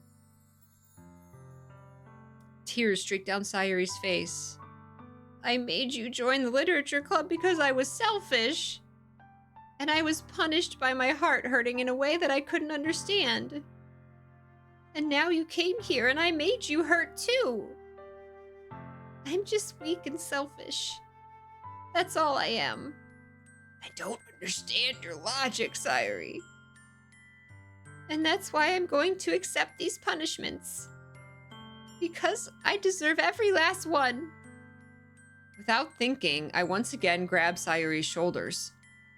This time, I pull her into a tight embrace. Peachy. Sayuri, I don't care if you feel selfish. I'm really happy that you convinced me to join the club.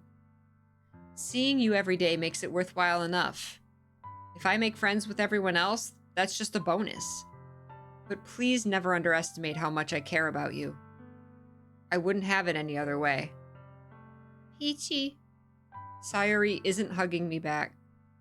Despite my arms being wrapped around her, Sayuri's arms remain at her sides. She starts sobbing next to my ear. No. Don't do this to me.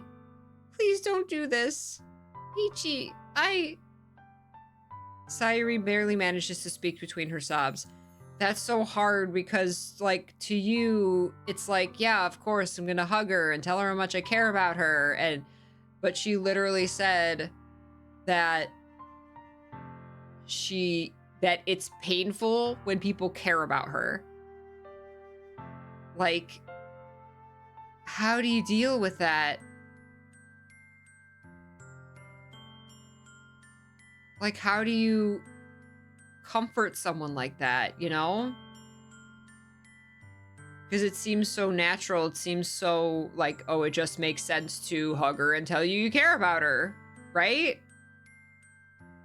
But then, wow, the way she said that it feels like, oh, it feels nice sometimes, sure, but that it also feels like a bat hitting me against the head. Like, wow, what a metaphor. What an image, right? Wow.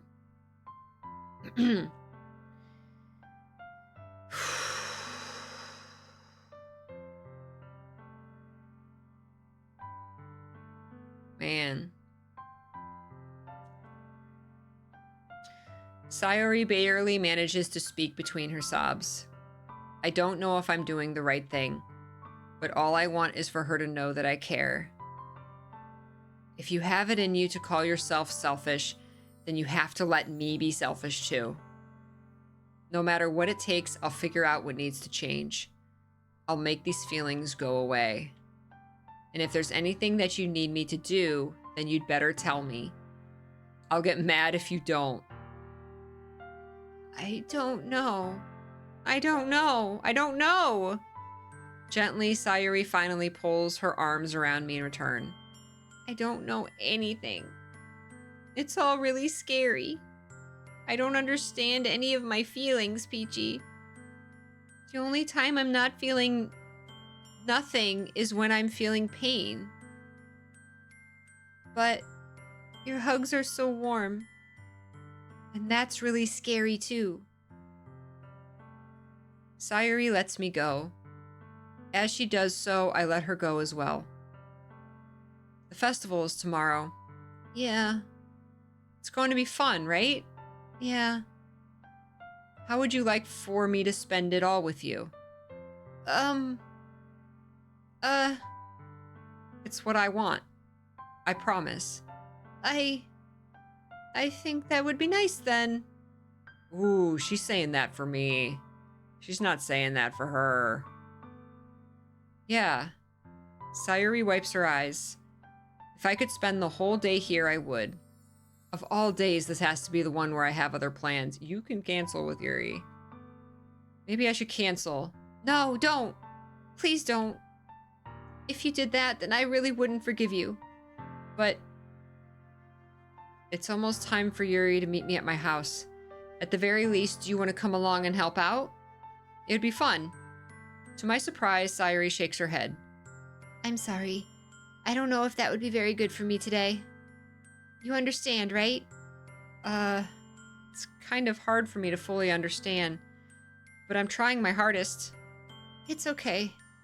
Don't worry too much about it. I'll see you tomorrow, okay? All right. I look forward to it. I say goodbye to Sayuri and exit her house. On the way home, I find myself still feeling uneasy, but it's hard for me to keep thinking about it when Yuri is about to come over too. I think Sayuri is right. I shouldn't be worrying too much, and we're definitely going to have a great time tomorrow. I should just focus on what's ahead of me.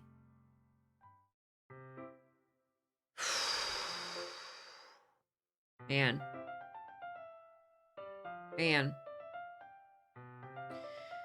As I approach my house, I see something that makes me feel a moment of panic. Yuri? Look at her cute sweater. Thank goodness. You're a little early. I'm sorry I wasn't home yet. Were you waiting for a long time? No, I just got here. But I started to get really nervous when nobody answered the doorbell. You always could have texted me. If I had known, I would have reassured you and hurried more on my way home. I suppose that's true. I didn't think of that for some reason. It should be common sense to do that, but I decide to ignore it. Anyway, let's go inside. I see you brought a lot of stuff with you. That's right. And did you manage to find everything I asked you to buy as well? Yeah, pretty much. At least I hope I got everything right. I'm sure it'll be fine. I take Yuri to my room. First thing she does is glance around curiously, which makes me feel anxious. It's so clean. I cleaned it before you came over, so... That's very considerate of you to do. No, I would really be embarrassed for my room to be a mess when you were here. Well, not one anime figure. What? Come on. I do enjoy cleaning. I would have gladly helped you clean. Wife material.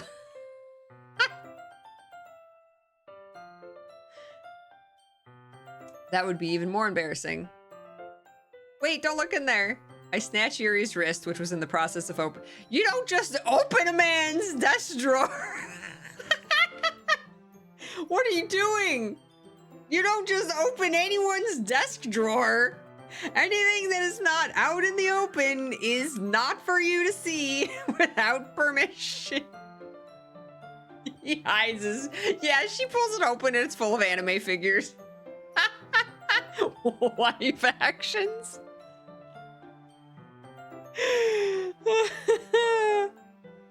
0 out of 10, no Soriku figures kissing. That's right. Oh man, she's a snooper.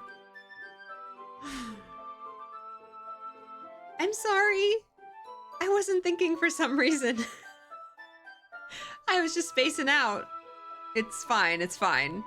I let go of Yuri's wrist. She puts both her hands firmly in her lap as if making sure she's keeping track of them. So, should we get started? Yes. I have a few things planned that you can help with. Decorations and other atmospheric enhancements. Atmospheric enhancements. Here's some mood music. How do you like it? My drawers are innocent. Oh, good night, Jessica. Thank you so much. Sleep well. My drawers are full of magical girl wands for emergencies. That's right. Not mine. She can't see my manga. Ice Dragon. You know, mood lighting, aromatherapy candle. Whoa. Is this for the festival? Oh, wow. I didn't know you planned on taking it that far. Of course. I want to help take our guests to a faraway place. Although many will stop by just out of curiosity. For cupcakes, I guess. I'm determined to provide an experience that will leave them wanting more.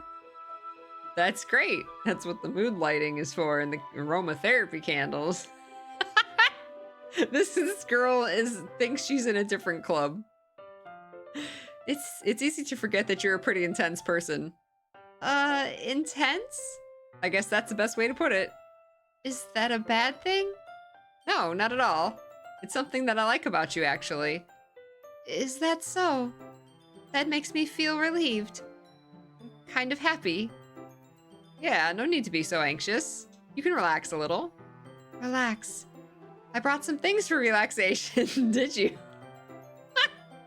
I was going to use them during the poetry event. Oh yeah, like what? Let's see. Yuri rummages through her bag. She pulls out a few candles and a wooden cylinder-shaped object. I did some shopping on the way here, so I happen to have these in my bag. I plan to cover the windows in black paper and use the candles to light the room. I think that would be amazing, don't you? Yeah, that'd be really neat.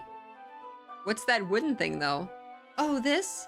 It's a diffuser for essential oils. How familiar are you with aromatherapy? Not familiar at all. Is that so? It's one of my favorite contributors to a positive atmosphere. Depending on the oils or herbs you choose, you can change the mood of the air itself. You can even feel it permeate through your body. Relaxation, positive energy, romance, reflection. It's almost like magic. Yuri takes the cylinder and pushes a switch on the bottom. In just a moment, a thin ray of vapor begins to spout through a small hole in the top. Wow, that smells wonderful. What kind of mood is that one for? This is a jasmine essential oil. It smells a little sweet and flowery, right? Yeah, that's a good way to describe it. I chose jasmine for the event because it provides more relaxation. More than relaxation. Jasmine enhances your emotions and helps you feel them flow through your body. You feel warmer and your heart pounds more heavily. She don't need the candle for that. Don't you think that'll be perfect for sharing our poems? She wants to share poems together. How big is this bag?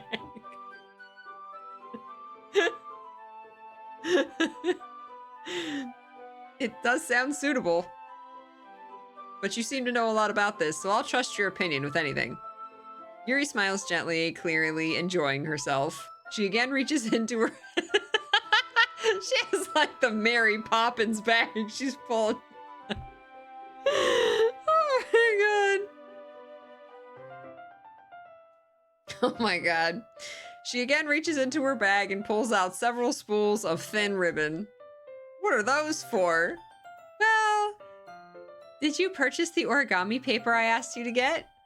Yeah, I have it over here. It's a bag of holding. Thank you, Ice Dragon. I appreciate it. It's been like 6 hours of voice acting so far. Holy heck. It's great, though. I love it. It's the tartest bag. We won't be using the paper for folding origami. Starting to get loopy 8 hours straight into stream Peachy After Dark. Oh, we won't be using the paper for folding origami. And we won't be using the ribbon for any origami either. She wants to rope us into something. Oh my god.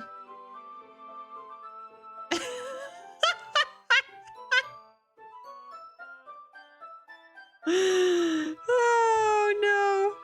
What I'd like to do is write a different word on each paper. We'll need about 100 of them. Oh yeah? What'll those be used for? Well, I'm going to cut pieces of ribbon to hang from the doorway of the classroom. Then we can fasten the paper onto the ribbons to create a doorway curtain. Wouldn't that be beautiful? It would also catch the eye of those passing by the room. It may attract some to peek inside. That's really creative. I had no idea you'd be so good at this, Yuri. Is that so? Well, I suppose I do get a little intense, as you'd put it. Yuri giggles with red cheeks. Is it just me, or is she more relaxed when it's just the two of us?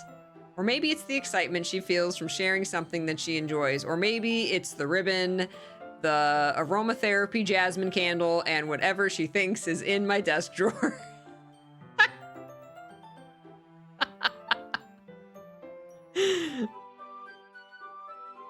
Here's a marker, Peachy. You can write any characters you want. I'll help you once I finish cutting the ribbons. Oh, all right. Calzone! What's up? Hugs asterisk Doki Doki. Have fun, Peachy. Doki Doki! Heart. Thank you so much, Cal. Great to see you. Thank you for the 71 months and for using your Prime sub and for adding 5 minutes on the clock. You get so much for your sub today. Thank you. Great to see you. Oh my god. Oh, all right. Sitting on the floor together, the two of us get to work. Where are any of their parents? I carefully draw a different character on each paper, doing my best to manage my bad handwriting. Yuri unravels a long strand of red ribbon to her desired length. Then she reaches into her bag once more and pulls out a pocket knife. Huh? The knife is strangely beautiful. The silver handle has an intricate pattern of waves etched onto it. The blade itself is gently tinted blue. That's no ordinary pocket knife. Looks really fancy. Well... Embarrassed, Yuri looks away. What is it? You're going to think it's weird. Yuri, whatever it is, I have no reason to judge. To each their own, you know? If you promise you won't be weirded out. Yeah, I promise. All right. The thing is, I'm kind of into knives. They're just so pretty. I can't help it. I don't know what it is. The combination of craftsmanship and feeling of danger, maybe? What am I saying? Please don't think I'm weird for this. You're laughing at me. No, I'm not laughing at you. It's just funny how nervous you got about sharing. It's an interesting thing to be into, I guess.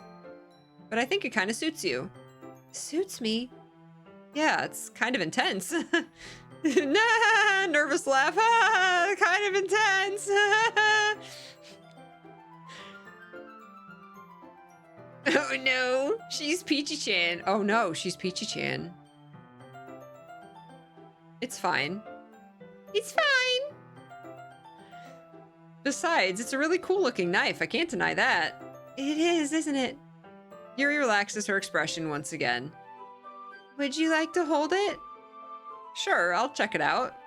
Yuri carefully hands me the knife with the handle facing me. I take it and turn it around in my hands. It feels heavy and extremely solid. Where do you even get a knife like this? Curious of its sharpness, I feel the point of the knife with my index finger. Ow! Peachy! Why did you do that? I didn't expect it to be that sharp. I barely touched it at all. It's my fault. I should have warned you.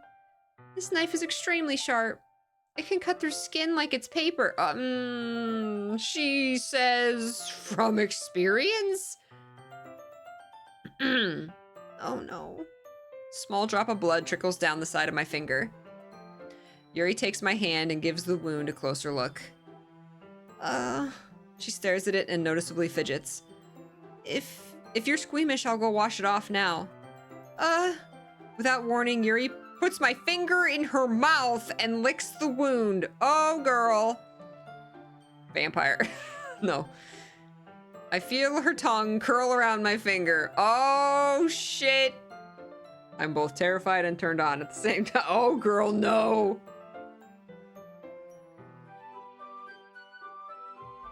Oh, girl, no. You know where his finger's been. Startled, I instinctively pull my hand back. Oh, please forgive me. It's okay, I stuck chocolate in your mouth, so. Crumbs, what's up, Crumbs? I've read this fic before.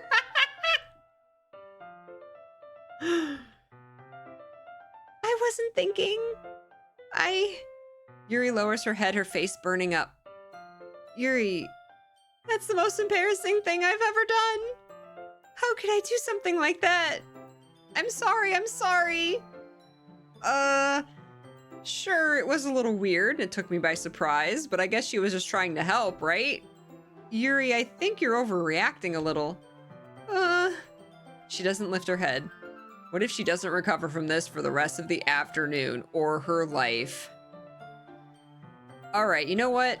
This might be a stupid thing to do, but I do it anyway. I take Yuri's hand and lick her index finger in return. Peachy! Did you really just do that? Now we're even. Yuri just looks at me like I did something wrong. I knew that would be a bad idea. If not for the sweet aroma of the jasmine oil, the air would be extremely heavy right now. You're so weird, Peachy. Yuri giggles shyly. Huh? Yuri calling me weird? I have no response to that. Where do you keep your bandages? I don't think I need one, actually. It was a tiny cut. Look, it already stopped bleeding. I see. That's relieving. Tension is quickly lifted. We each resume our respective activities. I watch Yuri's knife cut through the ribbon like it's nothing but air. Meanwhile, I continue to make progress on the paper. After we finish attaching the paper to the... It looks better than I expected and will be very effective as a door curtain. It looks great. Good thing coming up with this, Yuri. Good thinking. Thanks. It's just something I saw online, really. Are you ready to move on to the next task? Yeah, let's do it. What do you have in mind? I'd like to create a banner. That's why I asked you to buy the paint tablets. Oh, that's right.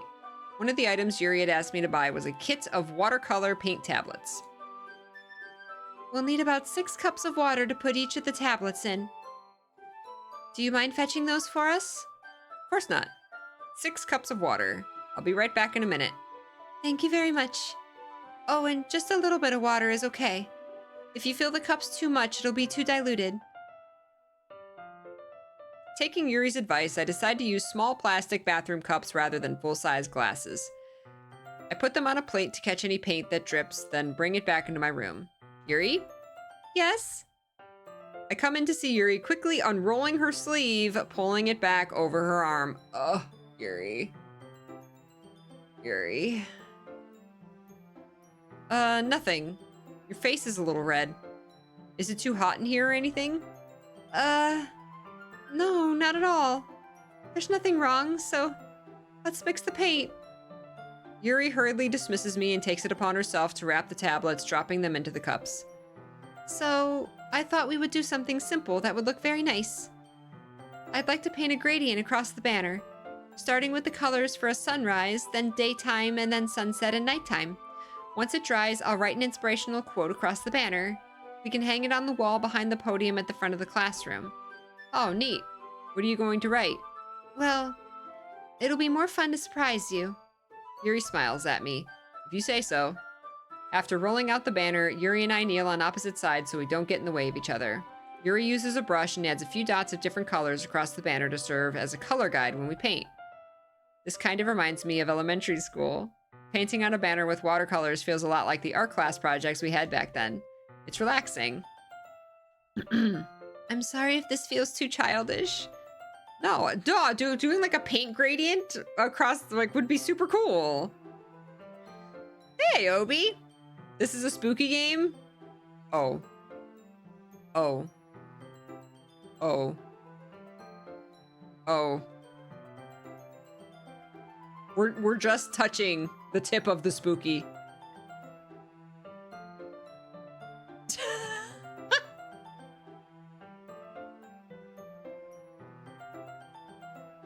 You guys. I have not played this before, but I know the warnings. I know the warnings. But I haven't actually played it. No, this is my first time. Yuri licked the tip of the spooky. Anime characters, terrifying. Waifus, no. I didn't mean that at all. It's kind of fun, you know? Yeah, it is fun. I'm glad you feel that way too. Yuri stops painting for a moment, thinking to herself. For me, I don't need to go out and do crazy things to have fun. In fact, I usually don't even want to. I just like when I can spend... Not enough spooks. Oh my god. Oh my god. Was that Talus? Wait, who was... Wait. Talus! Are you nuking the timer as well? Time off! Uh-oh. Oops, wait. Talus, nuke the timer! Fayus! Fayus, thank you for gifting a sub. Fayus putting 5 minutes back on the timer. Some spooky. Thank you, Fayus, for gifting a sub to Obi. Almost nuking. Super warning mode. Yay! Thank you, thank you, thank you. Oh my god, that made my whole chest go boom boom. That scare. Just like when I can spend time with one other person. Even if it's something simple like reading, it doesn't even matter if we don't talk much. Just having a friend next to me make things feel a little bit nicer. I think that's all it takes for me to be happy. Oh, she didn't want us to come to her house because she didn't want us to see her, like, knife collection. Is that so? Even if Yuri and I are quite different, I can understand where she's coming from. I feel that way about things like anime and games, where simply sharing the experience with someone can make me happy. Hey! What's up, Peaches? Thank you for being my friends.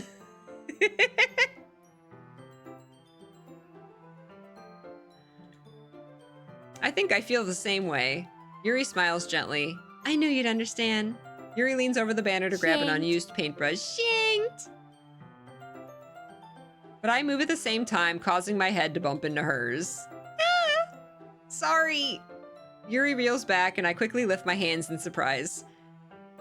Are you hurt? No, I'm not hurt. It just startled me, that's all. Sorry, I should have asked you to get it for me. It's not your fault. Oh, your face. There are droplets of paint on Yuri's face and neck. Is there something on my face? Face, thank you for gifting a sub to Ixer. Thank you so much.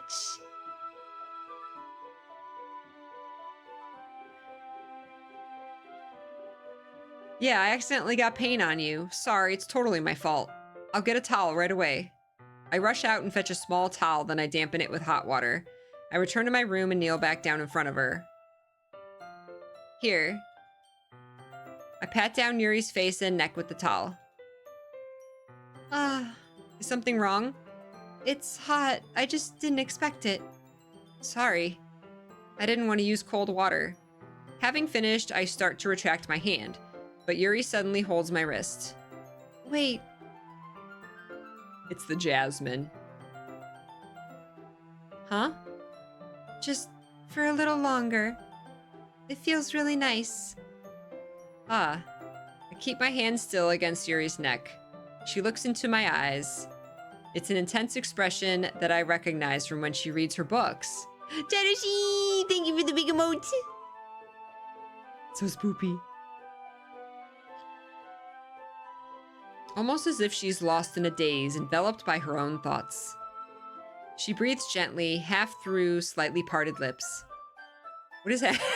Monica's gonna pop up. Hey guys, how's the banner going? How'd you get in here?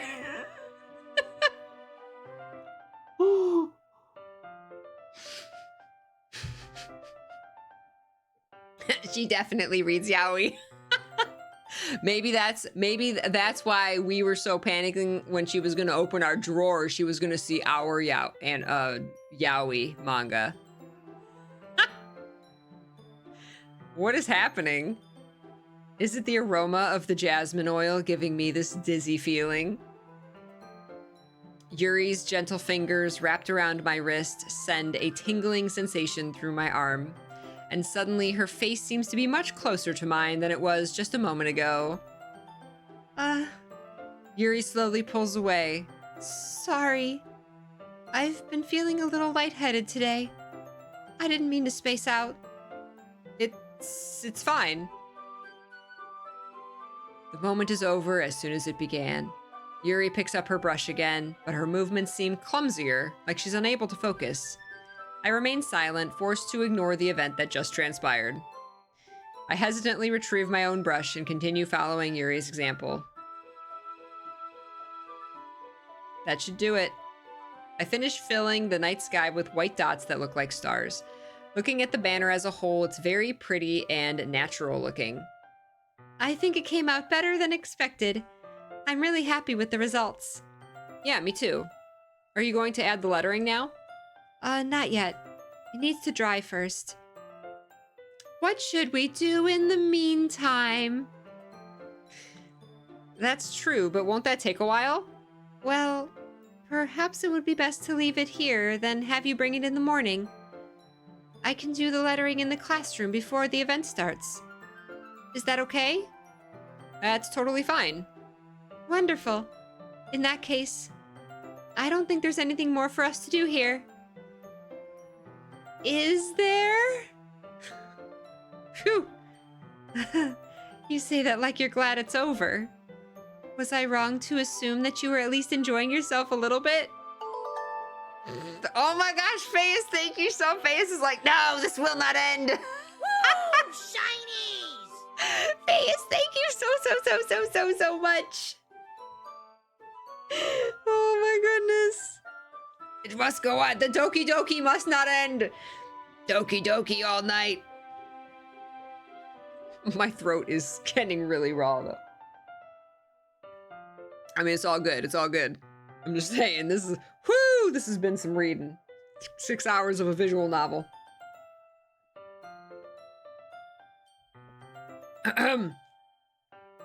Aw, hey, Sean funny. Silvex, thank you so much. Someone playing your favorite game is my first time ever playing this game.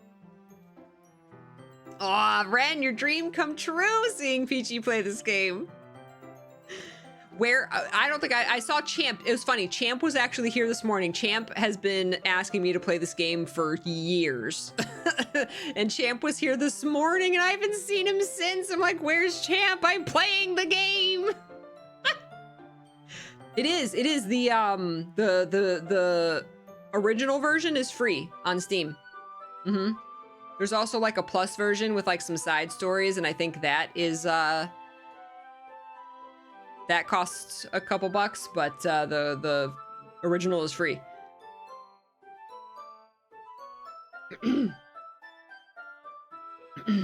No, it's not that. I'm just glad we managed to get everything done. I see. I am too. I was a little concerned about time. I need to start making dinner soon. Ah, so you don't have any time left? I was secretly hoping we would have extra time after finishing the work, ... Well, Yuri thinks to herself. I think it would be too irresponsible of me to wait much longer. I'm sorry. I was hoping there would be more time as well. It's probably my fault. Sorry for being such a slow worker. No, it's not your fault at all. And the important thing is that we got everything done, right? Yeah. So, I shouldn't be disappointed or anything. She wanted to make out. Gathering all her things, Yuri seems to look a little downcast. I understand why. It sounded like she rarely gets the opportunity to spend time with friends in a relaxed environment. But that doesn't mean this is the last time it can happen.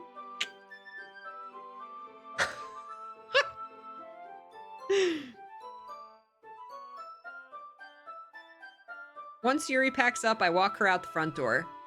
Thank you very much for having me today. No problem. I'm glad I was able to help. Just let me know if there's anything else you need me to bring tomorrow. I will. Well then, Yuri fidgets. I guess I'll see you tomorrow. Wait! I kind of say that without thinking. About today. It's fine that we didn't have as much time as we wanted, because we can do this again. Whenever you want, you can come over, or we can go out somewhere. I forgot you don't like going out much. As I stumble over my words, Yuri simply smiles bashfully. Anyway, you know what I'm trying to say, so... You're very thoughtful, Peachy. Yuri takes a step closer to me and then briefly squeezes my hand.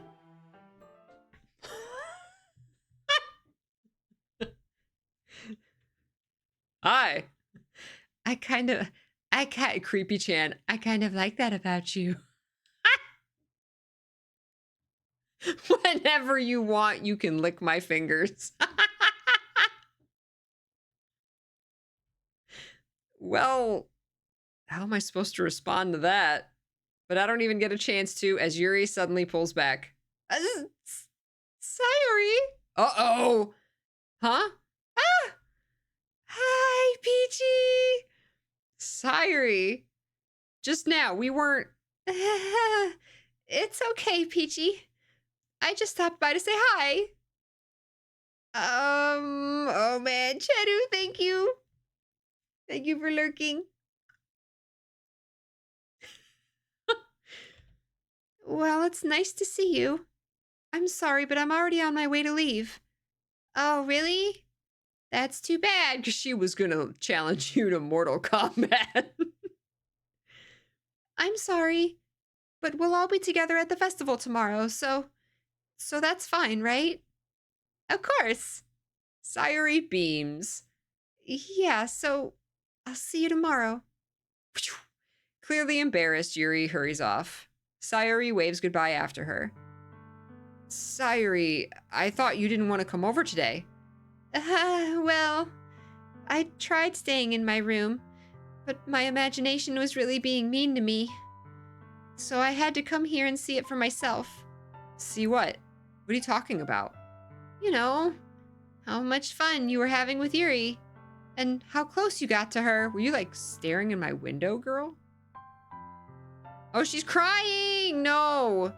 it makes me really happy that you made such good friends. That's all that matters to me. Tears start to fall down Sayuri's face. That's all that matters to me. Why am I feeling this way, Peachy? I'm supposed to be happy for you. Why does it feel like my heart is splitting in half? That's jealousy, babe. It's an emotion. It hurts so much. Everything hurts so much. This would be so much better if I could just disappear. Sayuri, don't say that. It's true, Peachy.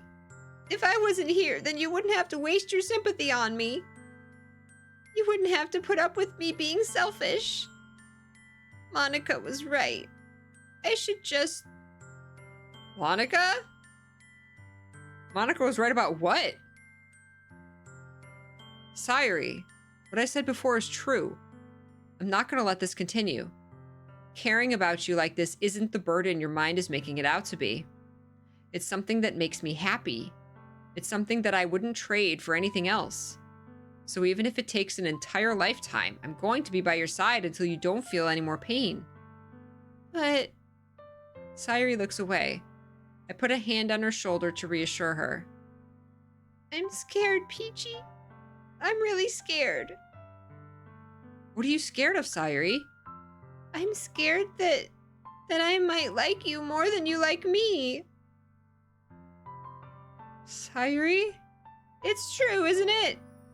I was weak and started to like you too much. I did this to myself. Peachy, I like you so much I want to die! Oh, anime girl. That's how I feel. And... That's enough, Sayuri. I don't want to hurt you. I don't want you to hurt anymore. I slide my hand down Sayuri's arm and squeeze her hand in my own. Do you remember how I said I always know what's best for you? Do you still believe me? Wordlessly, Sayuri nods. Even if you don't understand all of your feelings, I know what you need the most right now. And that's what I'm going to give you. Hugs! Oh!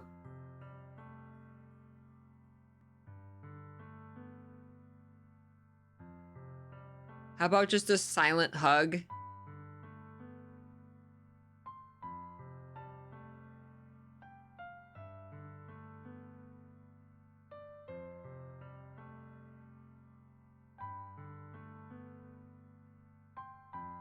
Oh, Dallas.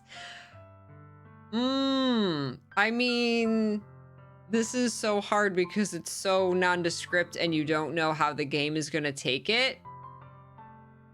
Because, like, you could say I love you as a friend, right? But I know that's not like the game is saying. The game, like, how, like, that's, I need way more than this. I need way more of a descriptor than this for these answers. I can't be going after your, here's the thing. I can't say I love you and then, like,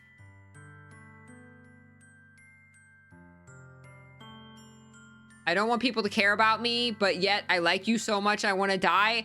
Like, how do you handle this? How do you, like, this is where we make another save.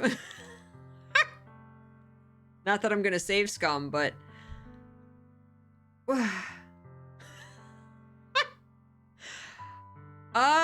like, go. Where's option 3? You should see a therapist.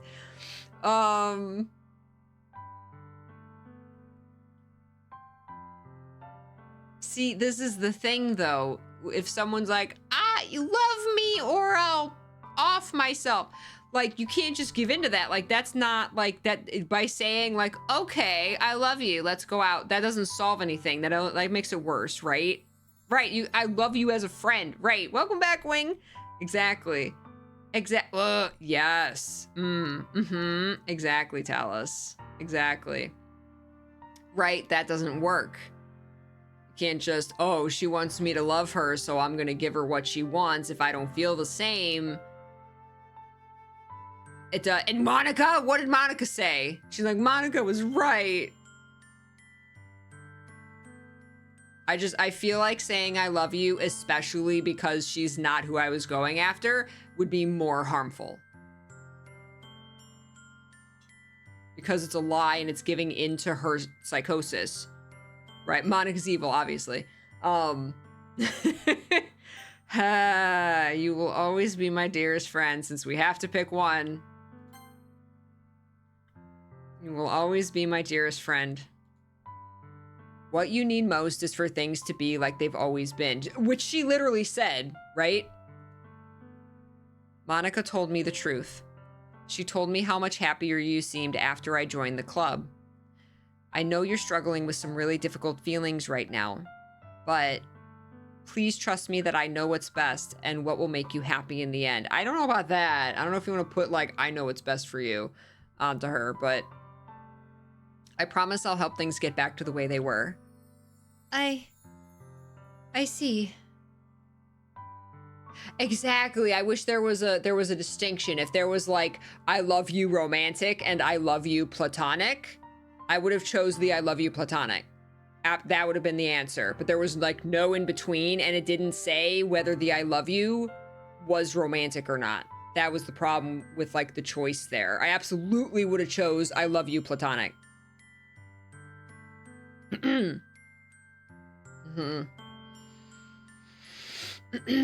I see. Sayuri forces a smile through an incredibly pained expression. Is this what it feels like to get stabbed in the chest? I don't know. Do what it feels. So, Peachy-chan, not right now. I should write a poem about this. Oh, God. Sayuri, actually, that'd be very healthy. It's okay. This is just my punishment, remember? For being so selfish. So please don't worry about these stupid feelings. Tell her they're not stupid. That her feelings are valid. Hey, Kamiko, welcome. Yes. I know that the game gets very, very intense, but like that's it. I don't know the details. This is my first playthrough.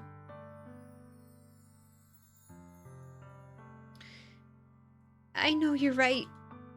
I knew this whole time that there's no happiness down that path. That's why I came here. Just so I could get the answer I needed to hear. And the other thing. You're also right that I just wanted to go back to the way it was. I realize that now. You really do know me better than anyone, Peachy. I'll trust you with anything. Anything at all. So...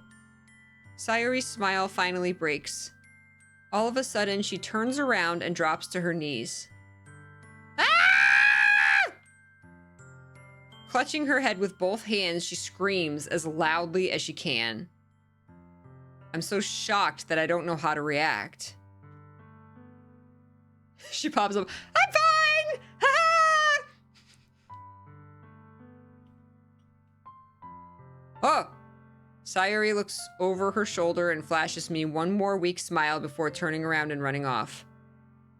That was her last bottle breaking, yo. Bye, Prezi! Be safe! That was her last bottle breaking. Sayuri! I'm left helplessly standing in front of my house. Why am I feeling so horrible about this? 'Cause your friend's not okay. There's nothing more that I could have done. The most I can do is support Sayuri through her feelings and help her on the path that's right. Ooh, wing! Exactly. That's what we did. What? What just happened? Me too, girl. Sometimes, man. But I'm having as much trouble understanding Sayuri's feelings as she is. Even though I can comfort her, I keep wondering if I should be doing something more or something different. I know these thoughts will continue to plague me until things are back to the way they were. Going to give it everything I've got. Sayuri will always be my dearest friend, and I'll do whatever it takes to put a smile on her face every day. Well, a genuine smile, not the fake smile. Oh my god. Okay, let's breathe. Let's breathe. Holy heck. that's like impossible. Like, how do you, like,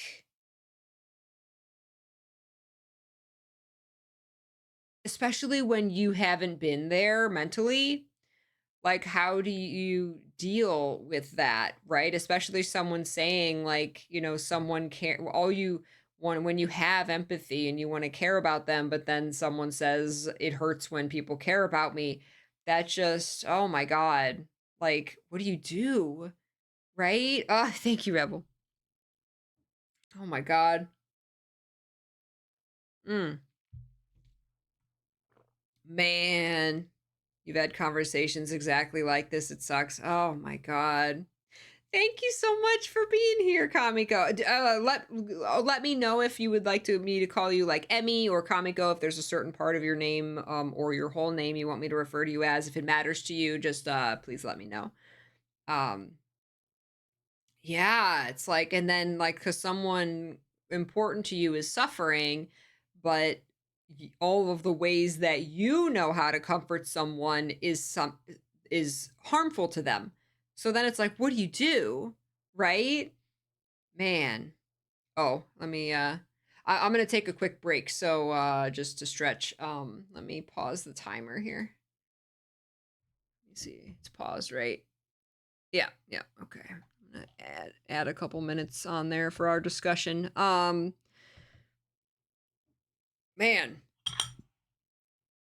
Kami. Okay, I will do my best to remember that. Thank you.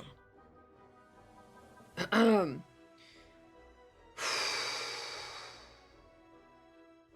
everybody drink some water. Make sure you're drinking water. Right, and there's so many, like, someone who feels like that, there's so many reasons that they could have that mentality, right? And so, like, and you don't know, like, where is that stemming from in their life and their experiences, right? As far as like knowing how best to support them, especially when they don't know, they might not know what is best in supporting them, right? Oh my God. Ah, crazy. Oh, so difficult. Wow. Right. Sometimes it's just a feeling of unbelonging, and sometimes it's much deeper than that. And sometimes it's just much more twisted than that. Mm. Oh, welcome back, Calorelia. Just, oh man. Really intense. Kaiser, thank you so much for thank you for gifting us up to Kamiko. Kami, I appreciate it, Kaiser. Thank you. We'll add 5 minutes to the clock for that when we get back. Thank you very much. Enjoy your emotes, Kami. We got lots of them. I love it here. Thank you for joining us. Thank you for joining us.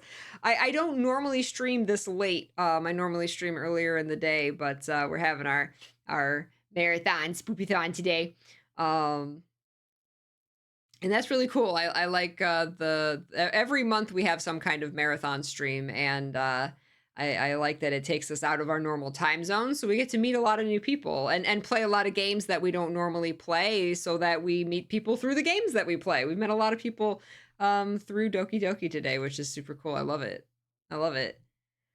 Oh man. Awkward moment. Mom kind of walked in and you crying. Oh, that's sweet that she got worried for you. I hope she was there to make sure you were okay.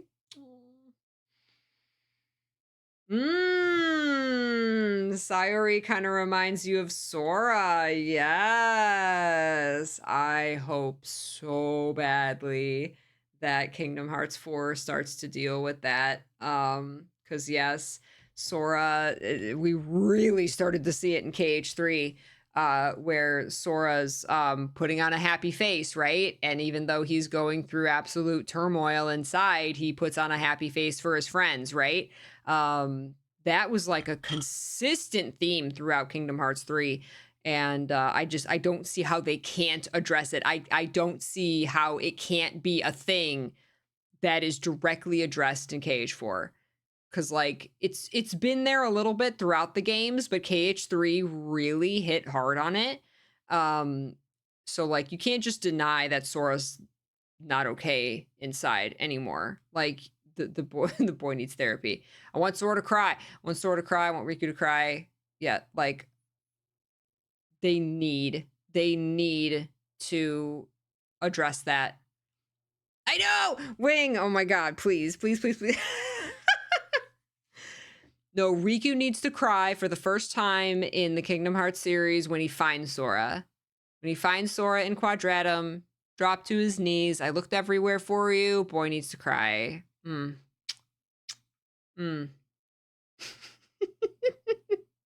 Trauma with cute anime girls. Ah, we love it. We love it. You know why? Because it's bittersweet.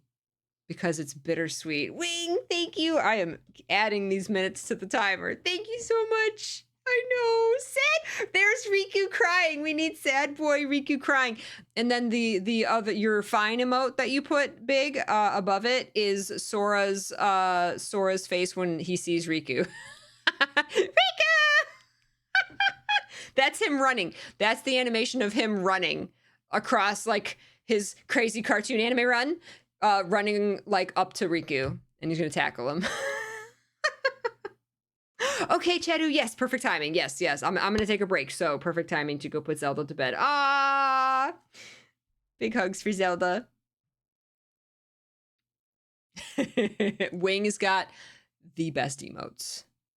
The best emotes. Yes. Pao Bebe has the best art. The best art. We all have the best emote artists. We all have the best emote artists because artists are magical. Chedashi, Prezi, magic. You go into the game expecting a dating sim with anime girls, you get depression. We love it. You deserve it, Chedu. Wings dancing Sora emote lives rent-free in your head. Yeah. Chedu, I love it. I love your shy emote so much. Riku crying emote ready for KH4? Yes. Yes. Y'all better spam it when it happens in game. When I stream it. When Wing streams it, if Wing's gonna stream KH4.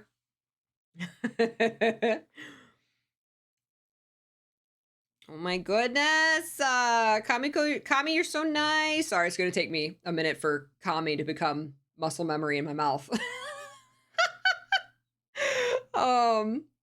Y'all, Kami says, I've been here for 5 minutes and everyone is so nice. All I did was search DDLC, but I found a whole other thing. Y'all, that's you all. That's you guys. That's you guys being amazing in chat. Can we just say how amazing the Peach Orchard is? Can we say that's a testament to how amazing you all are? Mouth muscle memory, that's right. Oh my gosh. Wait, is that a Yuri emote? What you got? We really need a like Peachy Chan with a shank emote. Oh my god. Oh, my throat. No you! No you! It is so overheated in here with the hood on. And it's like cold. It's like cold outside. And I am burning up. Shanky Chin. I don't like peaches that much, but I don't mind this one. Well, we're the sentient peaches. It's the magical peaches. Okay, let's take a break. Well, you know what? It's also Skipper sitting on my lap because she's making it. She's heating me up, huh, baby? Huh, baby? Huh, baby? You good girl. You wanna go outside? We should go outside and get some fresh air. Yeah. Yeah. Girl. Girl. Yeah. Okay. Okay. Who you? Is it a puppy? I got 2 puppies. There's another one. Mr. Biscuit. Miss Skipper, she's a good girl. Yeah, you overheat me, Miss Skipper. Hi, pretty girl. You wanna go outside? Yeah, let's go outside. Okay, let's get some water. Okay, everybody stretch. Get up and stretch. Grab a drink, grab a snack, get some water, go outside. Good job, Biscuit. He said stretch. Stretch. Okay. That's right, Mr. Biscuit. All right, we'll go outside, get some fresh air too. So, rest your eyes from the screen, stretch, hydrate, do all the healthy things for yourself, and I will be right back. All right? I'll be back in 5 minutes. I'll see you soon.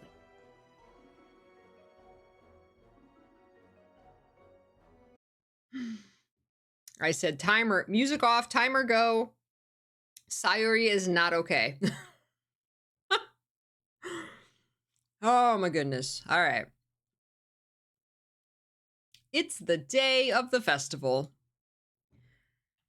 Of all days, I expected this to be the one where I'd be walking to school with Sayuri. Thank y'all for the hype train, by the way. Jeez, thank you so much. But Sayuri isn't answering her phone. Oh gosh. I considered going to her house to wake her up, but decided that's a little too much. Meanwhile, the preparations for the event should be nearly complete. Do they not have families? Can you, like, ask the mom if she's okay? Have you seen your daughter this morning? Where are the parents? The banner Yuri and I painted is dry, and I gently rolled it up to take it with me. She sent me a pleasant text reminding me not to forget anything, and I reassured her. Funnily enough, the word funnily is so funny. I probably feel the same way as Natsuki about the event. I'm more excited for it to be over so I can spend time with Sayuri and Yuri at the festival. But knowing Monica, I'm sure the event will be great too. What do you mean, knowing Monica? Biscuit. No. Peachy! You're the first one here. Thanks for being early. That's funny. I thought at least Yuri would be here by now. Monica is placing little booklets on each of the desks in the classroom. They must be the ones she prepared that have all the poems we're performing. In the end, I found a random poem online that I thought Monica would like and submitted it. So that's the one I'll be performing. I'm surprised. Is there supposed to be no music? I'm surprised you didn't bring Sayuri with you.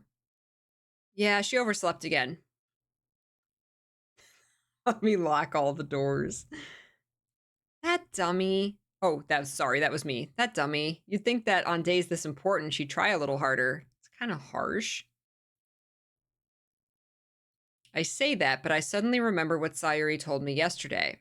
And I suddenly feel awful knowing it's not nearly that simple for her. I only said it because it's the way I'm used to thinking. But maybe I should have gone to wake her up after all. Oh, man. You should take a little responsibility for her, Peachy. I mean, especially after your exchange with her yesterday. You kind of left her hanging this morning, you know? Exchange? Monica, you know about that? Of course I do.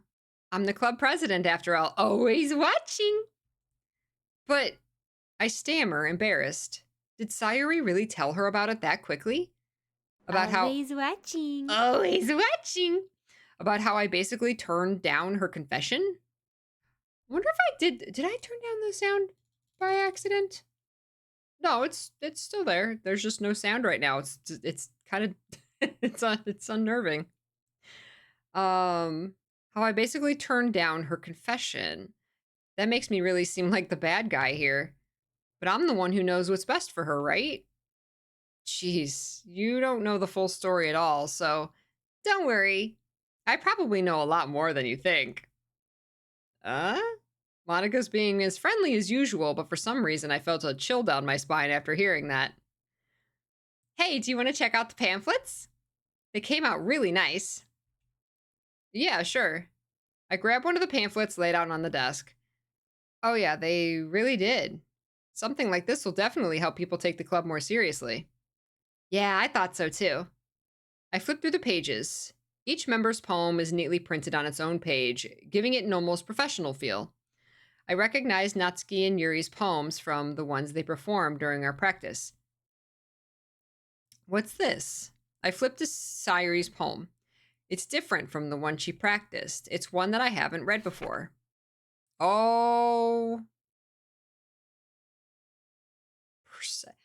Like, is that the title? Or it starts as a percentage? Out of my head, get out of my head, get out of my head. Oh my god. Out of my head, get out of my head, get out of my head. Get out of my head. Get out of my head before I do what I know is best for you. Get out of my head before I listen to everything she said to me. Get out of my head before I show you how much I love you. Get out of my head before I finish writing this poem. But a poem is never actually finished. It just stops moving. Wow. Wow. What is this? Reading the poem, I get a pit in my stomach. Peachy? What's wrong? Nothing. Something. This is fine! This is fine! This is not fine.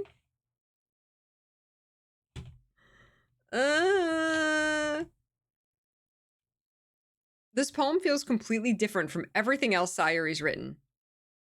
But more than that, I changed my mind. I'm going to go get Sayuri, so, well, alright. Try not to take too long, okay?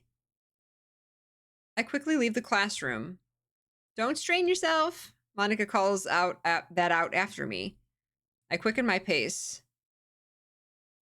What was I thinking? I should have tried a little bit harder for Sayuri. It's not a big deal to at least wait for her or help her wake up. Even the simplest gesture of walking her to school makes her really happy. Besides, I told her yesterday that things will be the same as they always have been. That's all she needs and what I want to give her. I reach Sayuri's house and knock on the door. I don't expect an answer since she's not picking up her phone either.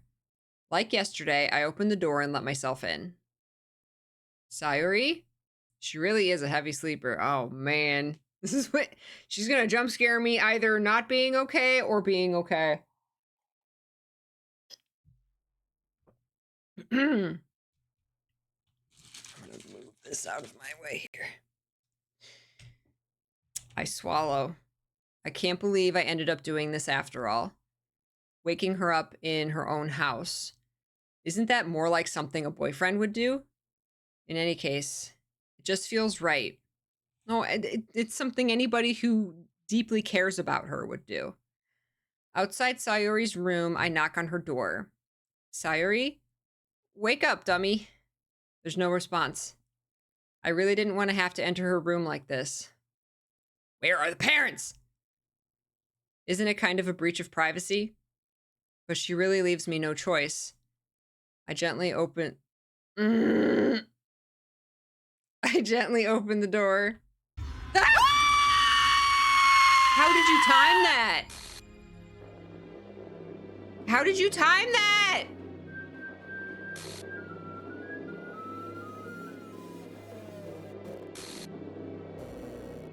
An exception has occurred.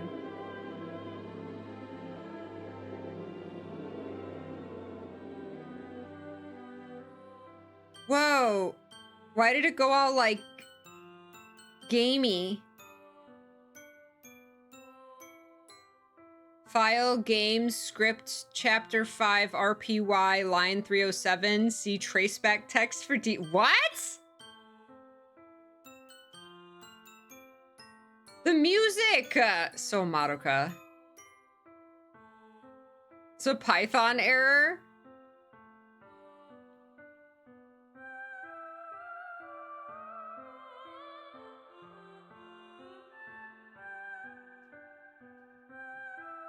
Okay, you literally can check the files. This is gonna go one shot on me. One moment. Let me bring up the, my file explorer here. Doki Doki Literature Club. Happy Thoughts PNG. Don't Happy Thoughts PNG me. What's that? What's Happy Thoughts PNG? What's Happy Thought? Ah! That's Happy Thoughts PNG.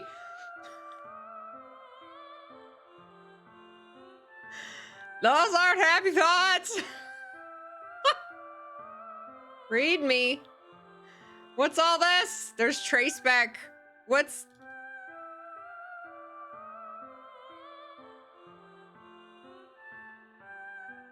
Was the... Wait, what did it say to... Game slash script. See Traceback text for details. Game script chapter 5.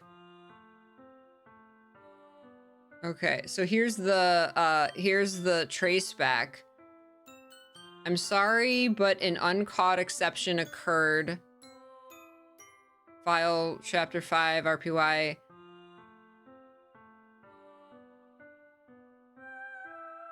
Oh geez, I didn't break anything, did I? Hold on a sec, I can probably fix this. I think, actually, you know what? This would probably be a lot easier if I just deleted her. She's the one who's making this so difficult. Well, here goes nothing. Full trace back.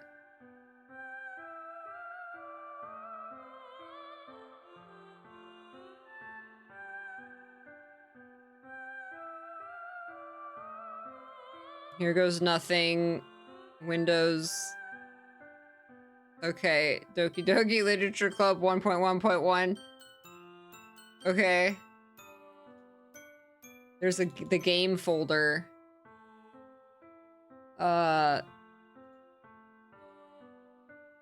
Okay, see traceback for details. File. Game. Script chapter 5. There's no that. There's scripts.rpa. That's something different. I don't know any programming, so I can't make out anything. Oh yeah, we need 7 minutes for Wings jump scare, which was uncanny timing. Okay, you only need to see the trace back. Okay. Okay. It said delete her. Delete Monica. What the hell? What the hell? Is this a nightmare? It has to be. This isn't real. There's no way this can be real. Sayori wouldn't do this. Everything was normal up until a few days ago. That's why I can't believe what my eyes are showing me. I suppressed the urge to vomit. Just yesterday, I told Sayori I would be there for her. I told her I know what's best and that everything will be okay. Then why? Why would she do this? How could I be so helpless? What did I do wrong? Turning down her confession?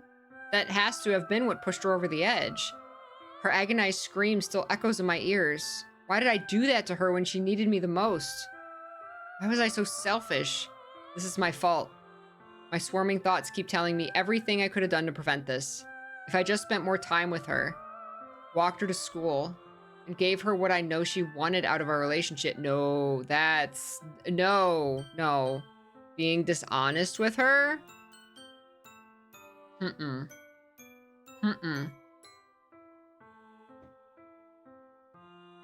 No. The other stuff, maybe. I mean, don't, like, blame yourself. Don't put all the blame on yourself, especially if you didn't know. And I could see, like, you know, what maybe I could have acted differently. Maybe there's something I could have done. Someone I could have contacted, a professional. But give her what she wanted out of our relationship? No. But yeah, you self-doubt, right? You like, you know, could I have prevented this and all of that? Then I could have prevented that. No. I know I could have prevented this. Screw the literature club. Screw the festival. I just lost my best friend. Someone I grew up with. She's gone forever now. Nothing I can do to bring her back. This isn't some game where I can reset and try something different. I had only one chance and I wasn't careful enough. And now I'll carry this guilt with me until I die. Nothing in my life is worth more than hers. But I still couldn't do what she needed from me. And now, I can never take it back. Never, never, never, never, never, never. Oh! Bad end. Bad end. Never, never, never. Never. Uh-oh. Uh-oh!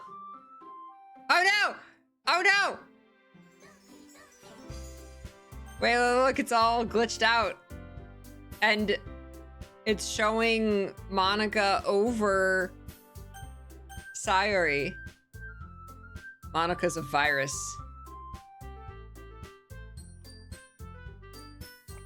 Monica's a... I keep wanting to say Madoka. Monica's a virus. Game over! Exactly. I wonder what does happen if you load... What is this? You have to, like, load it and go back. Oh, man. This is one of those super meta games. These are amazing. These are amazing. This reminds me of One Shot. It's perfectly normal. What happens if I click this? This first one. This glitchy one. Ah! This is the music.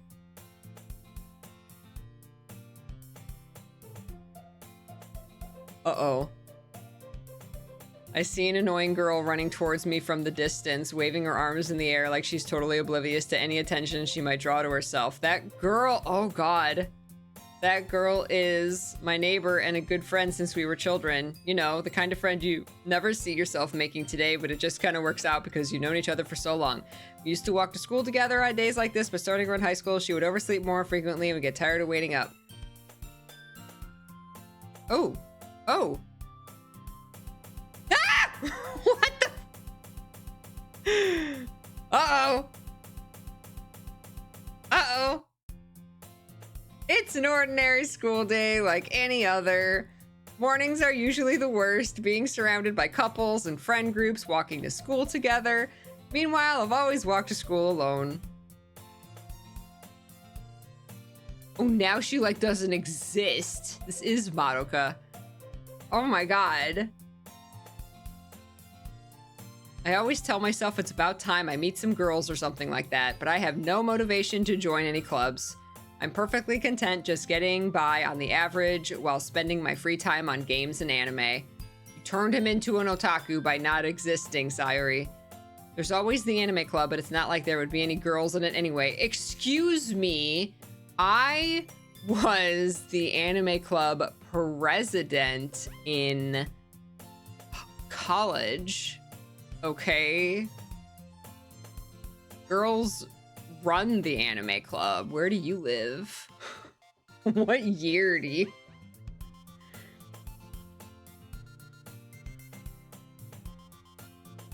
Who doesn't exist? Exactly. Exactly. President, thank you very much.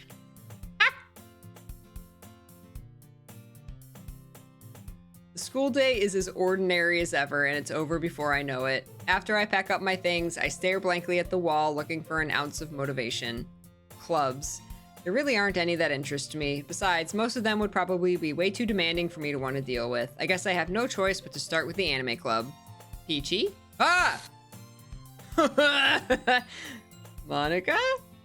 Oh my goodness, I totally didn't expect to see you here. It's been a while, right? Yeah, it has. Monica smiles sweetly. We do know each other. Well, we rarely talked, but we were in the same class last year. Monica was probably the most popular girl in class, smart, beautiful, athletic, basically completely out of my league. So having her smile at me is so genuinely feels a little... What did you come here for anyway? Oh, I've just been looking for some supplies to use for my club. Do you know if there's any construction paper in here? Or markers? I guess you could check the closet. You're in the debate club, right? About that. I actually quit the debate club. Really? You quit? Yeah. To be honest, I can't stand all the politics around the major clubs. It feels like nothing but arguing about the budget and publicity and how to prepare for events. I'd much rather take something I personally enjoy and make something special out of it. In that case, what club did you decide to join? Actually, I'm starting a new one. A literature club. Literature? That sounds kind of dull. How many members do you have so far? It's kind of embarrassing, but there are only 3 of us so far. 3 of us. It's really hard to find new members for something that sounds so boring. You gotta snazz it up with a new name. Well, I can see that. But it's really not boring at all, you know? Literature can be anything. Reading, writing, poetry. I mean, one of my members even keeps her manga collection in the club room. Wait, really? Yeah, it's funny, right? She always insists that manga is literature too. I mean, she's not wrong, I guess. Besides, a member's a member, right? Did Monica say she? Hey, Peachy, by any chance, are you still looking for a club to join? I mean, I guess so, but... In that case, is there any chance you could do me a big favor? I won't ask you to join, but if you could at the very least visit my club, it would make me really happy. Please? Well, I guess I have no reason to refuse. Besides, how could I ever refuse someone like Monica? Sure, I guess I could check it out. Awesome. You're really sweet, Peachy, you know that? Oh, it's nothing really. Shall we go then? I'll look for the materials another time. You're more important. Am I? And thus today marks the day I sold my soul to Monica and her irresistible smile. I timidly follow Monica across the school and upstairs, a section of the school I rarely visit, being generally used for third-year classes and activities. Monica, full of energy, swings open the classroom door. I'm back! And I brought a guest with me. Huh? A guest? Seriously, you brought a boy? Way to kill the atmosphere. Don't be mean, Natsuki. But anyway, welcome to the club, Peachy. All words escape me in this situation. This club is full of incredibly cute girls. So let me guess, you're Monica's boyfriend, right? Well, no, I'm not. Natsuki, the girl with the sour attitude, whose name is apparently Natsuki, is one I don't recognize. Her small figure makes me think she's probably a first year. Anyway, this is Natsuki, energetic as usual. And this is Yuri, the vice president. Oh, Yuri's the vice president. It's nice to meet you. Yuri, who appears comparably more mature and timid, seems to have a hard time keeping up with someone like Natsuki. Yeah, it's nice to meet both of you. So I ran into Peachy in a classroom and he decided to come check out the club. Isn't that great? Wait, Monica, didn't I tell you to let me know in advance before you brought anyone new? I was going to, well, you know. Sorry. I didn't forget that, but I just happened to run into him. In that case, I should at least make some tea, right? Oh, I clicked off the game. Sorry. Yeah, that would be great. Why don't you come sit down, Peachy? The girls have a few desks arranged to form a table. Yuri walks to the corner of the room and opens the closet. Meanwhile, Monica and Natsuki sit across from each other. Still feeling awkward, I take a seat next to Monica. So I know you didn't really plan on coming here, but we'll make sure you feel right at home, okay? As president of the literature club, it's my duty to make the club fun and exciting for everyone. I'm surprised there aren't more people in the club yet. It must be hard to start a new club. You could put it that way. Not many people are very interested in putting out all the effort to start something brand new, especially when it's something that doesn't grab your attention like literature. You have to work hard to convince people that you're both fun and worthwhile. But it makes school events like the festival that much more important. I'm confident we can all really grow this club before I graduate. Right, Natsuki? Well, I guess. Natsuki reluctantly agrees. Such different girls, all interested in the same goal. Something in the room is different. Something I wondered was, all of those lines that Monica just said, were any of those Sayori's? Is she saying stuff like verbatim that Sayori said? Or no? Because I forget when we came here, like I think, oh,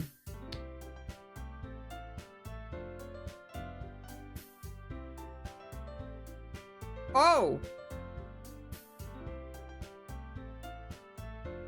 I think I see what you guys mean in the back. Yuri returns to the table carrying a tea set. She carefully places the teacup in front of each of us before setting down the teapot in the middle. Oh my god, I didn't even notice that. There's the picture of Sayuri hanging herself in the background. I did not even see that. Oh my god.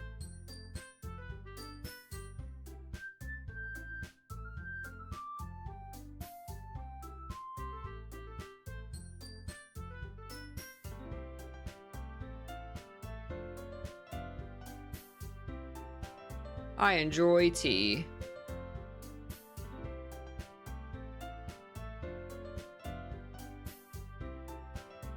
Manga. Let's go. Natsuki.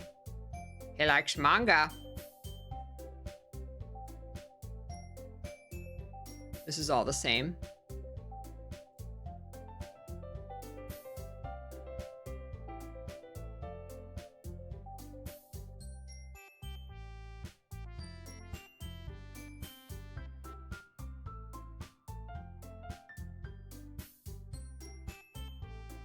Like a lot of things. Huh.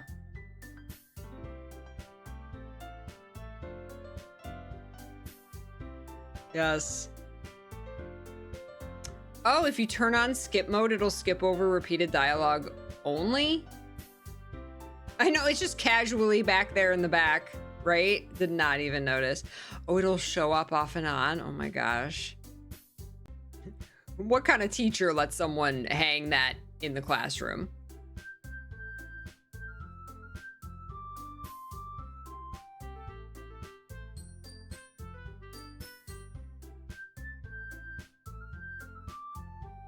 Skip's like grayed out though.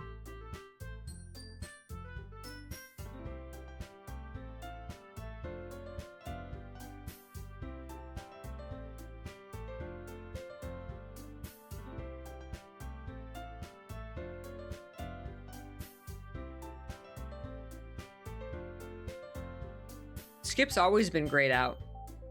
Oh, maybe it's in the settings. Oh, skip.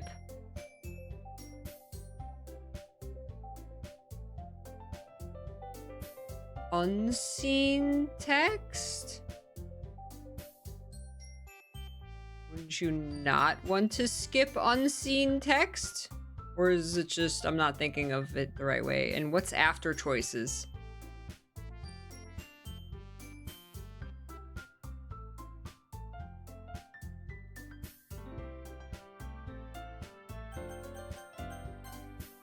There's skip. There we go. Okay. So this is all the same. Okay. I guess.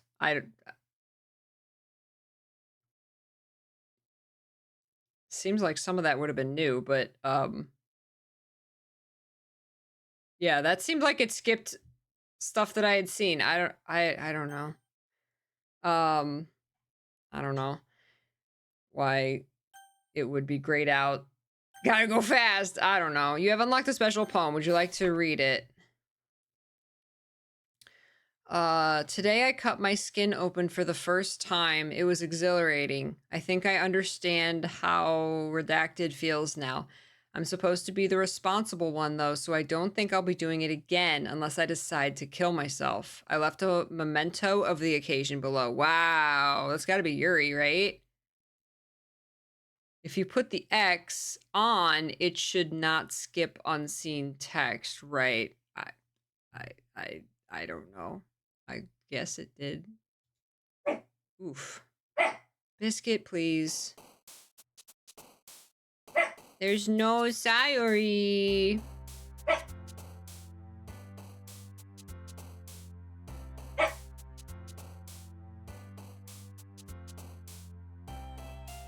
Yeah, I could see here.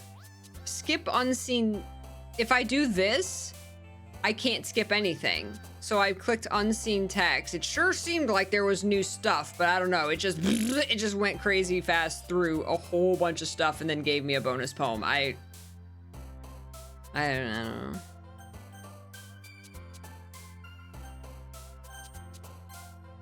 Oh wait, there's a history button.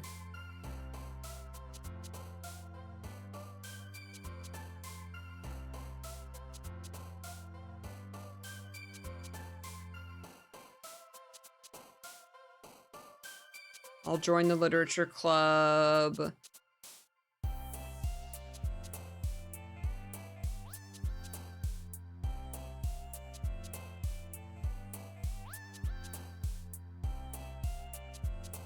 Okay, write a poem.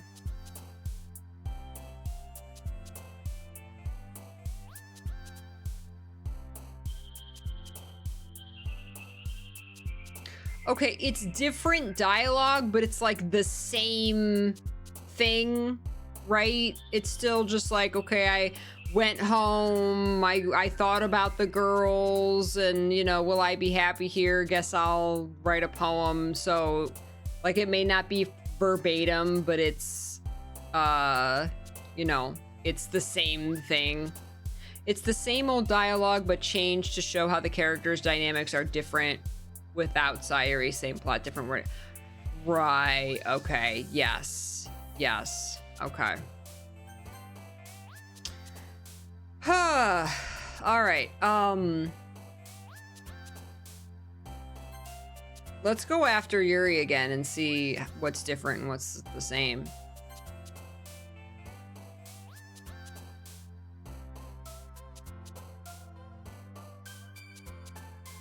Destiny? Variance? Extraordinary was always Sayuri's word. Now it's Natsuki's.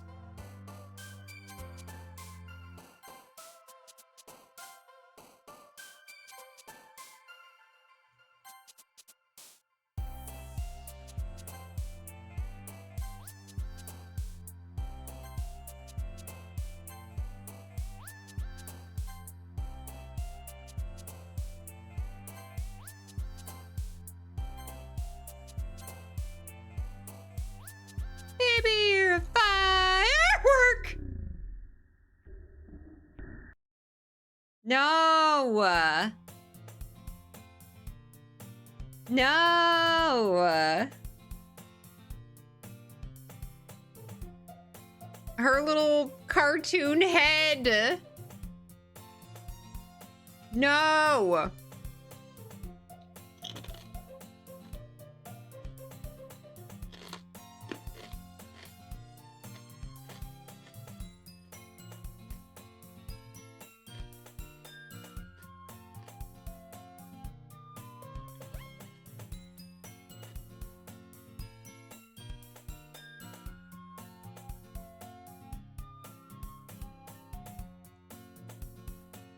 Oh!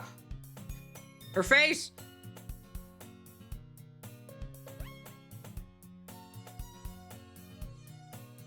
No, jeez! Natsuki! Why are y'all glitching?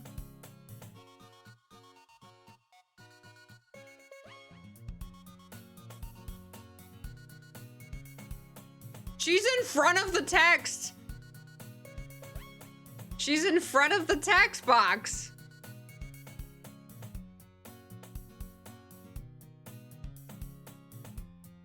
Manga is literature.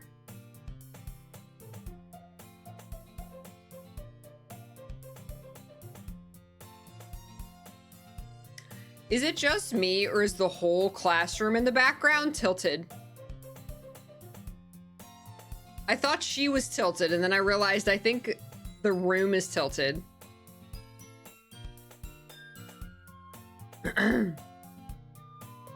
Now that you're in the club and all, perhaps you might have interest in picking up a book to read.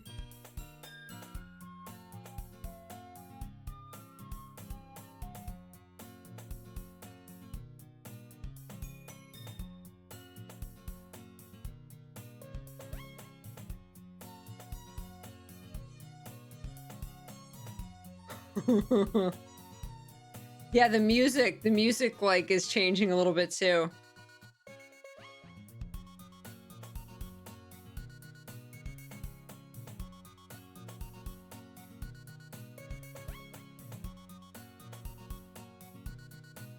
We could discuss it.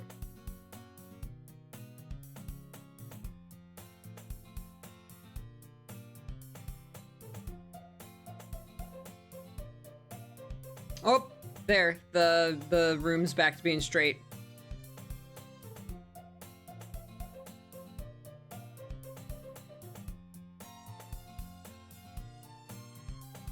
Natsuki's running around the closet.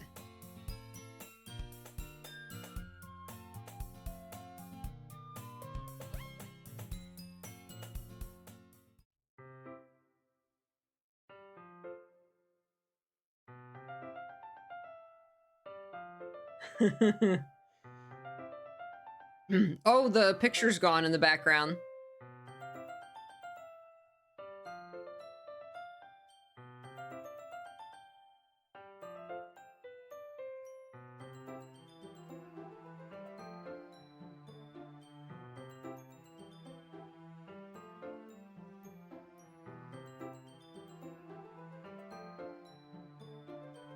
This is all the same. Because it's just the two of us. I wonder if this is going to be the same because there's not the picture in the background. And this was always just the two of us. And nothing's happened to her yet. So I wonder if this is all like exactly the same.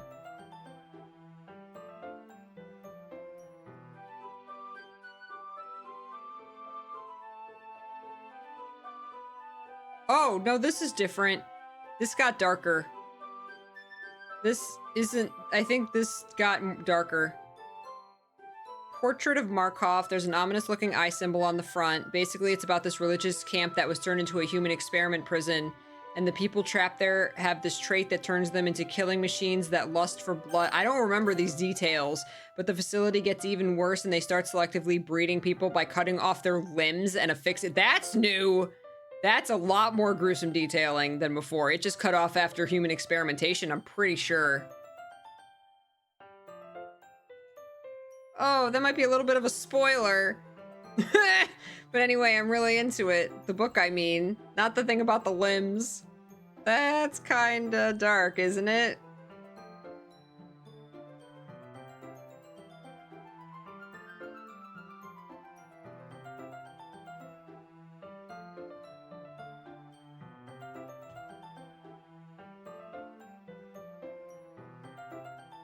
But because the world is full of horrible people and we're all worthless anyway.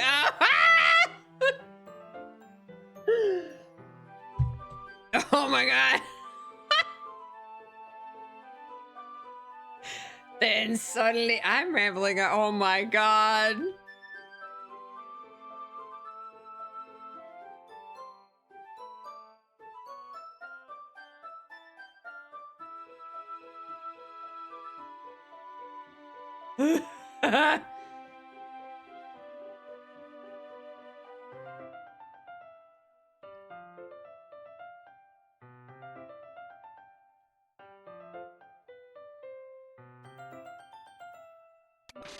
Woo!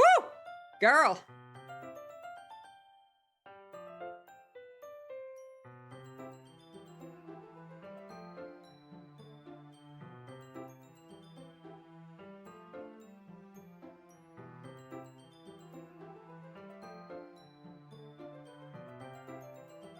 Shouldn't be playing this after dark. Why are you talking to her? She's not Monica.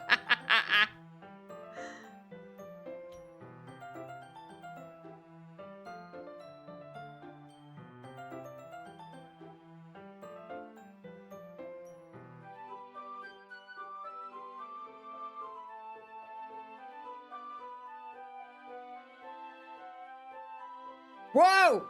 Whoa! I was bathing in the feeling of your body heat. Whoa!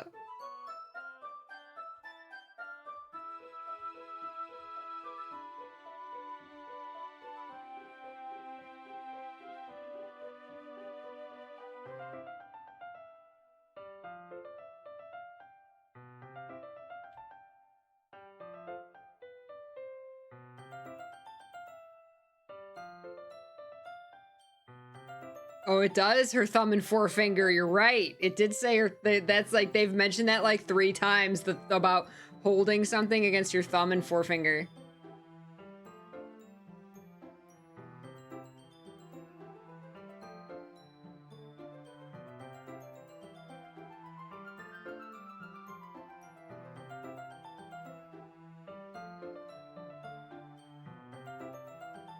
Protagonist Coon is gonna die.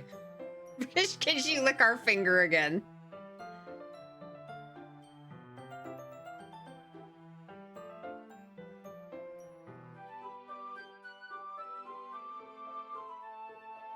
Hi, Pizak. Who's a good boy? Hi, Babadoo. Who's a good kitty?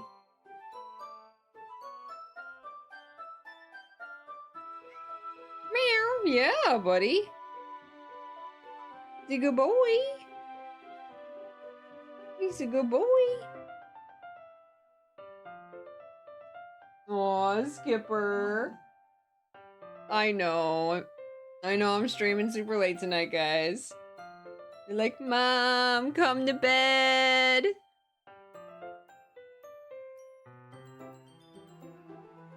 Yeah, look at this good kitty. Do you have another tick? Or is that the same spot?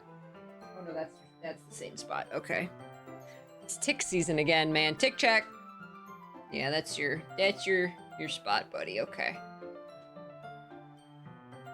Yeah.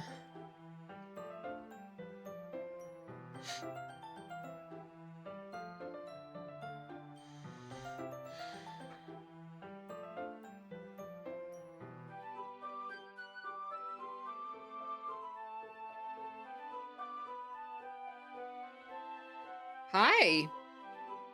What's up? No? You went up? Yeah, buddy. No,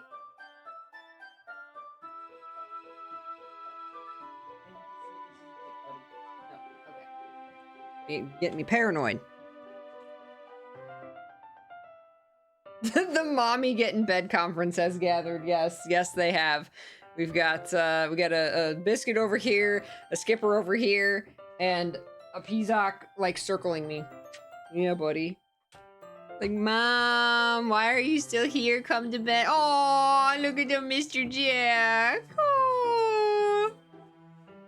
He's always with us. Hi, you just gonna lay down? Yeah, buddy.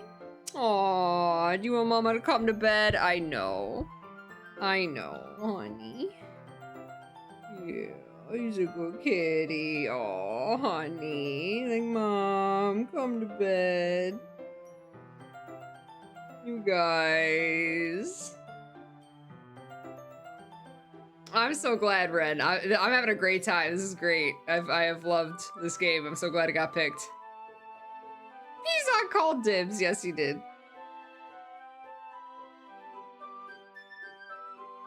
Yeah, it's a good boy.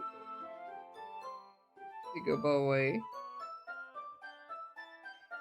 Oh, goodness.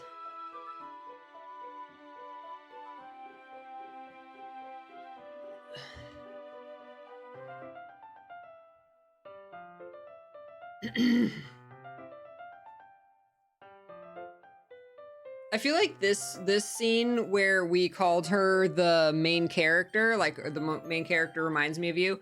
I feel like that was not in this image here. Wang, oh my gosh, it's so much! That's so much, thank you! I had a Peachy on my lap. Aww. You smelled that salmon. Yeah, I did. How are you doing? Do you need anything? I need water.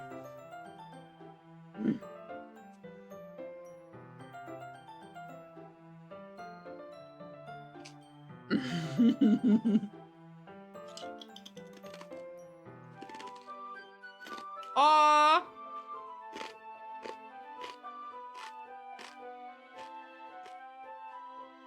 The wheel got us. We only played 2 games, right?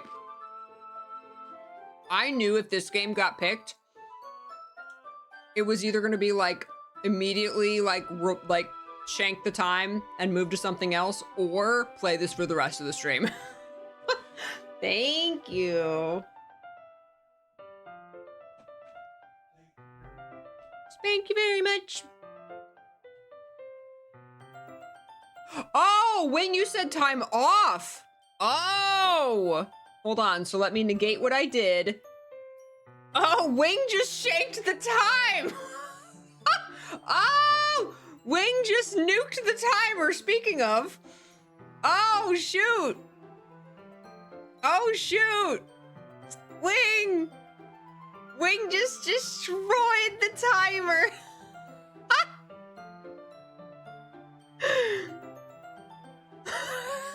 Rude.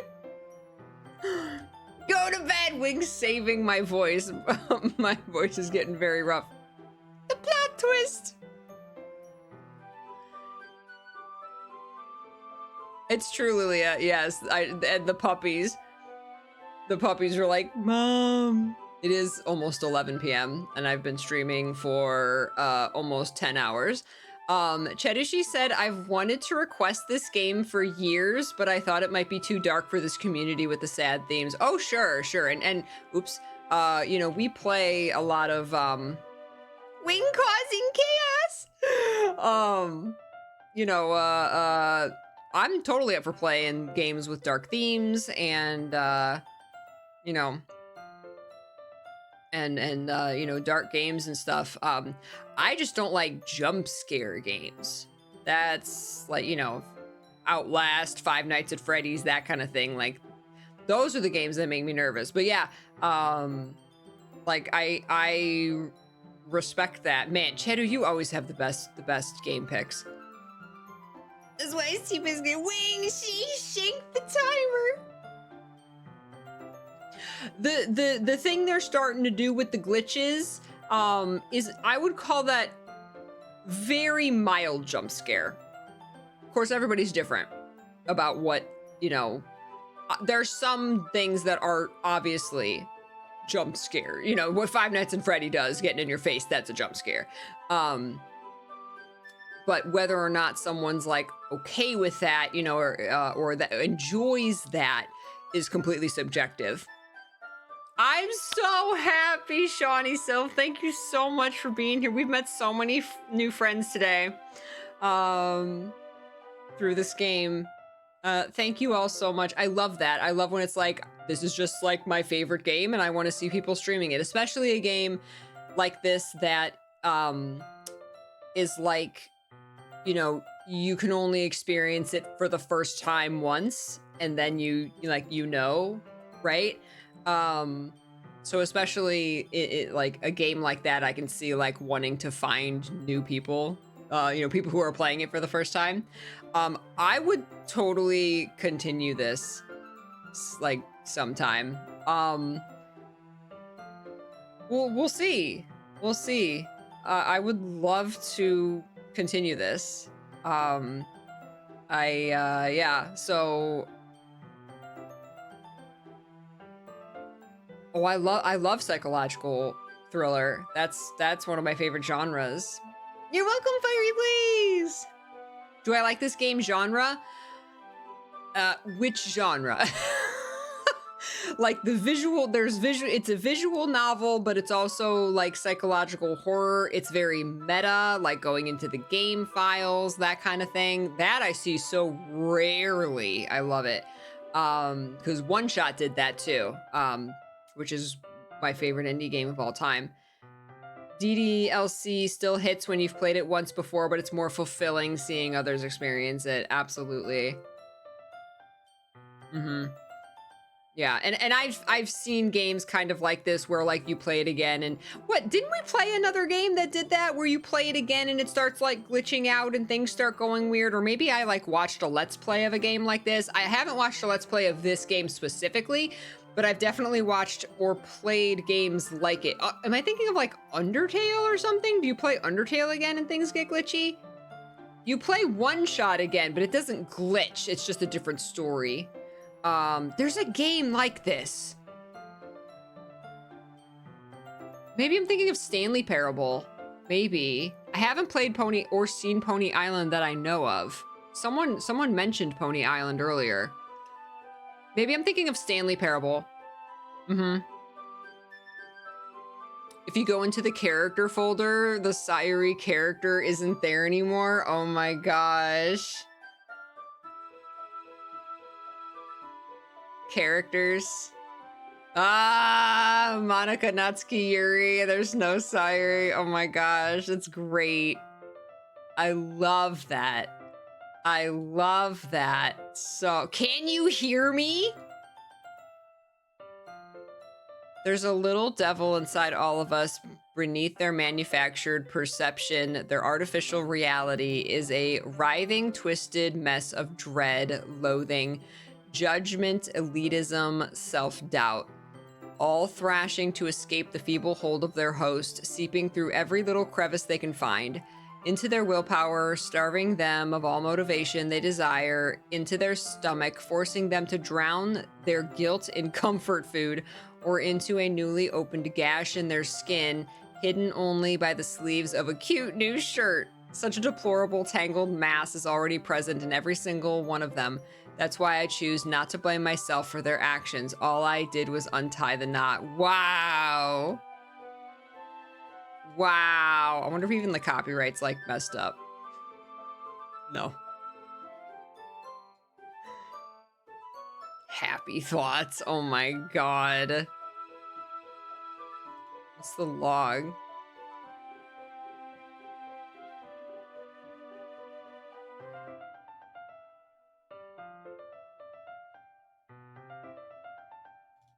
What's read me? Oh, that's just how to play the game. Oh my god! Who's this sire you keep talking about? Oh my god!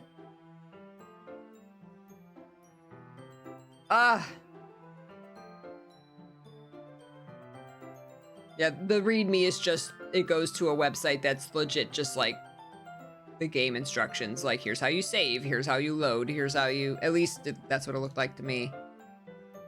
It doesn't look like there's anything weird. It's just basic help. It's just literally this.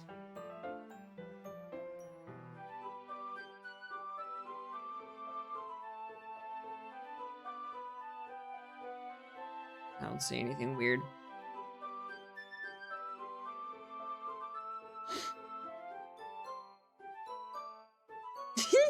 Okay. Okay.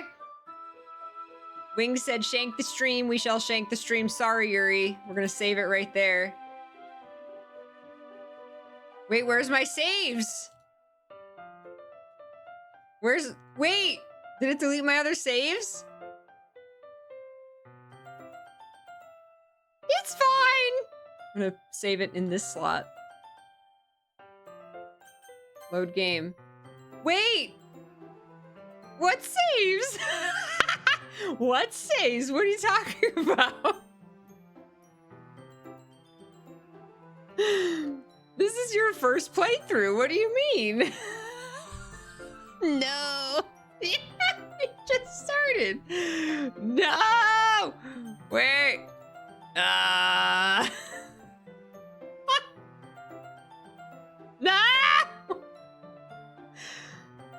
Oh, is the plus version the console version? Doesn't have the ARG elements, but I've never played them.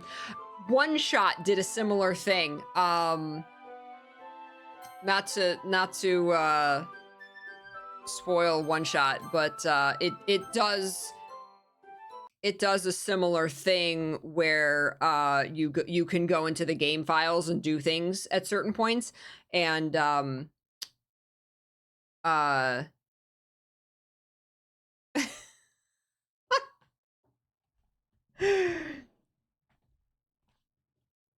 Did I forget to start the timer? No, I nuked the time. Wing nuked the timer. We're done. That's it. That's it. We're done. Wing said go to bed. Wing saved my throat. Thank you. My throat was legit. Peachy, oh, I get it. I get it. Wait, when we just started the game, start the timer, Peachy. Let's do one final giveaway. One final game giveaway. Exclamation point waffle. Guild Wars 2 gems are up for grabs. Thank you all for an amazing spoopathon. Oh my god. I'm so glad this got picked. I'm so glad this got picked. We had a couple breaks, but we played about 7 hours of this game. Holy heck. Yeah, we were gonna do a giveaway between each game. Oh, that's what I was gonna say. About the console version and how, like, cause here you go into your PC files, right? And you can't do that on a console. One Shot did a similar thing. They came out with the World Machine Edition, they called it, and that was their console version. I think it's just Switch. But yeah, so that was their Switch version, so that they adapted it so it was, you could, they adapted it for console, but then that version, the World Machine Edition, later came to Steam. It actually just launched like a month ago, the World Machine Edition. So you can play that version of it. It's also just an updated version of the game. Where is it?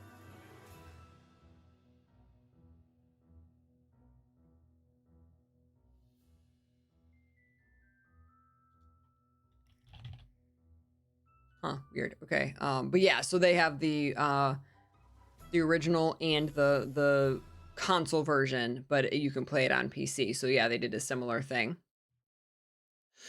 Oh, thank you so much, everybody. This was so much fun. Thank you for an amazing spoopathon. This was the first time that we've done an event like this, and I really liked it. I would totally do it again. It was a ton of fun. Huge thank you to Bog for the idea, because he did a similar thing. He did a similar type of event with like the timer per game, and it was years ago, but I always remembered it because I always really liked it, and I thought it was a really, really good idea. So huge thank you to Bog for the idea for this this type of marathon. And a huge thank you again to Ghostly Tuna, who is the one who made the timer, and it's amazing. We have been using it for all of our Peachathons. It worked flawlessly for this event, so huge thank you to Ghostly Tuna for developing the timer that I use, and it is streamtimer.io if anybody wanted to use it for their own streams or purposes. Did Bog also play a single game for 5 hours? I think he played a lot more. I think there was a lot more variety. He didn't do it like a Halloween spoopathon. I think he did like just like Steam games he had never played. I think he was playing for the first time. All I really remember is that that's what got him to play Dream Daddy, and everyone got him to play like an hour of Dream Daddy. Ram, thank you for lurking. Aw, thank you, Dolphin. Me too. Yeah, that was exciting. We got to experience some new games. Did Bog play DDLC? I don't think so. I could be wrong. All I remember is Dream Daddy. Yes. Green Luther, congrats on winning the giveaway. I love your face so much, Ren. Thank you so much to all the mods for being here and for keeping the chat wonderful. Welcome to all of our new friends, everybody who came in and followed and hung out with us for especially DDLC. That brought a lot of new faces in. And thank you so much to everybody who subbed and resubbed and gifted subbed and bits and tips. And I don't know where Black Waltz came from, but thank you for coming out of nowhere early in the stream and dropping 100 subs. I don't know what that was about, but thank you. Hope to see you again sometime, just so we can hang out some more. Yeah, holy heck. Getting close to always number one, Chedu. I feel so bad because it got reset, right? It got rolled, but you were number one. You're gonna earn number one twice. But yes, everybody have a super fantastic rest of your weekend, and thank you so much for being here, and supporting me and my family and supporting each other. And I'll talk to you all on Discord. And just please stay happy, stay healthy, stay peachy. And if you're doing any Halloween stuff, please be safe and have fun. All right. Wing, thank you oh my gosh. So many of y'all dropped so many subs today. Thank you so much.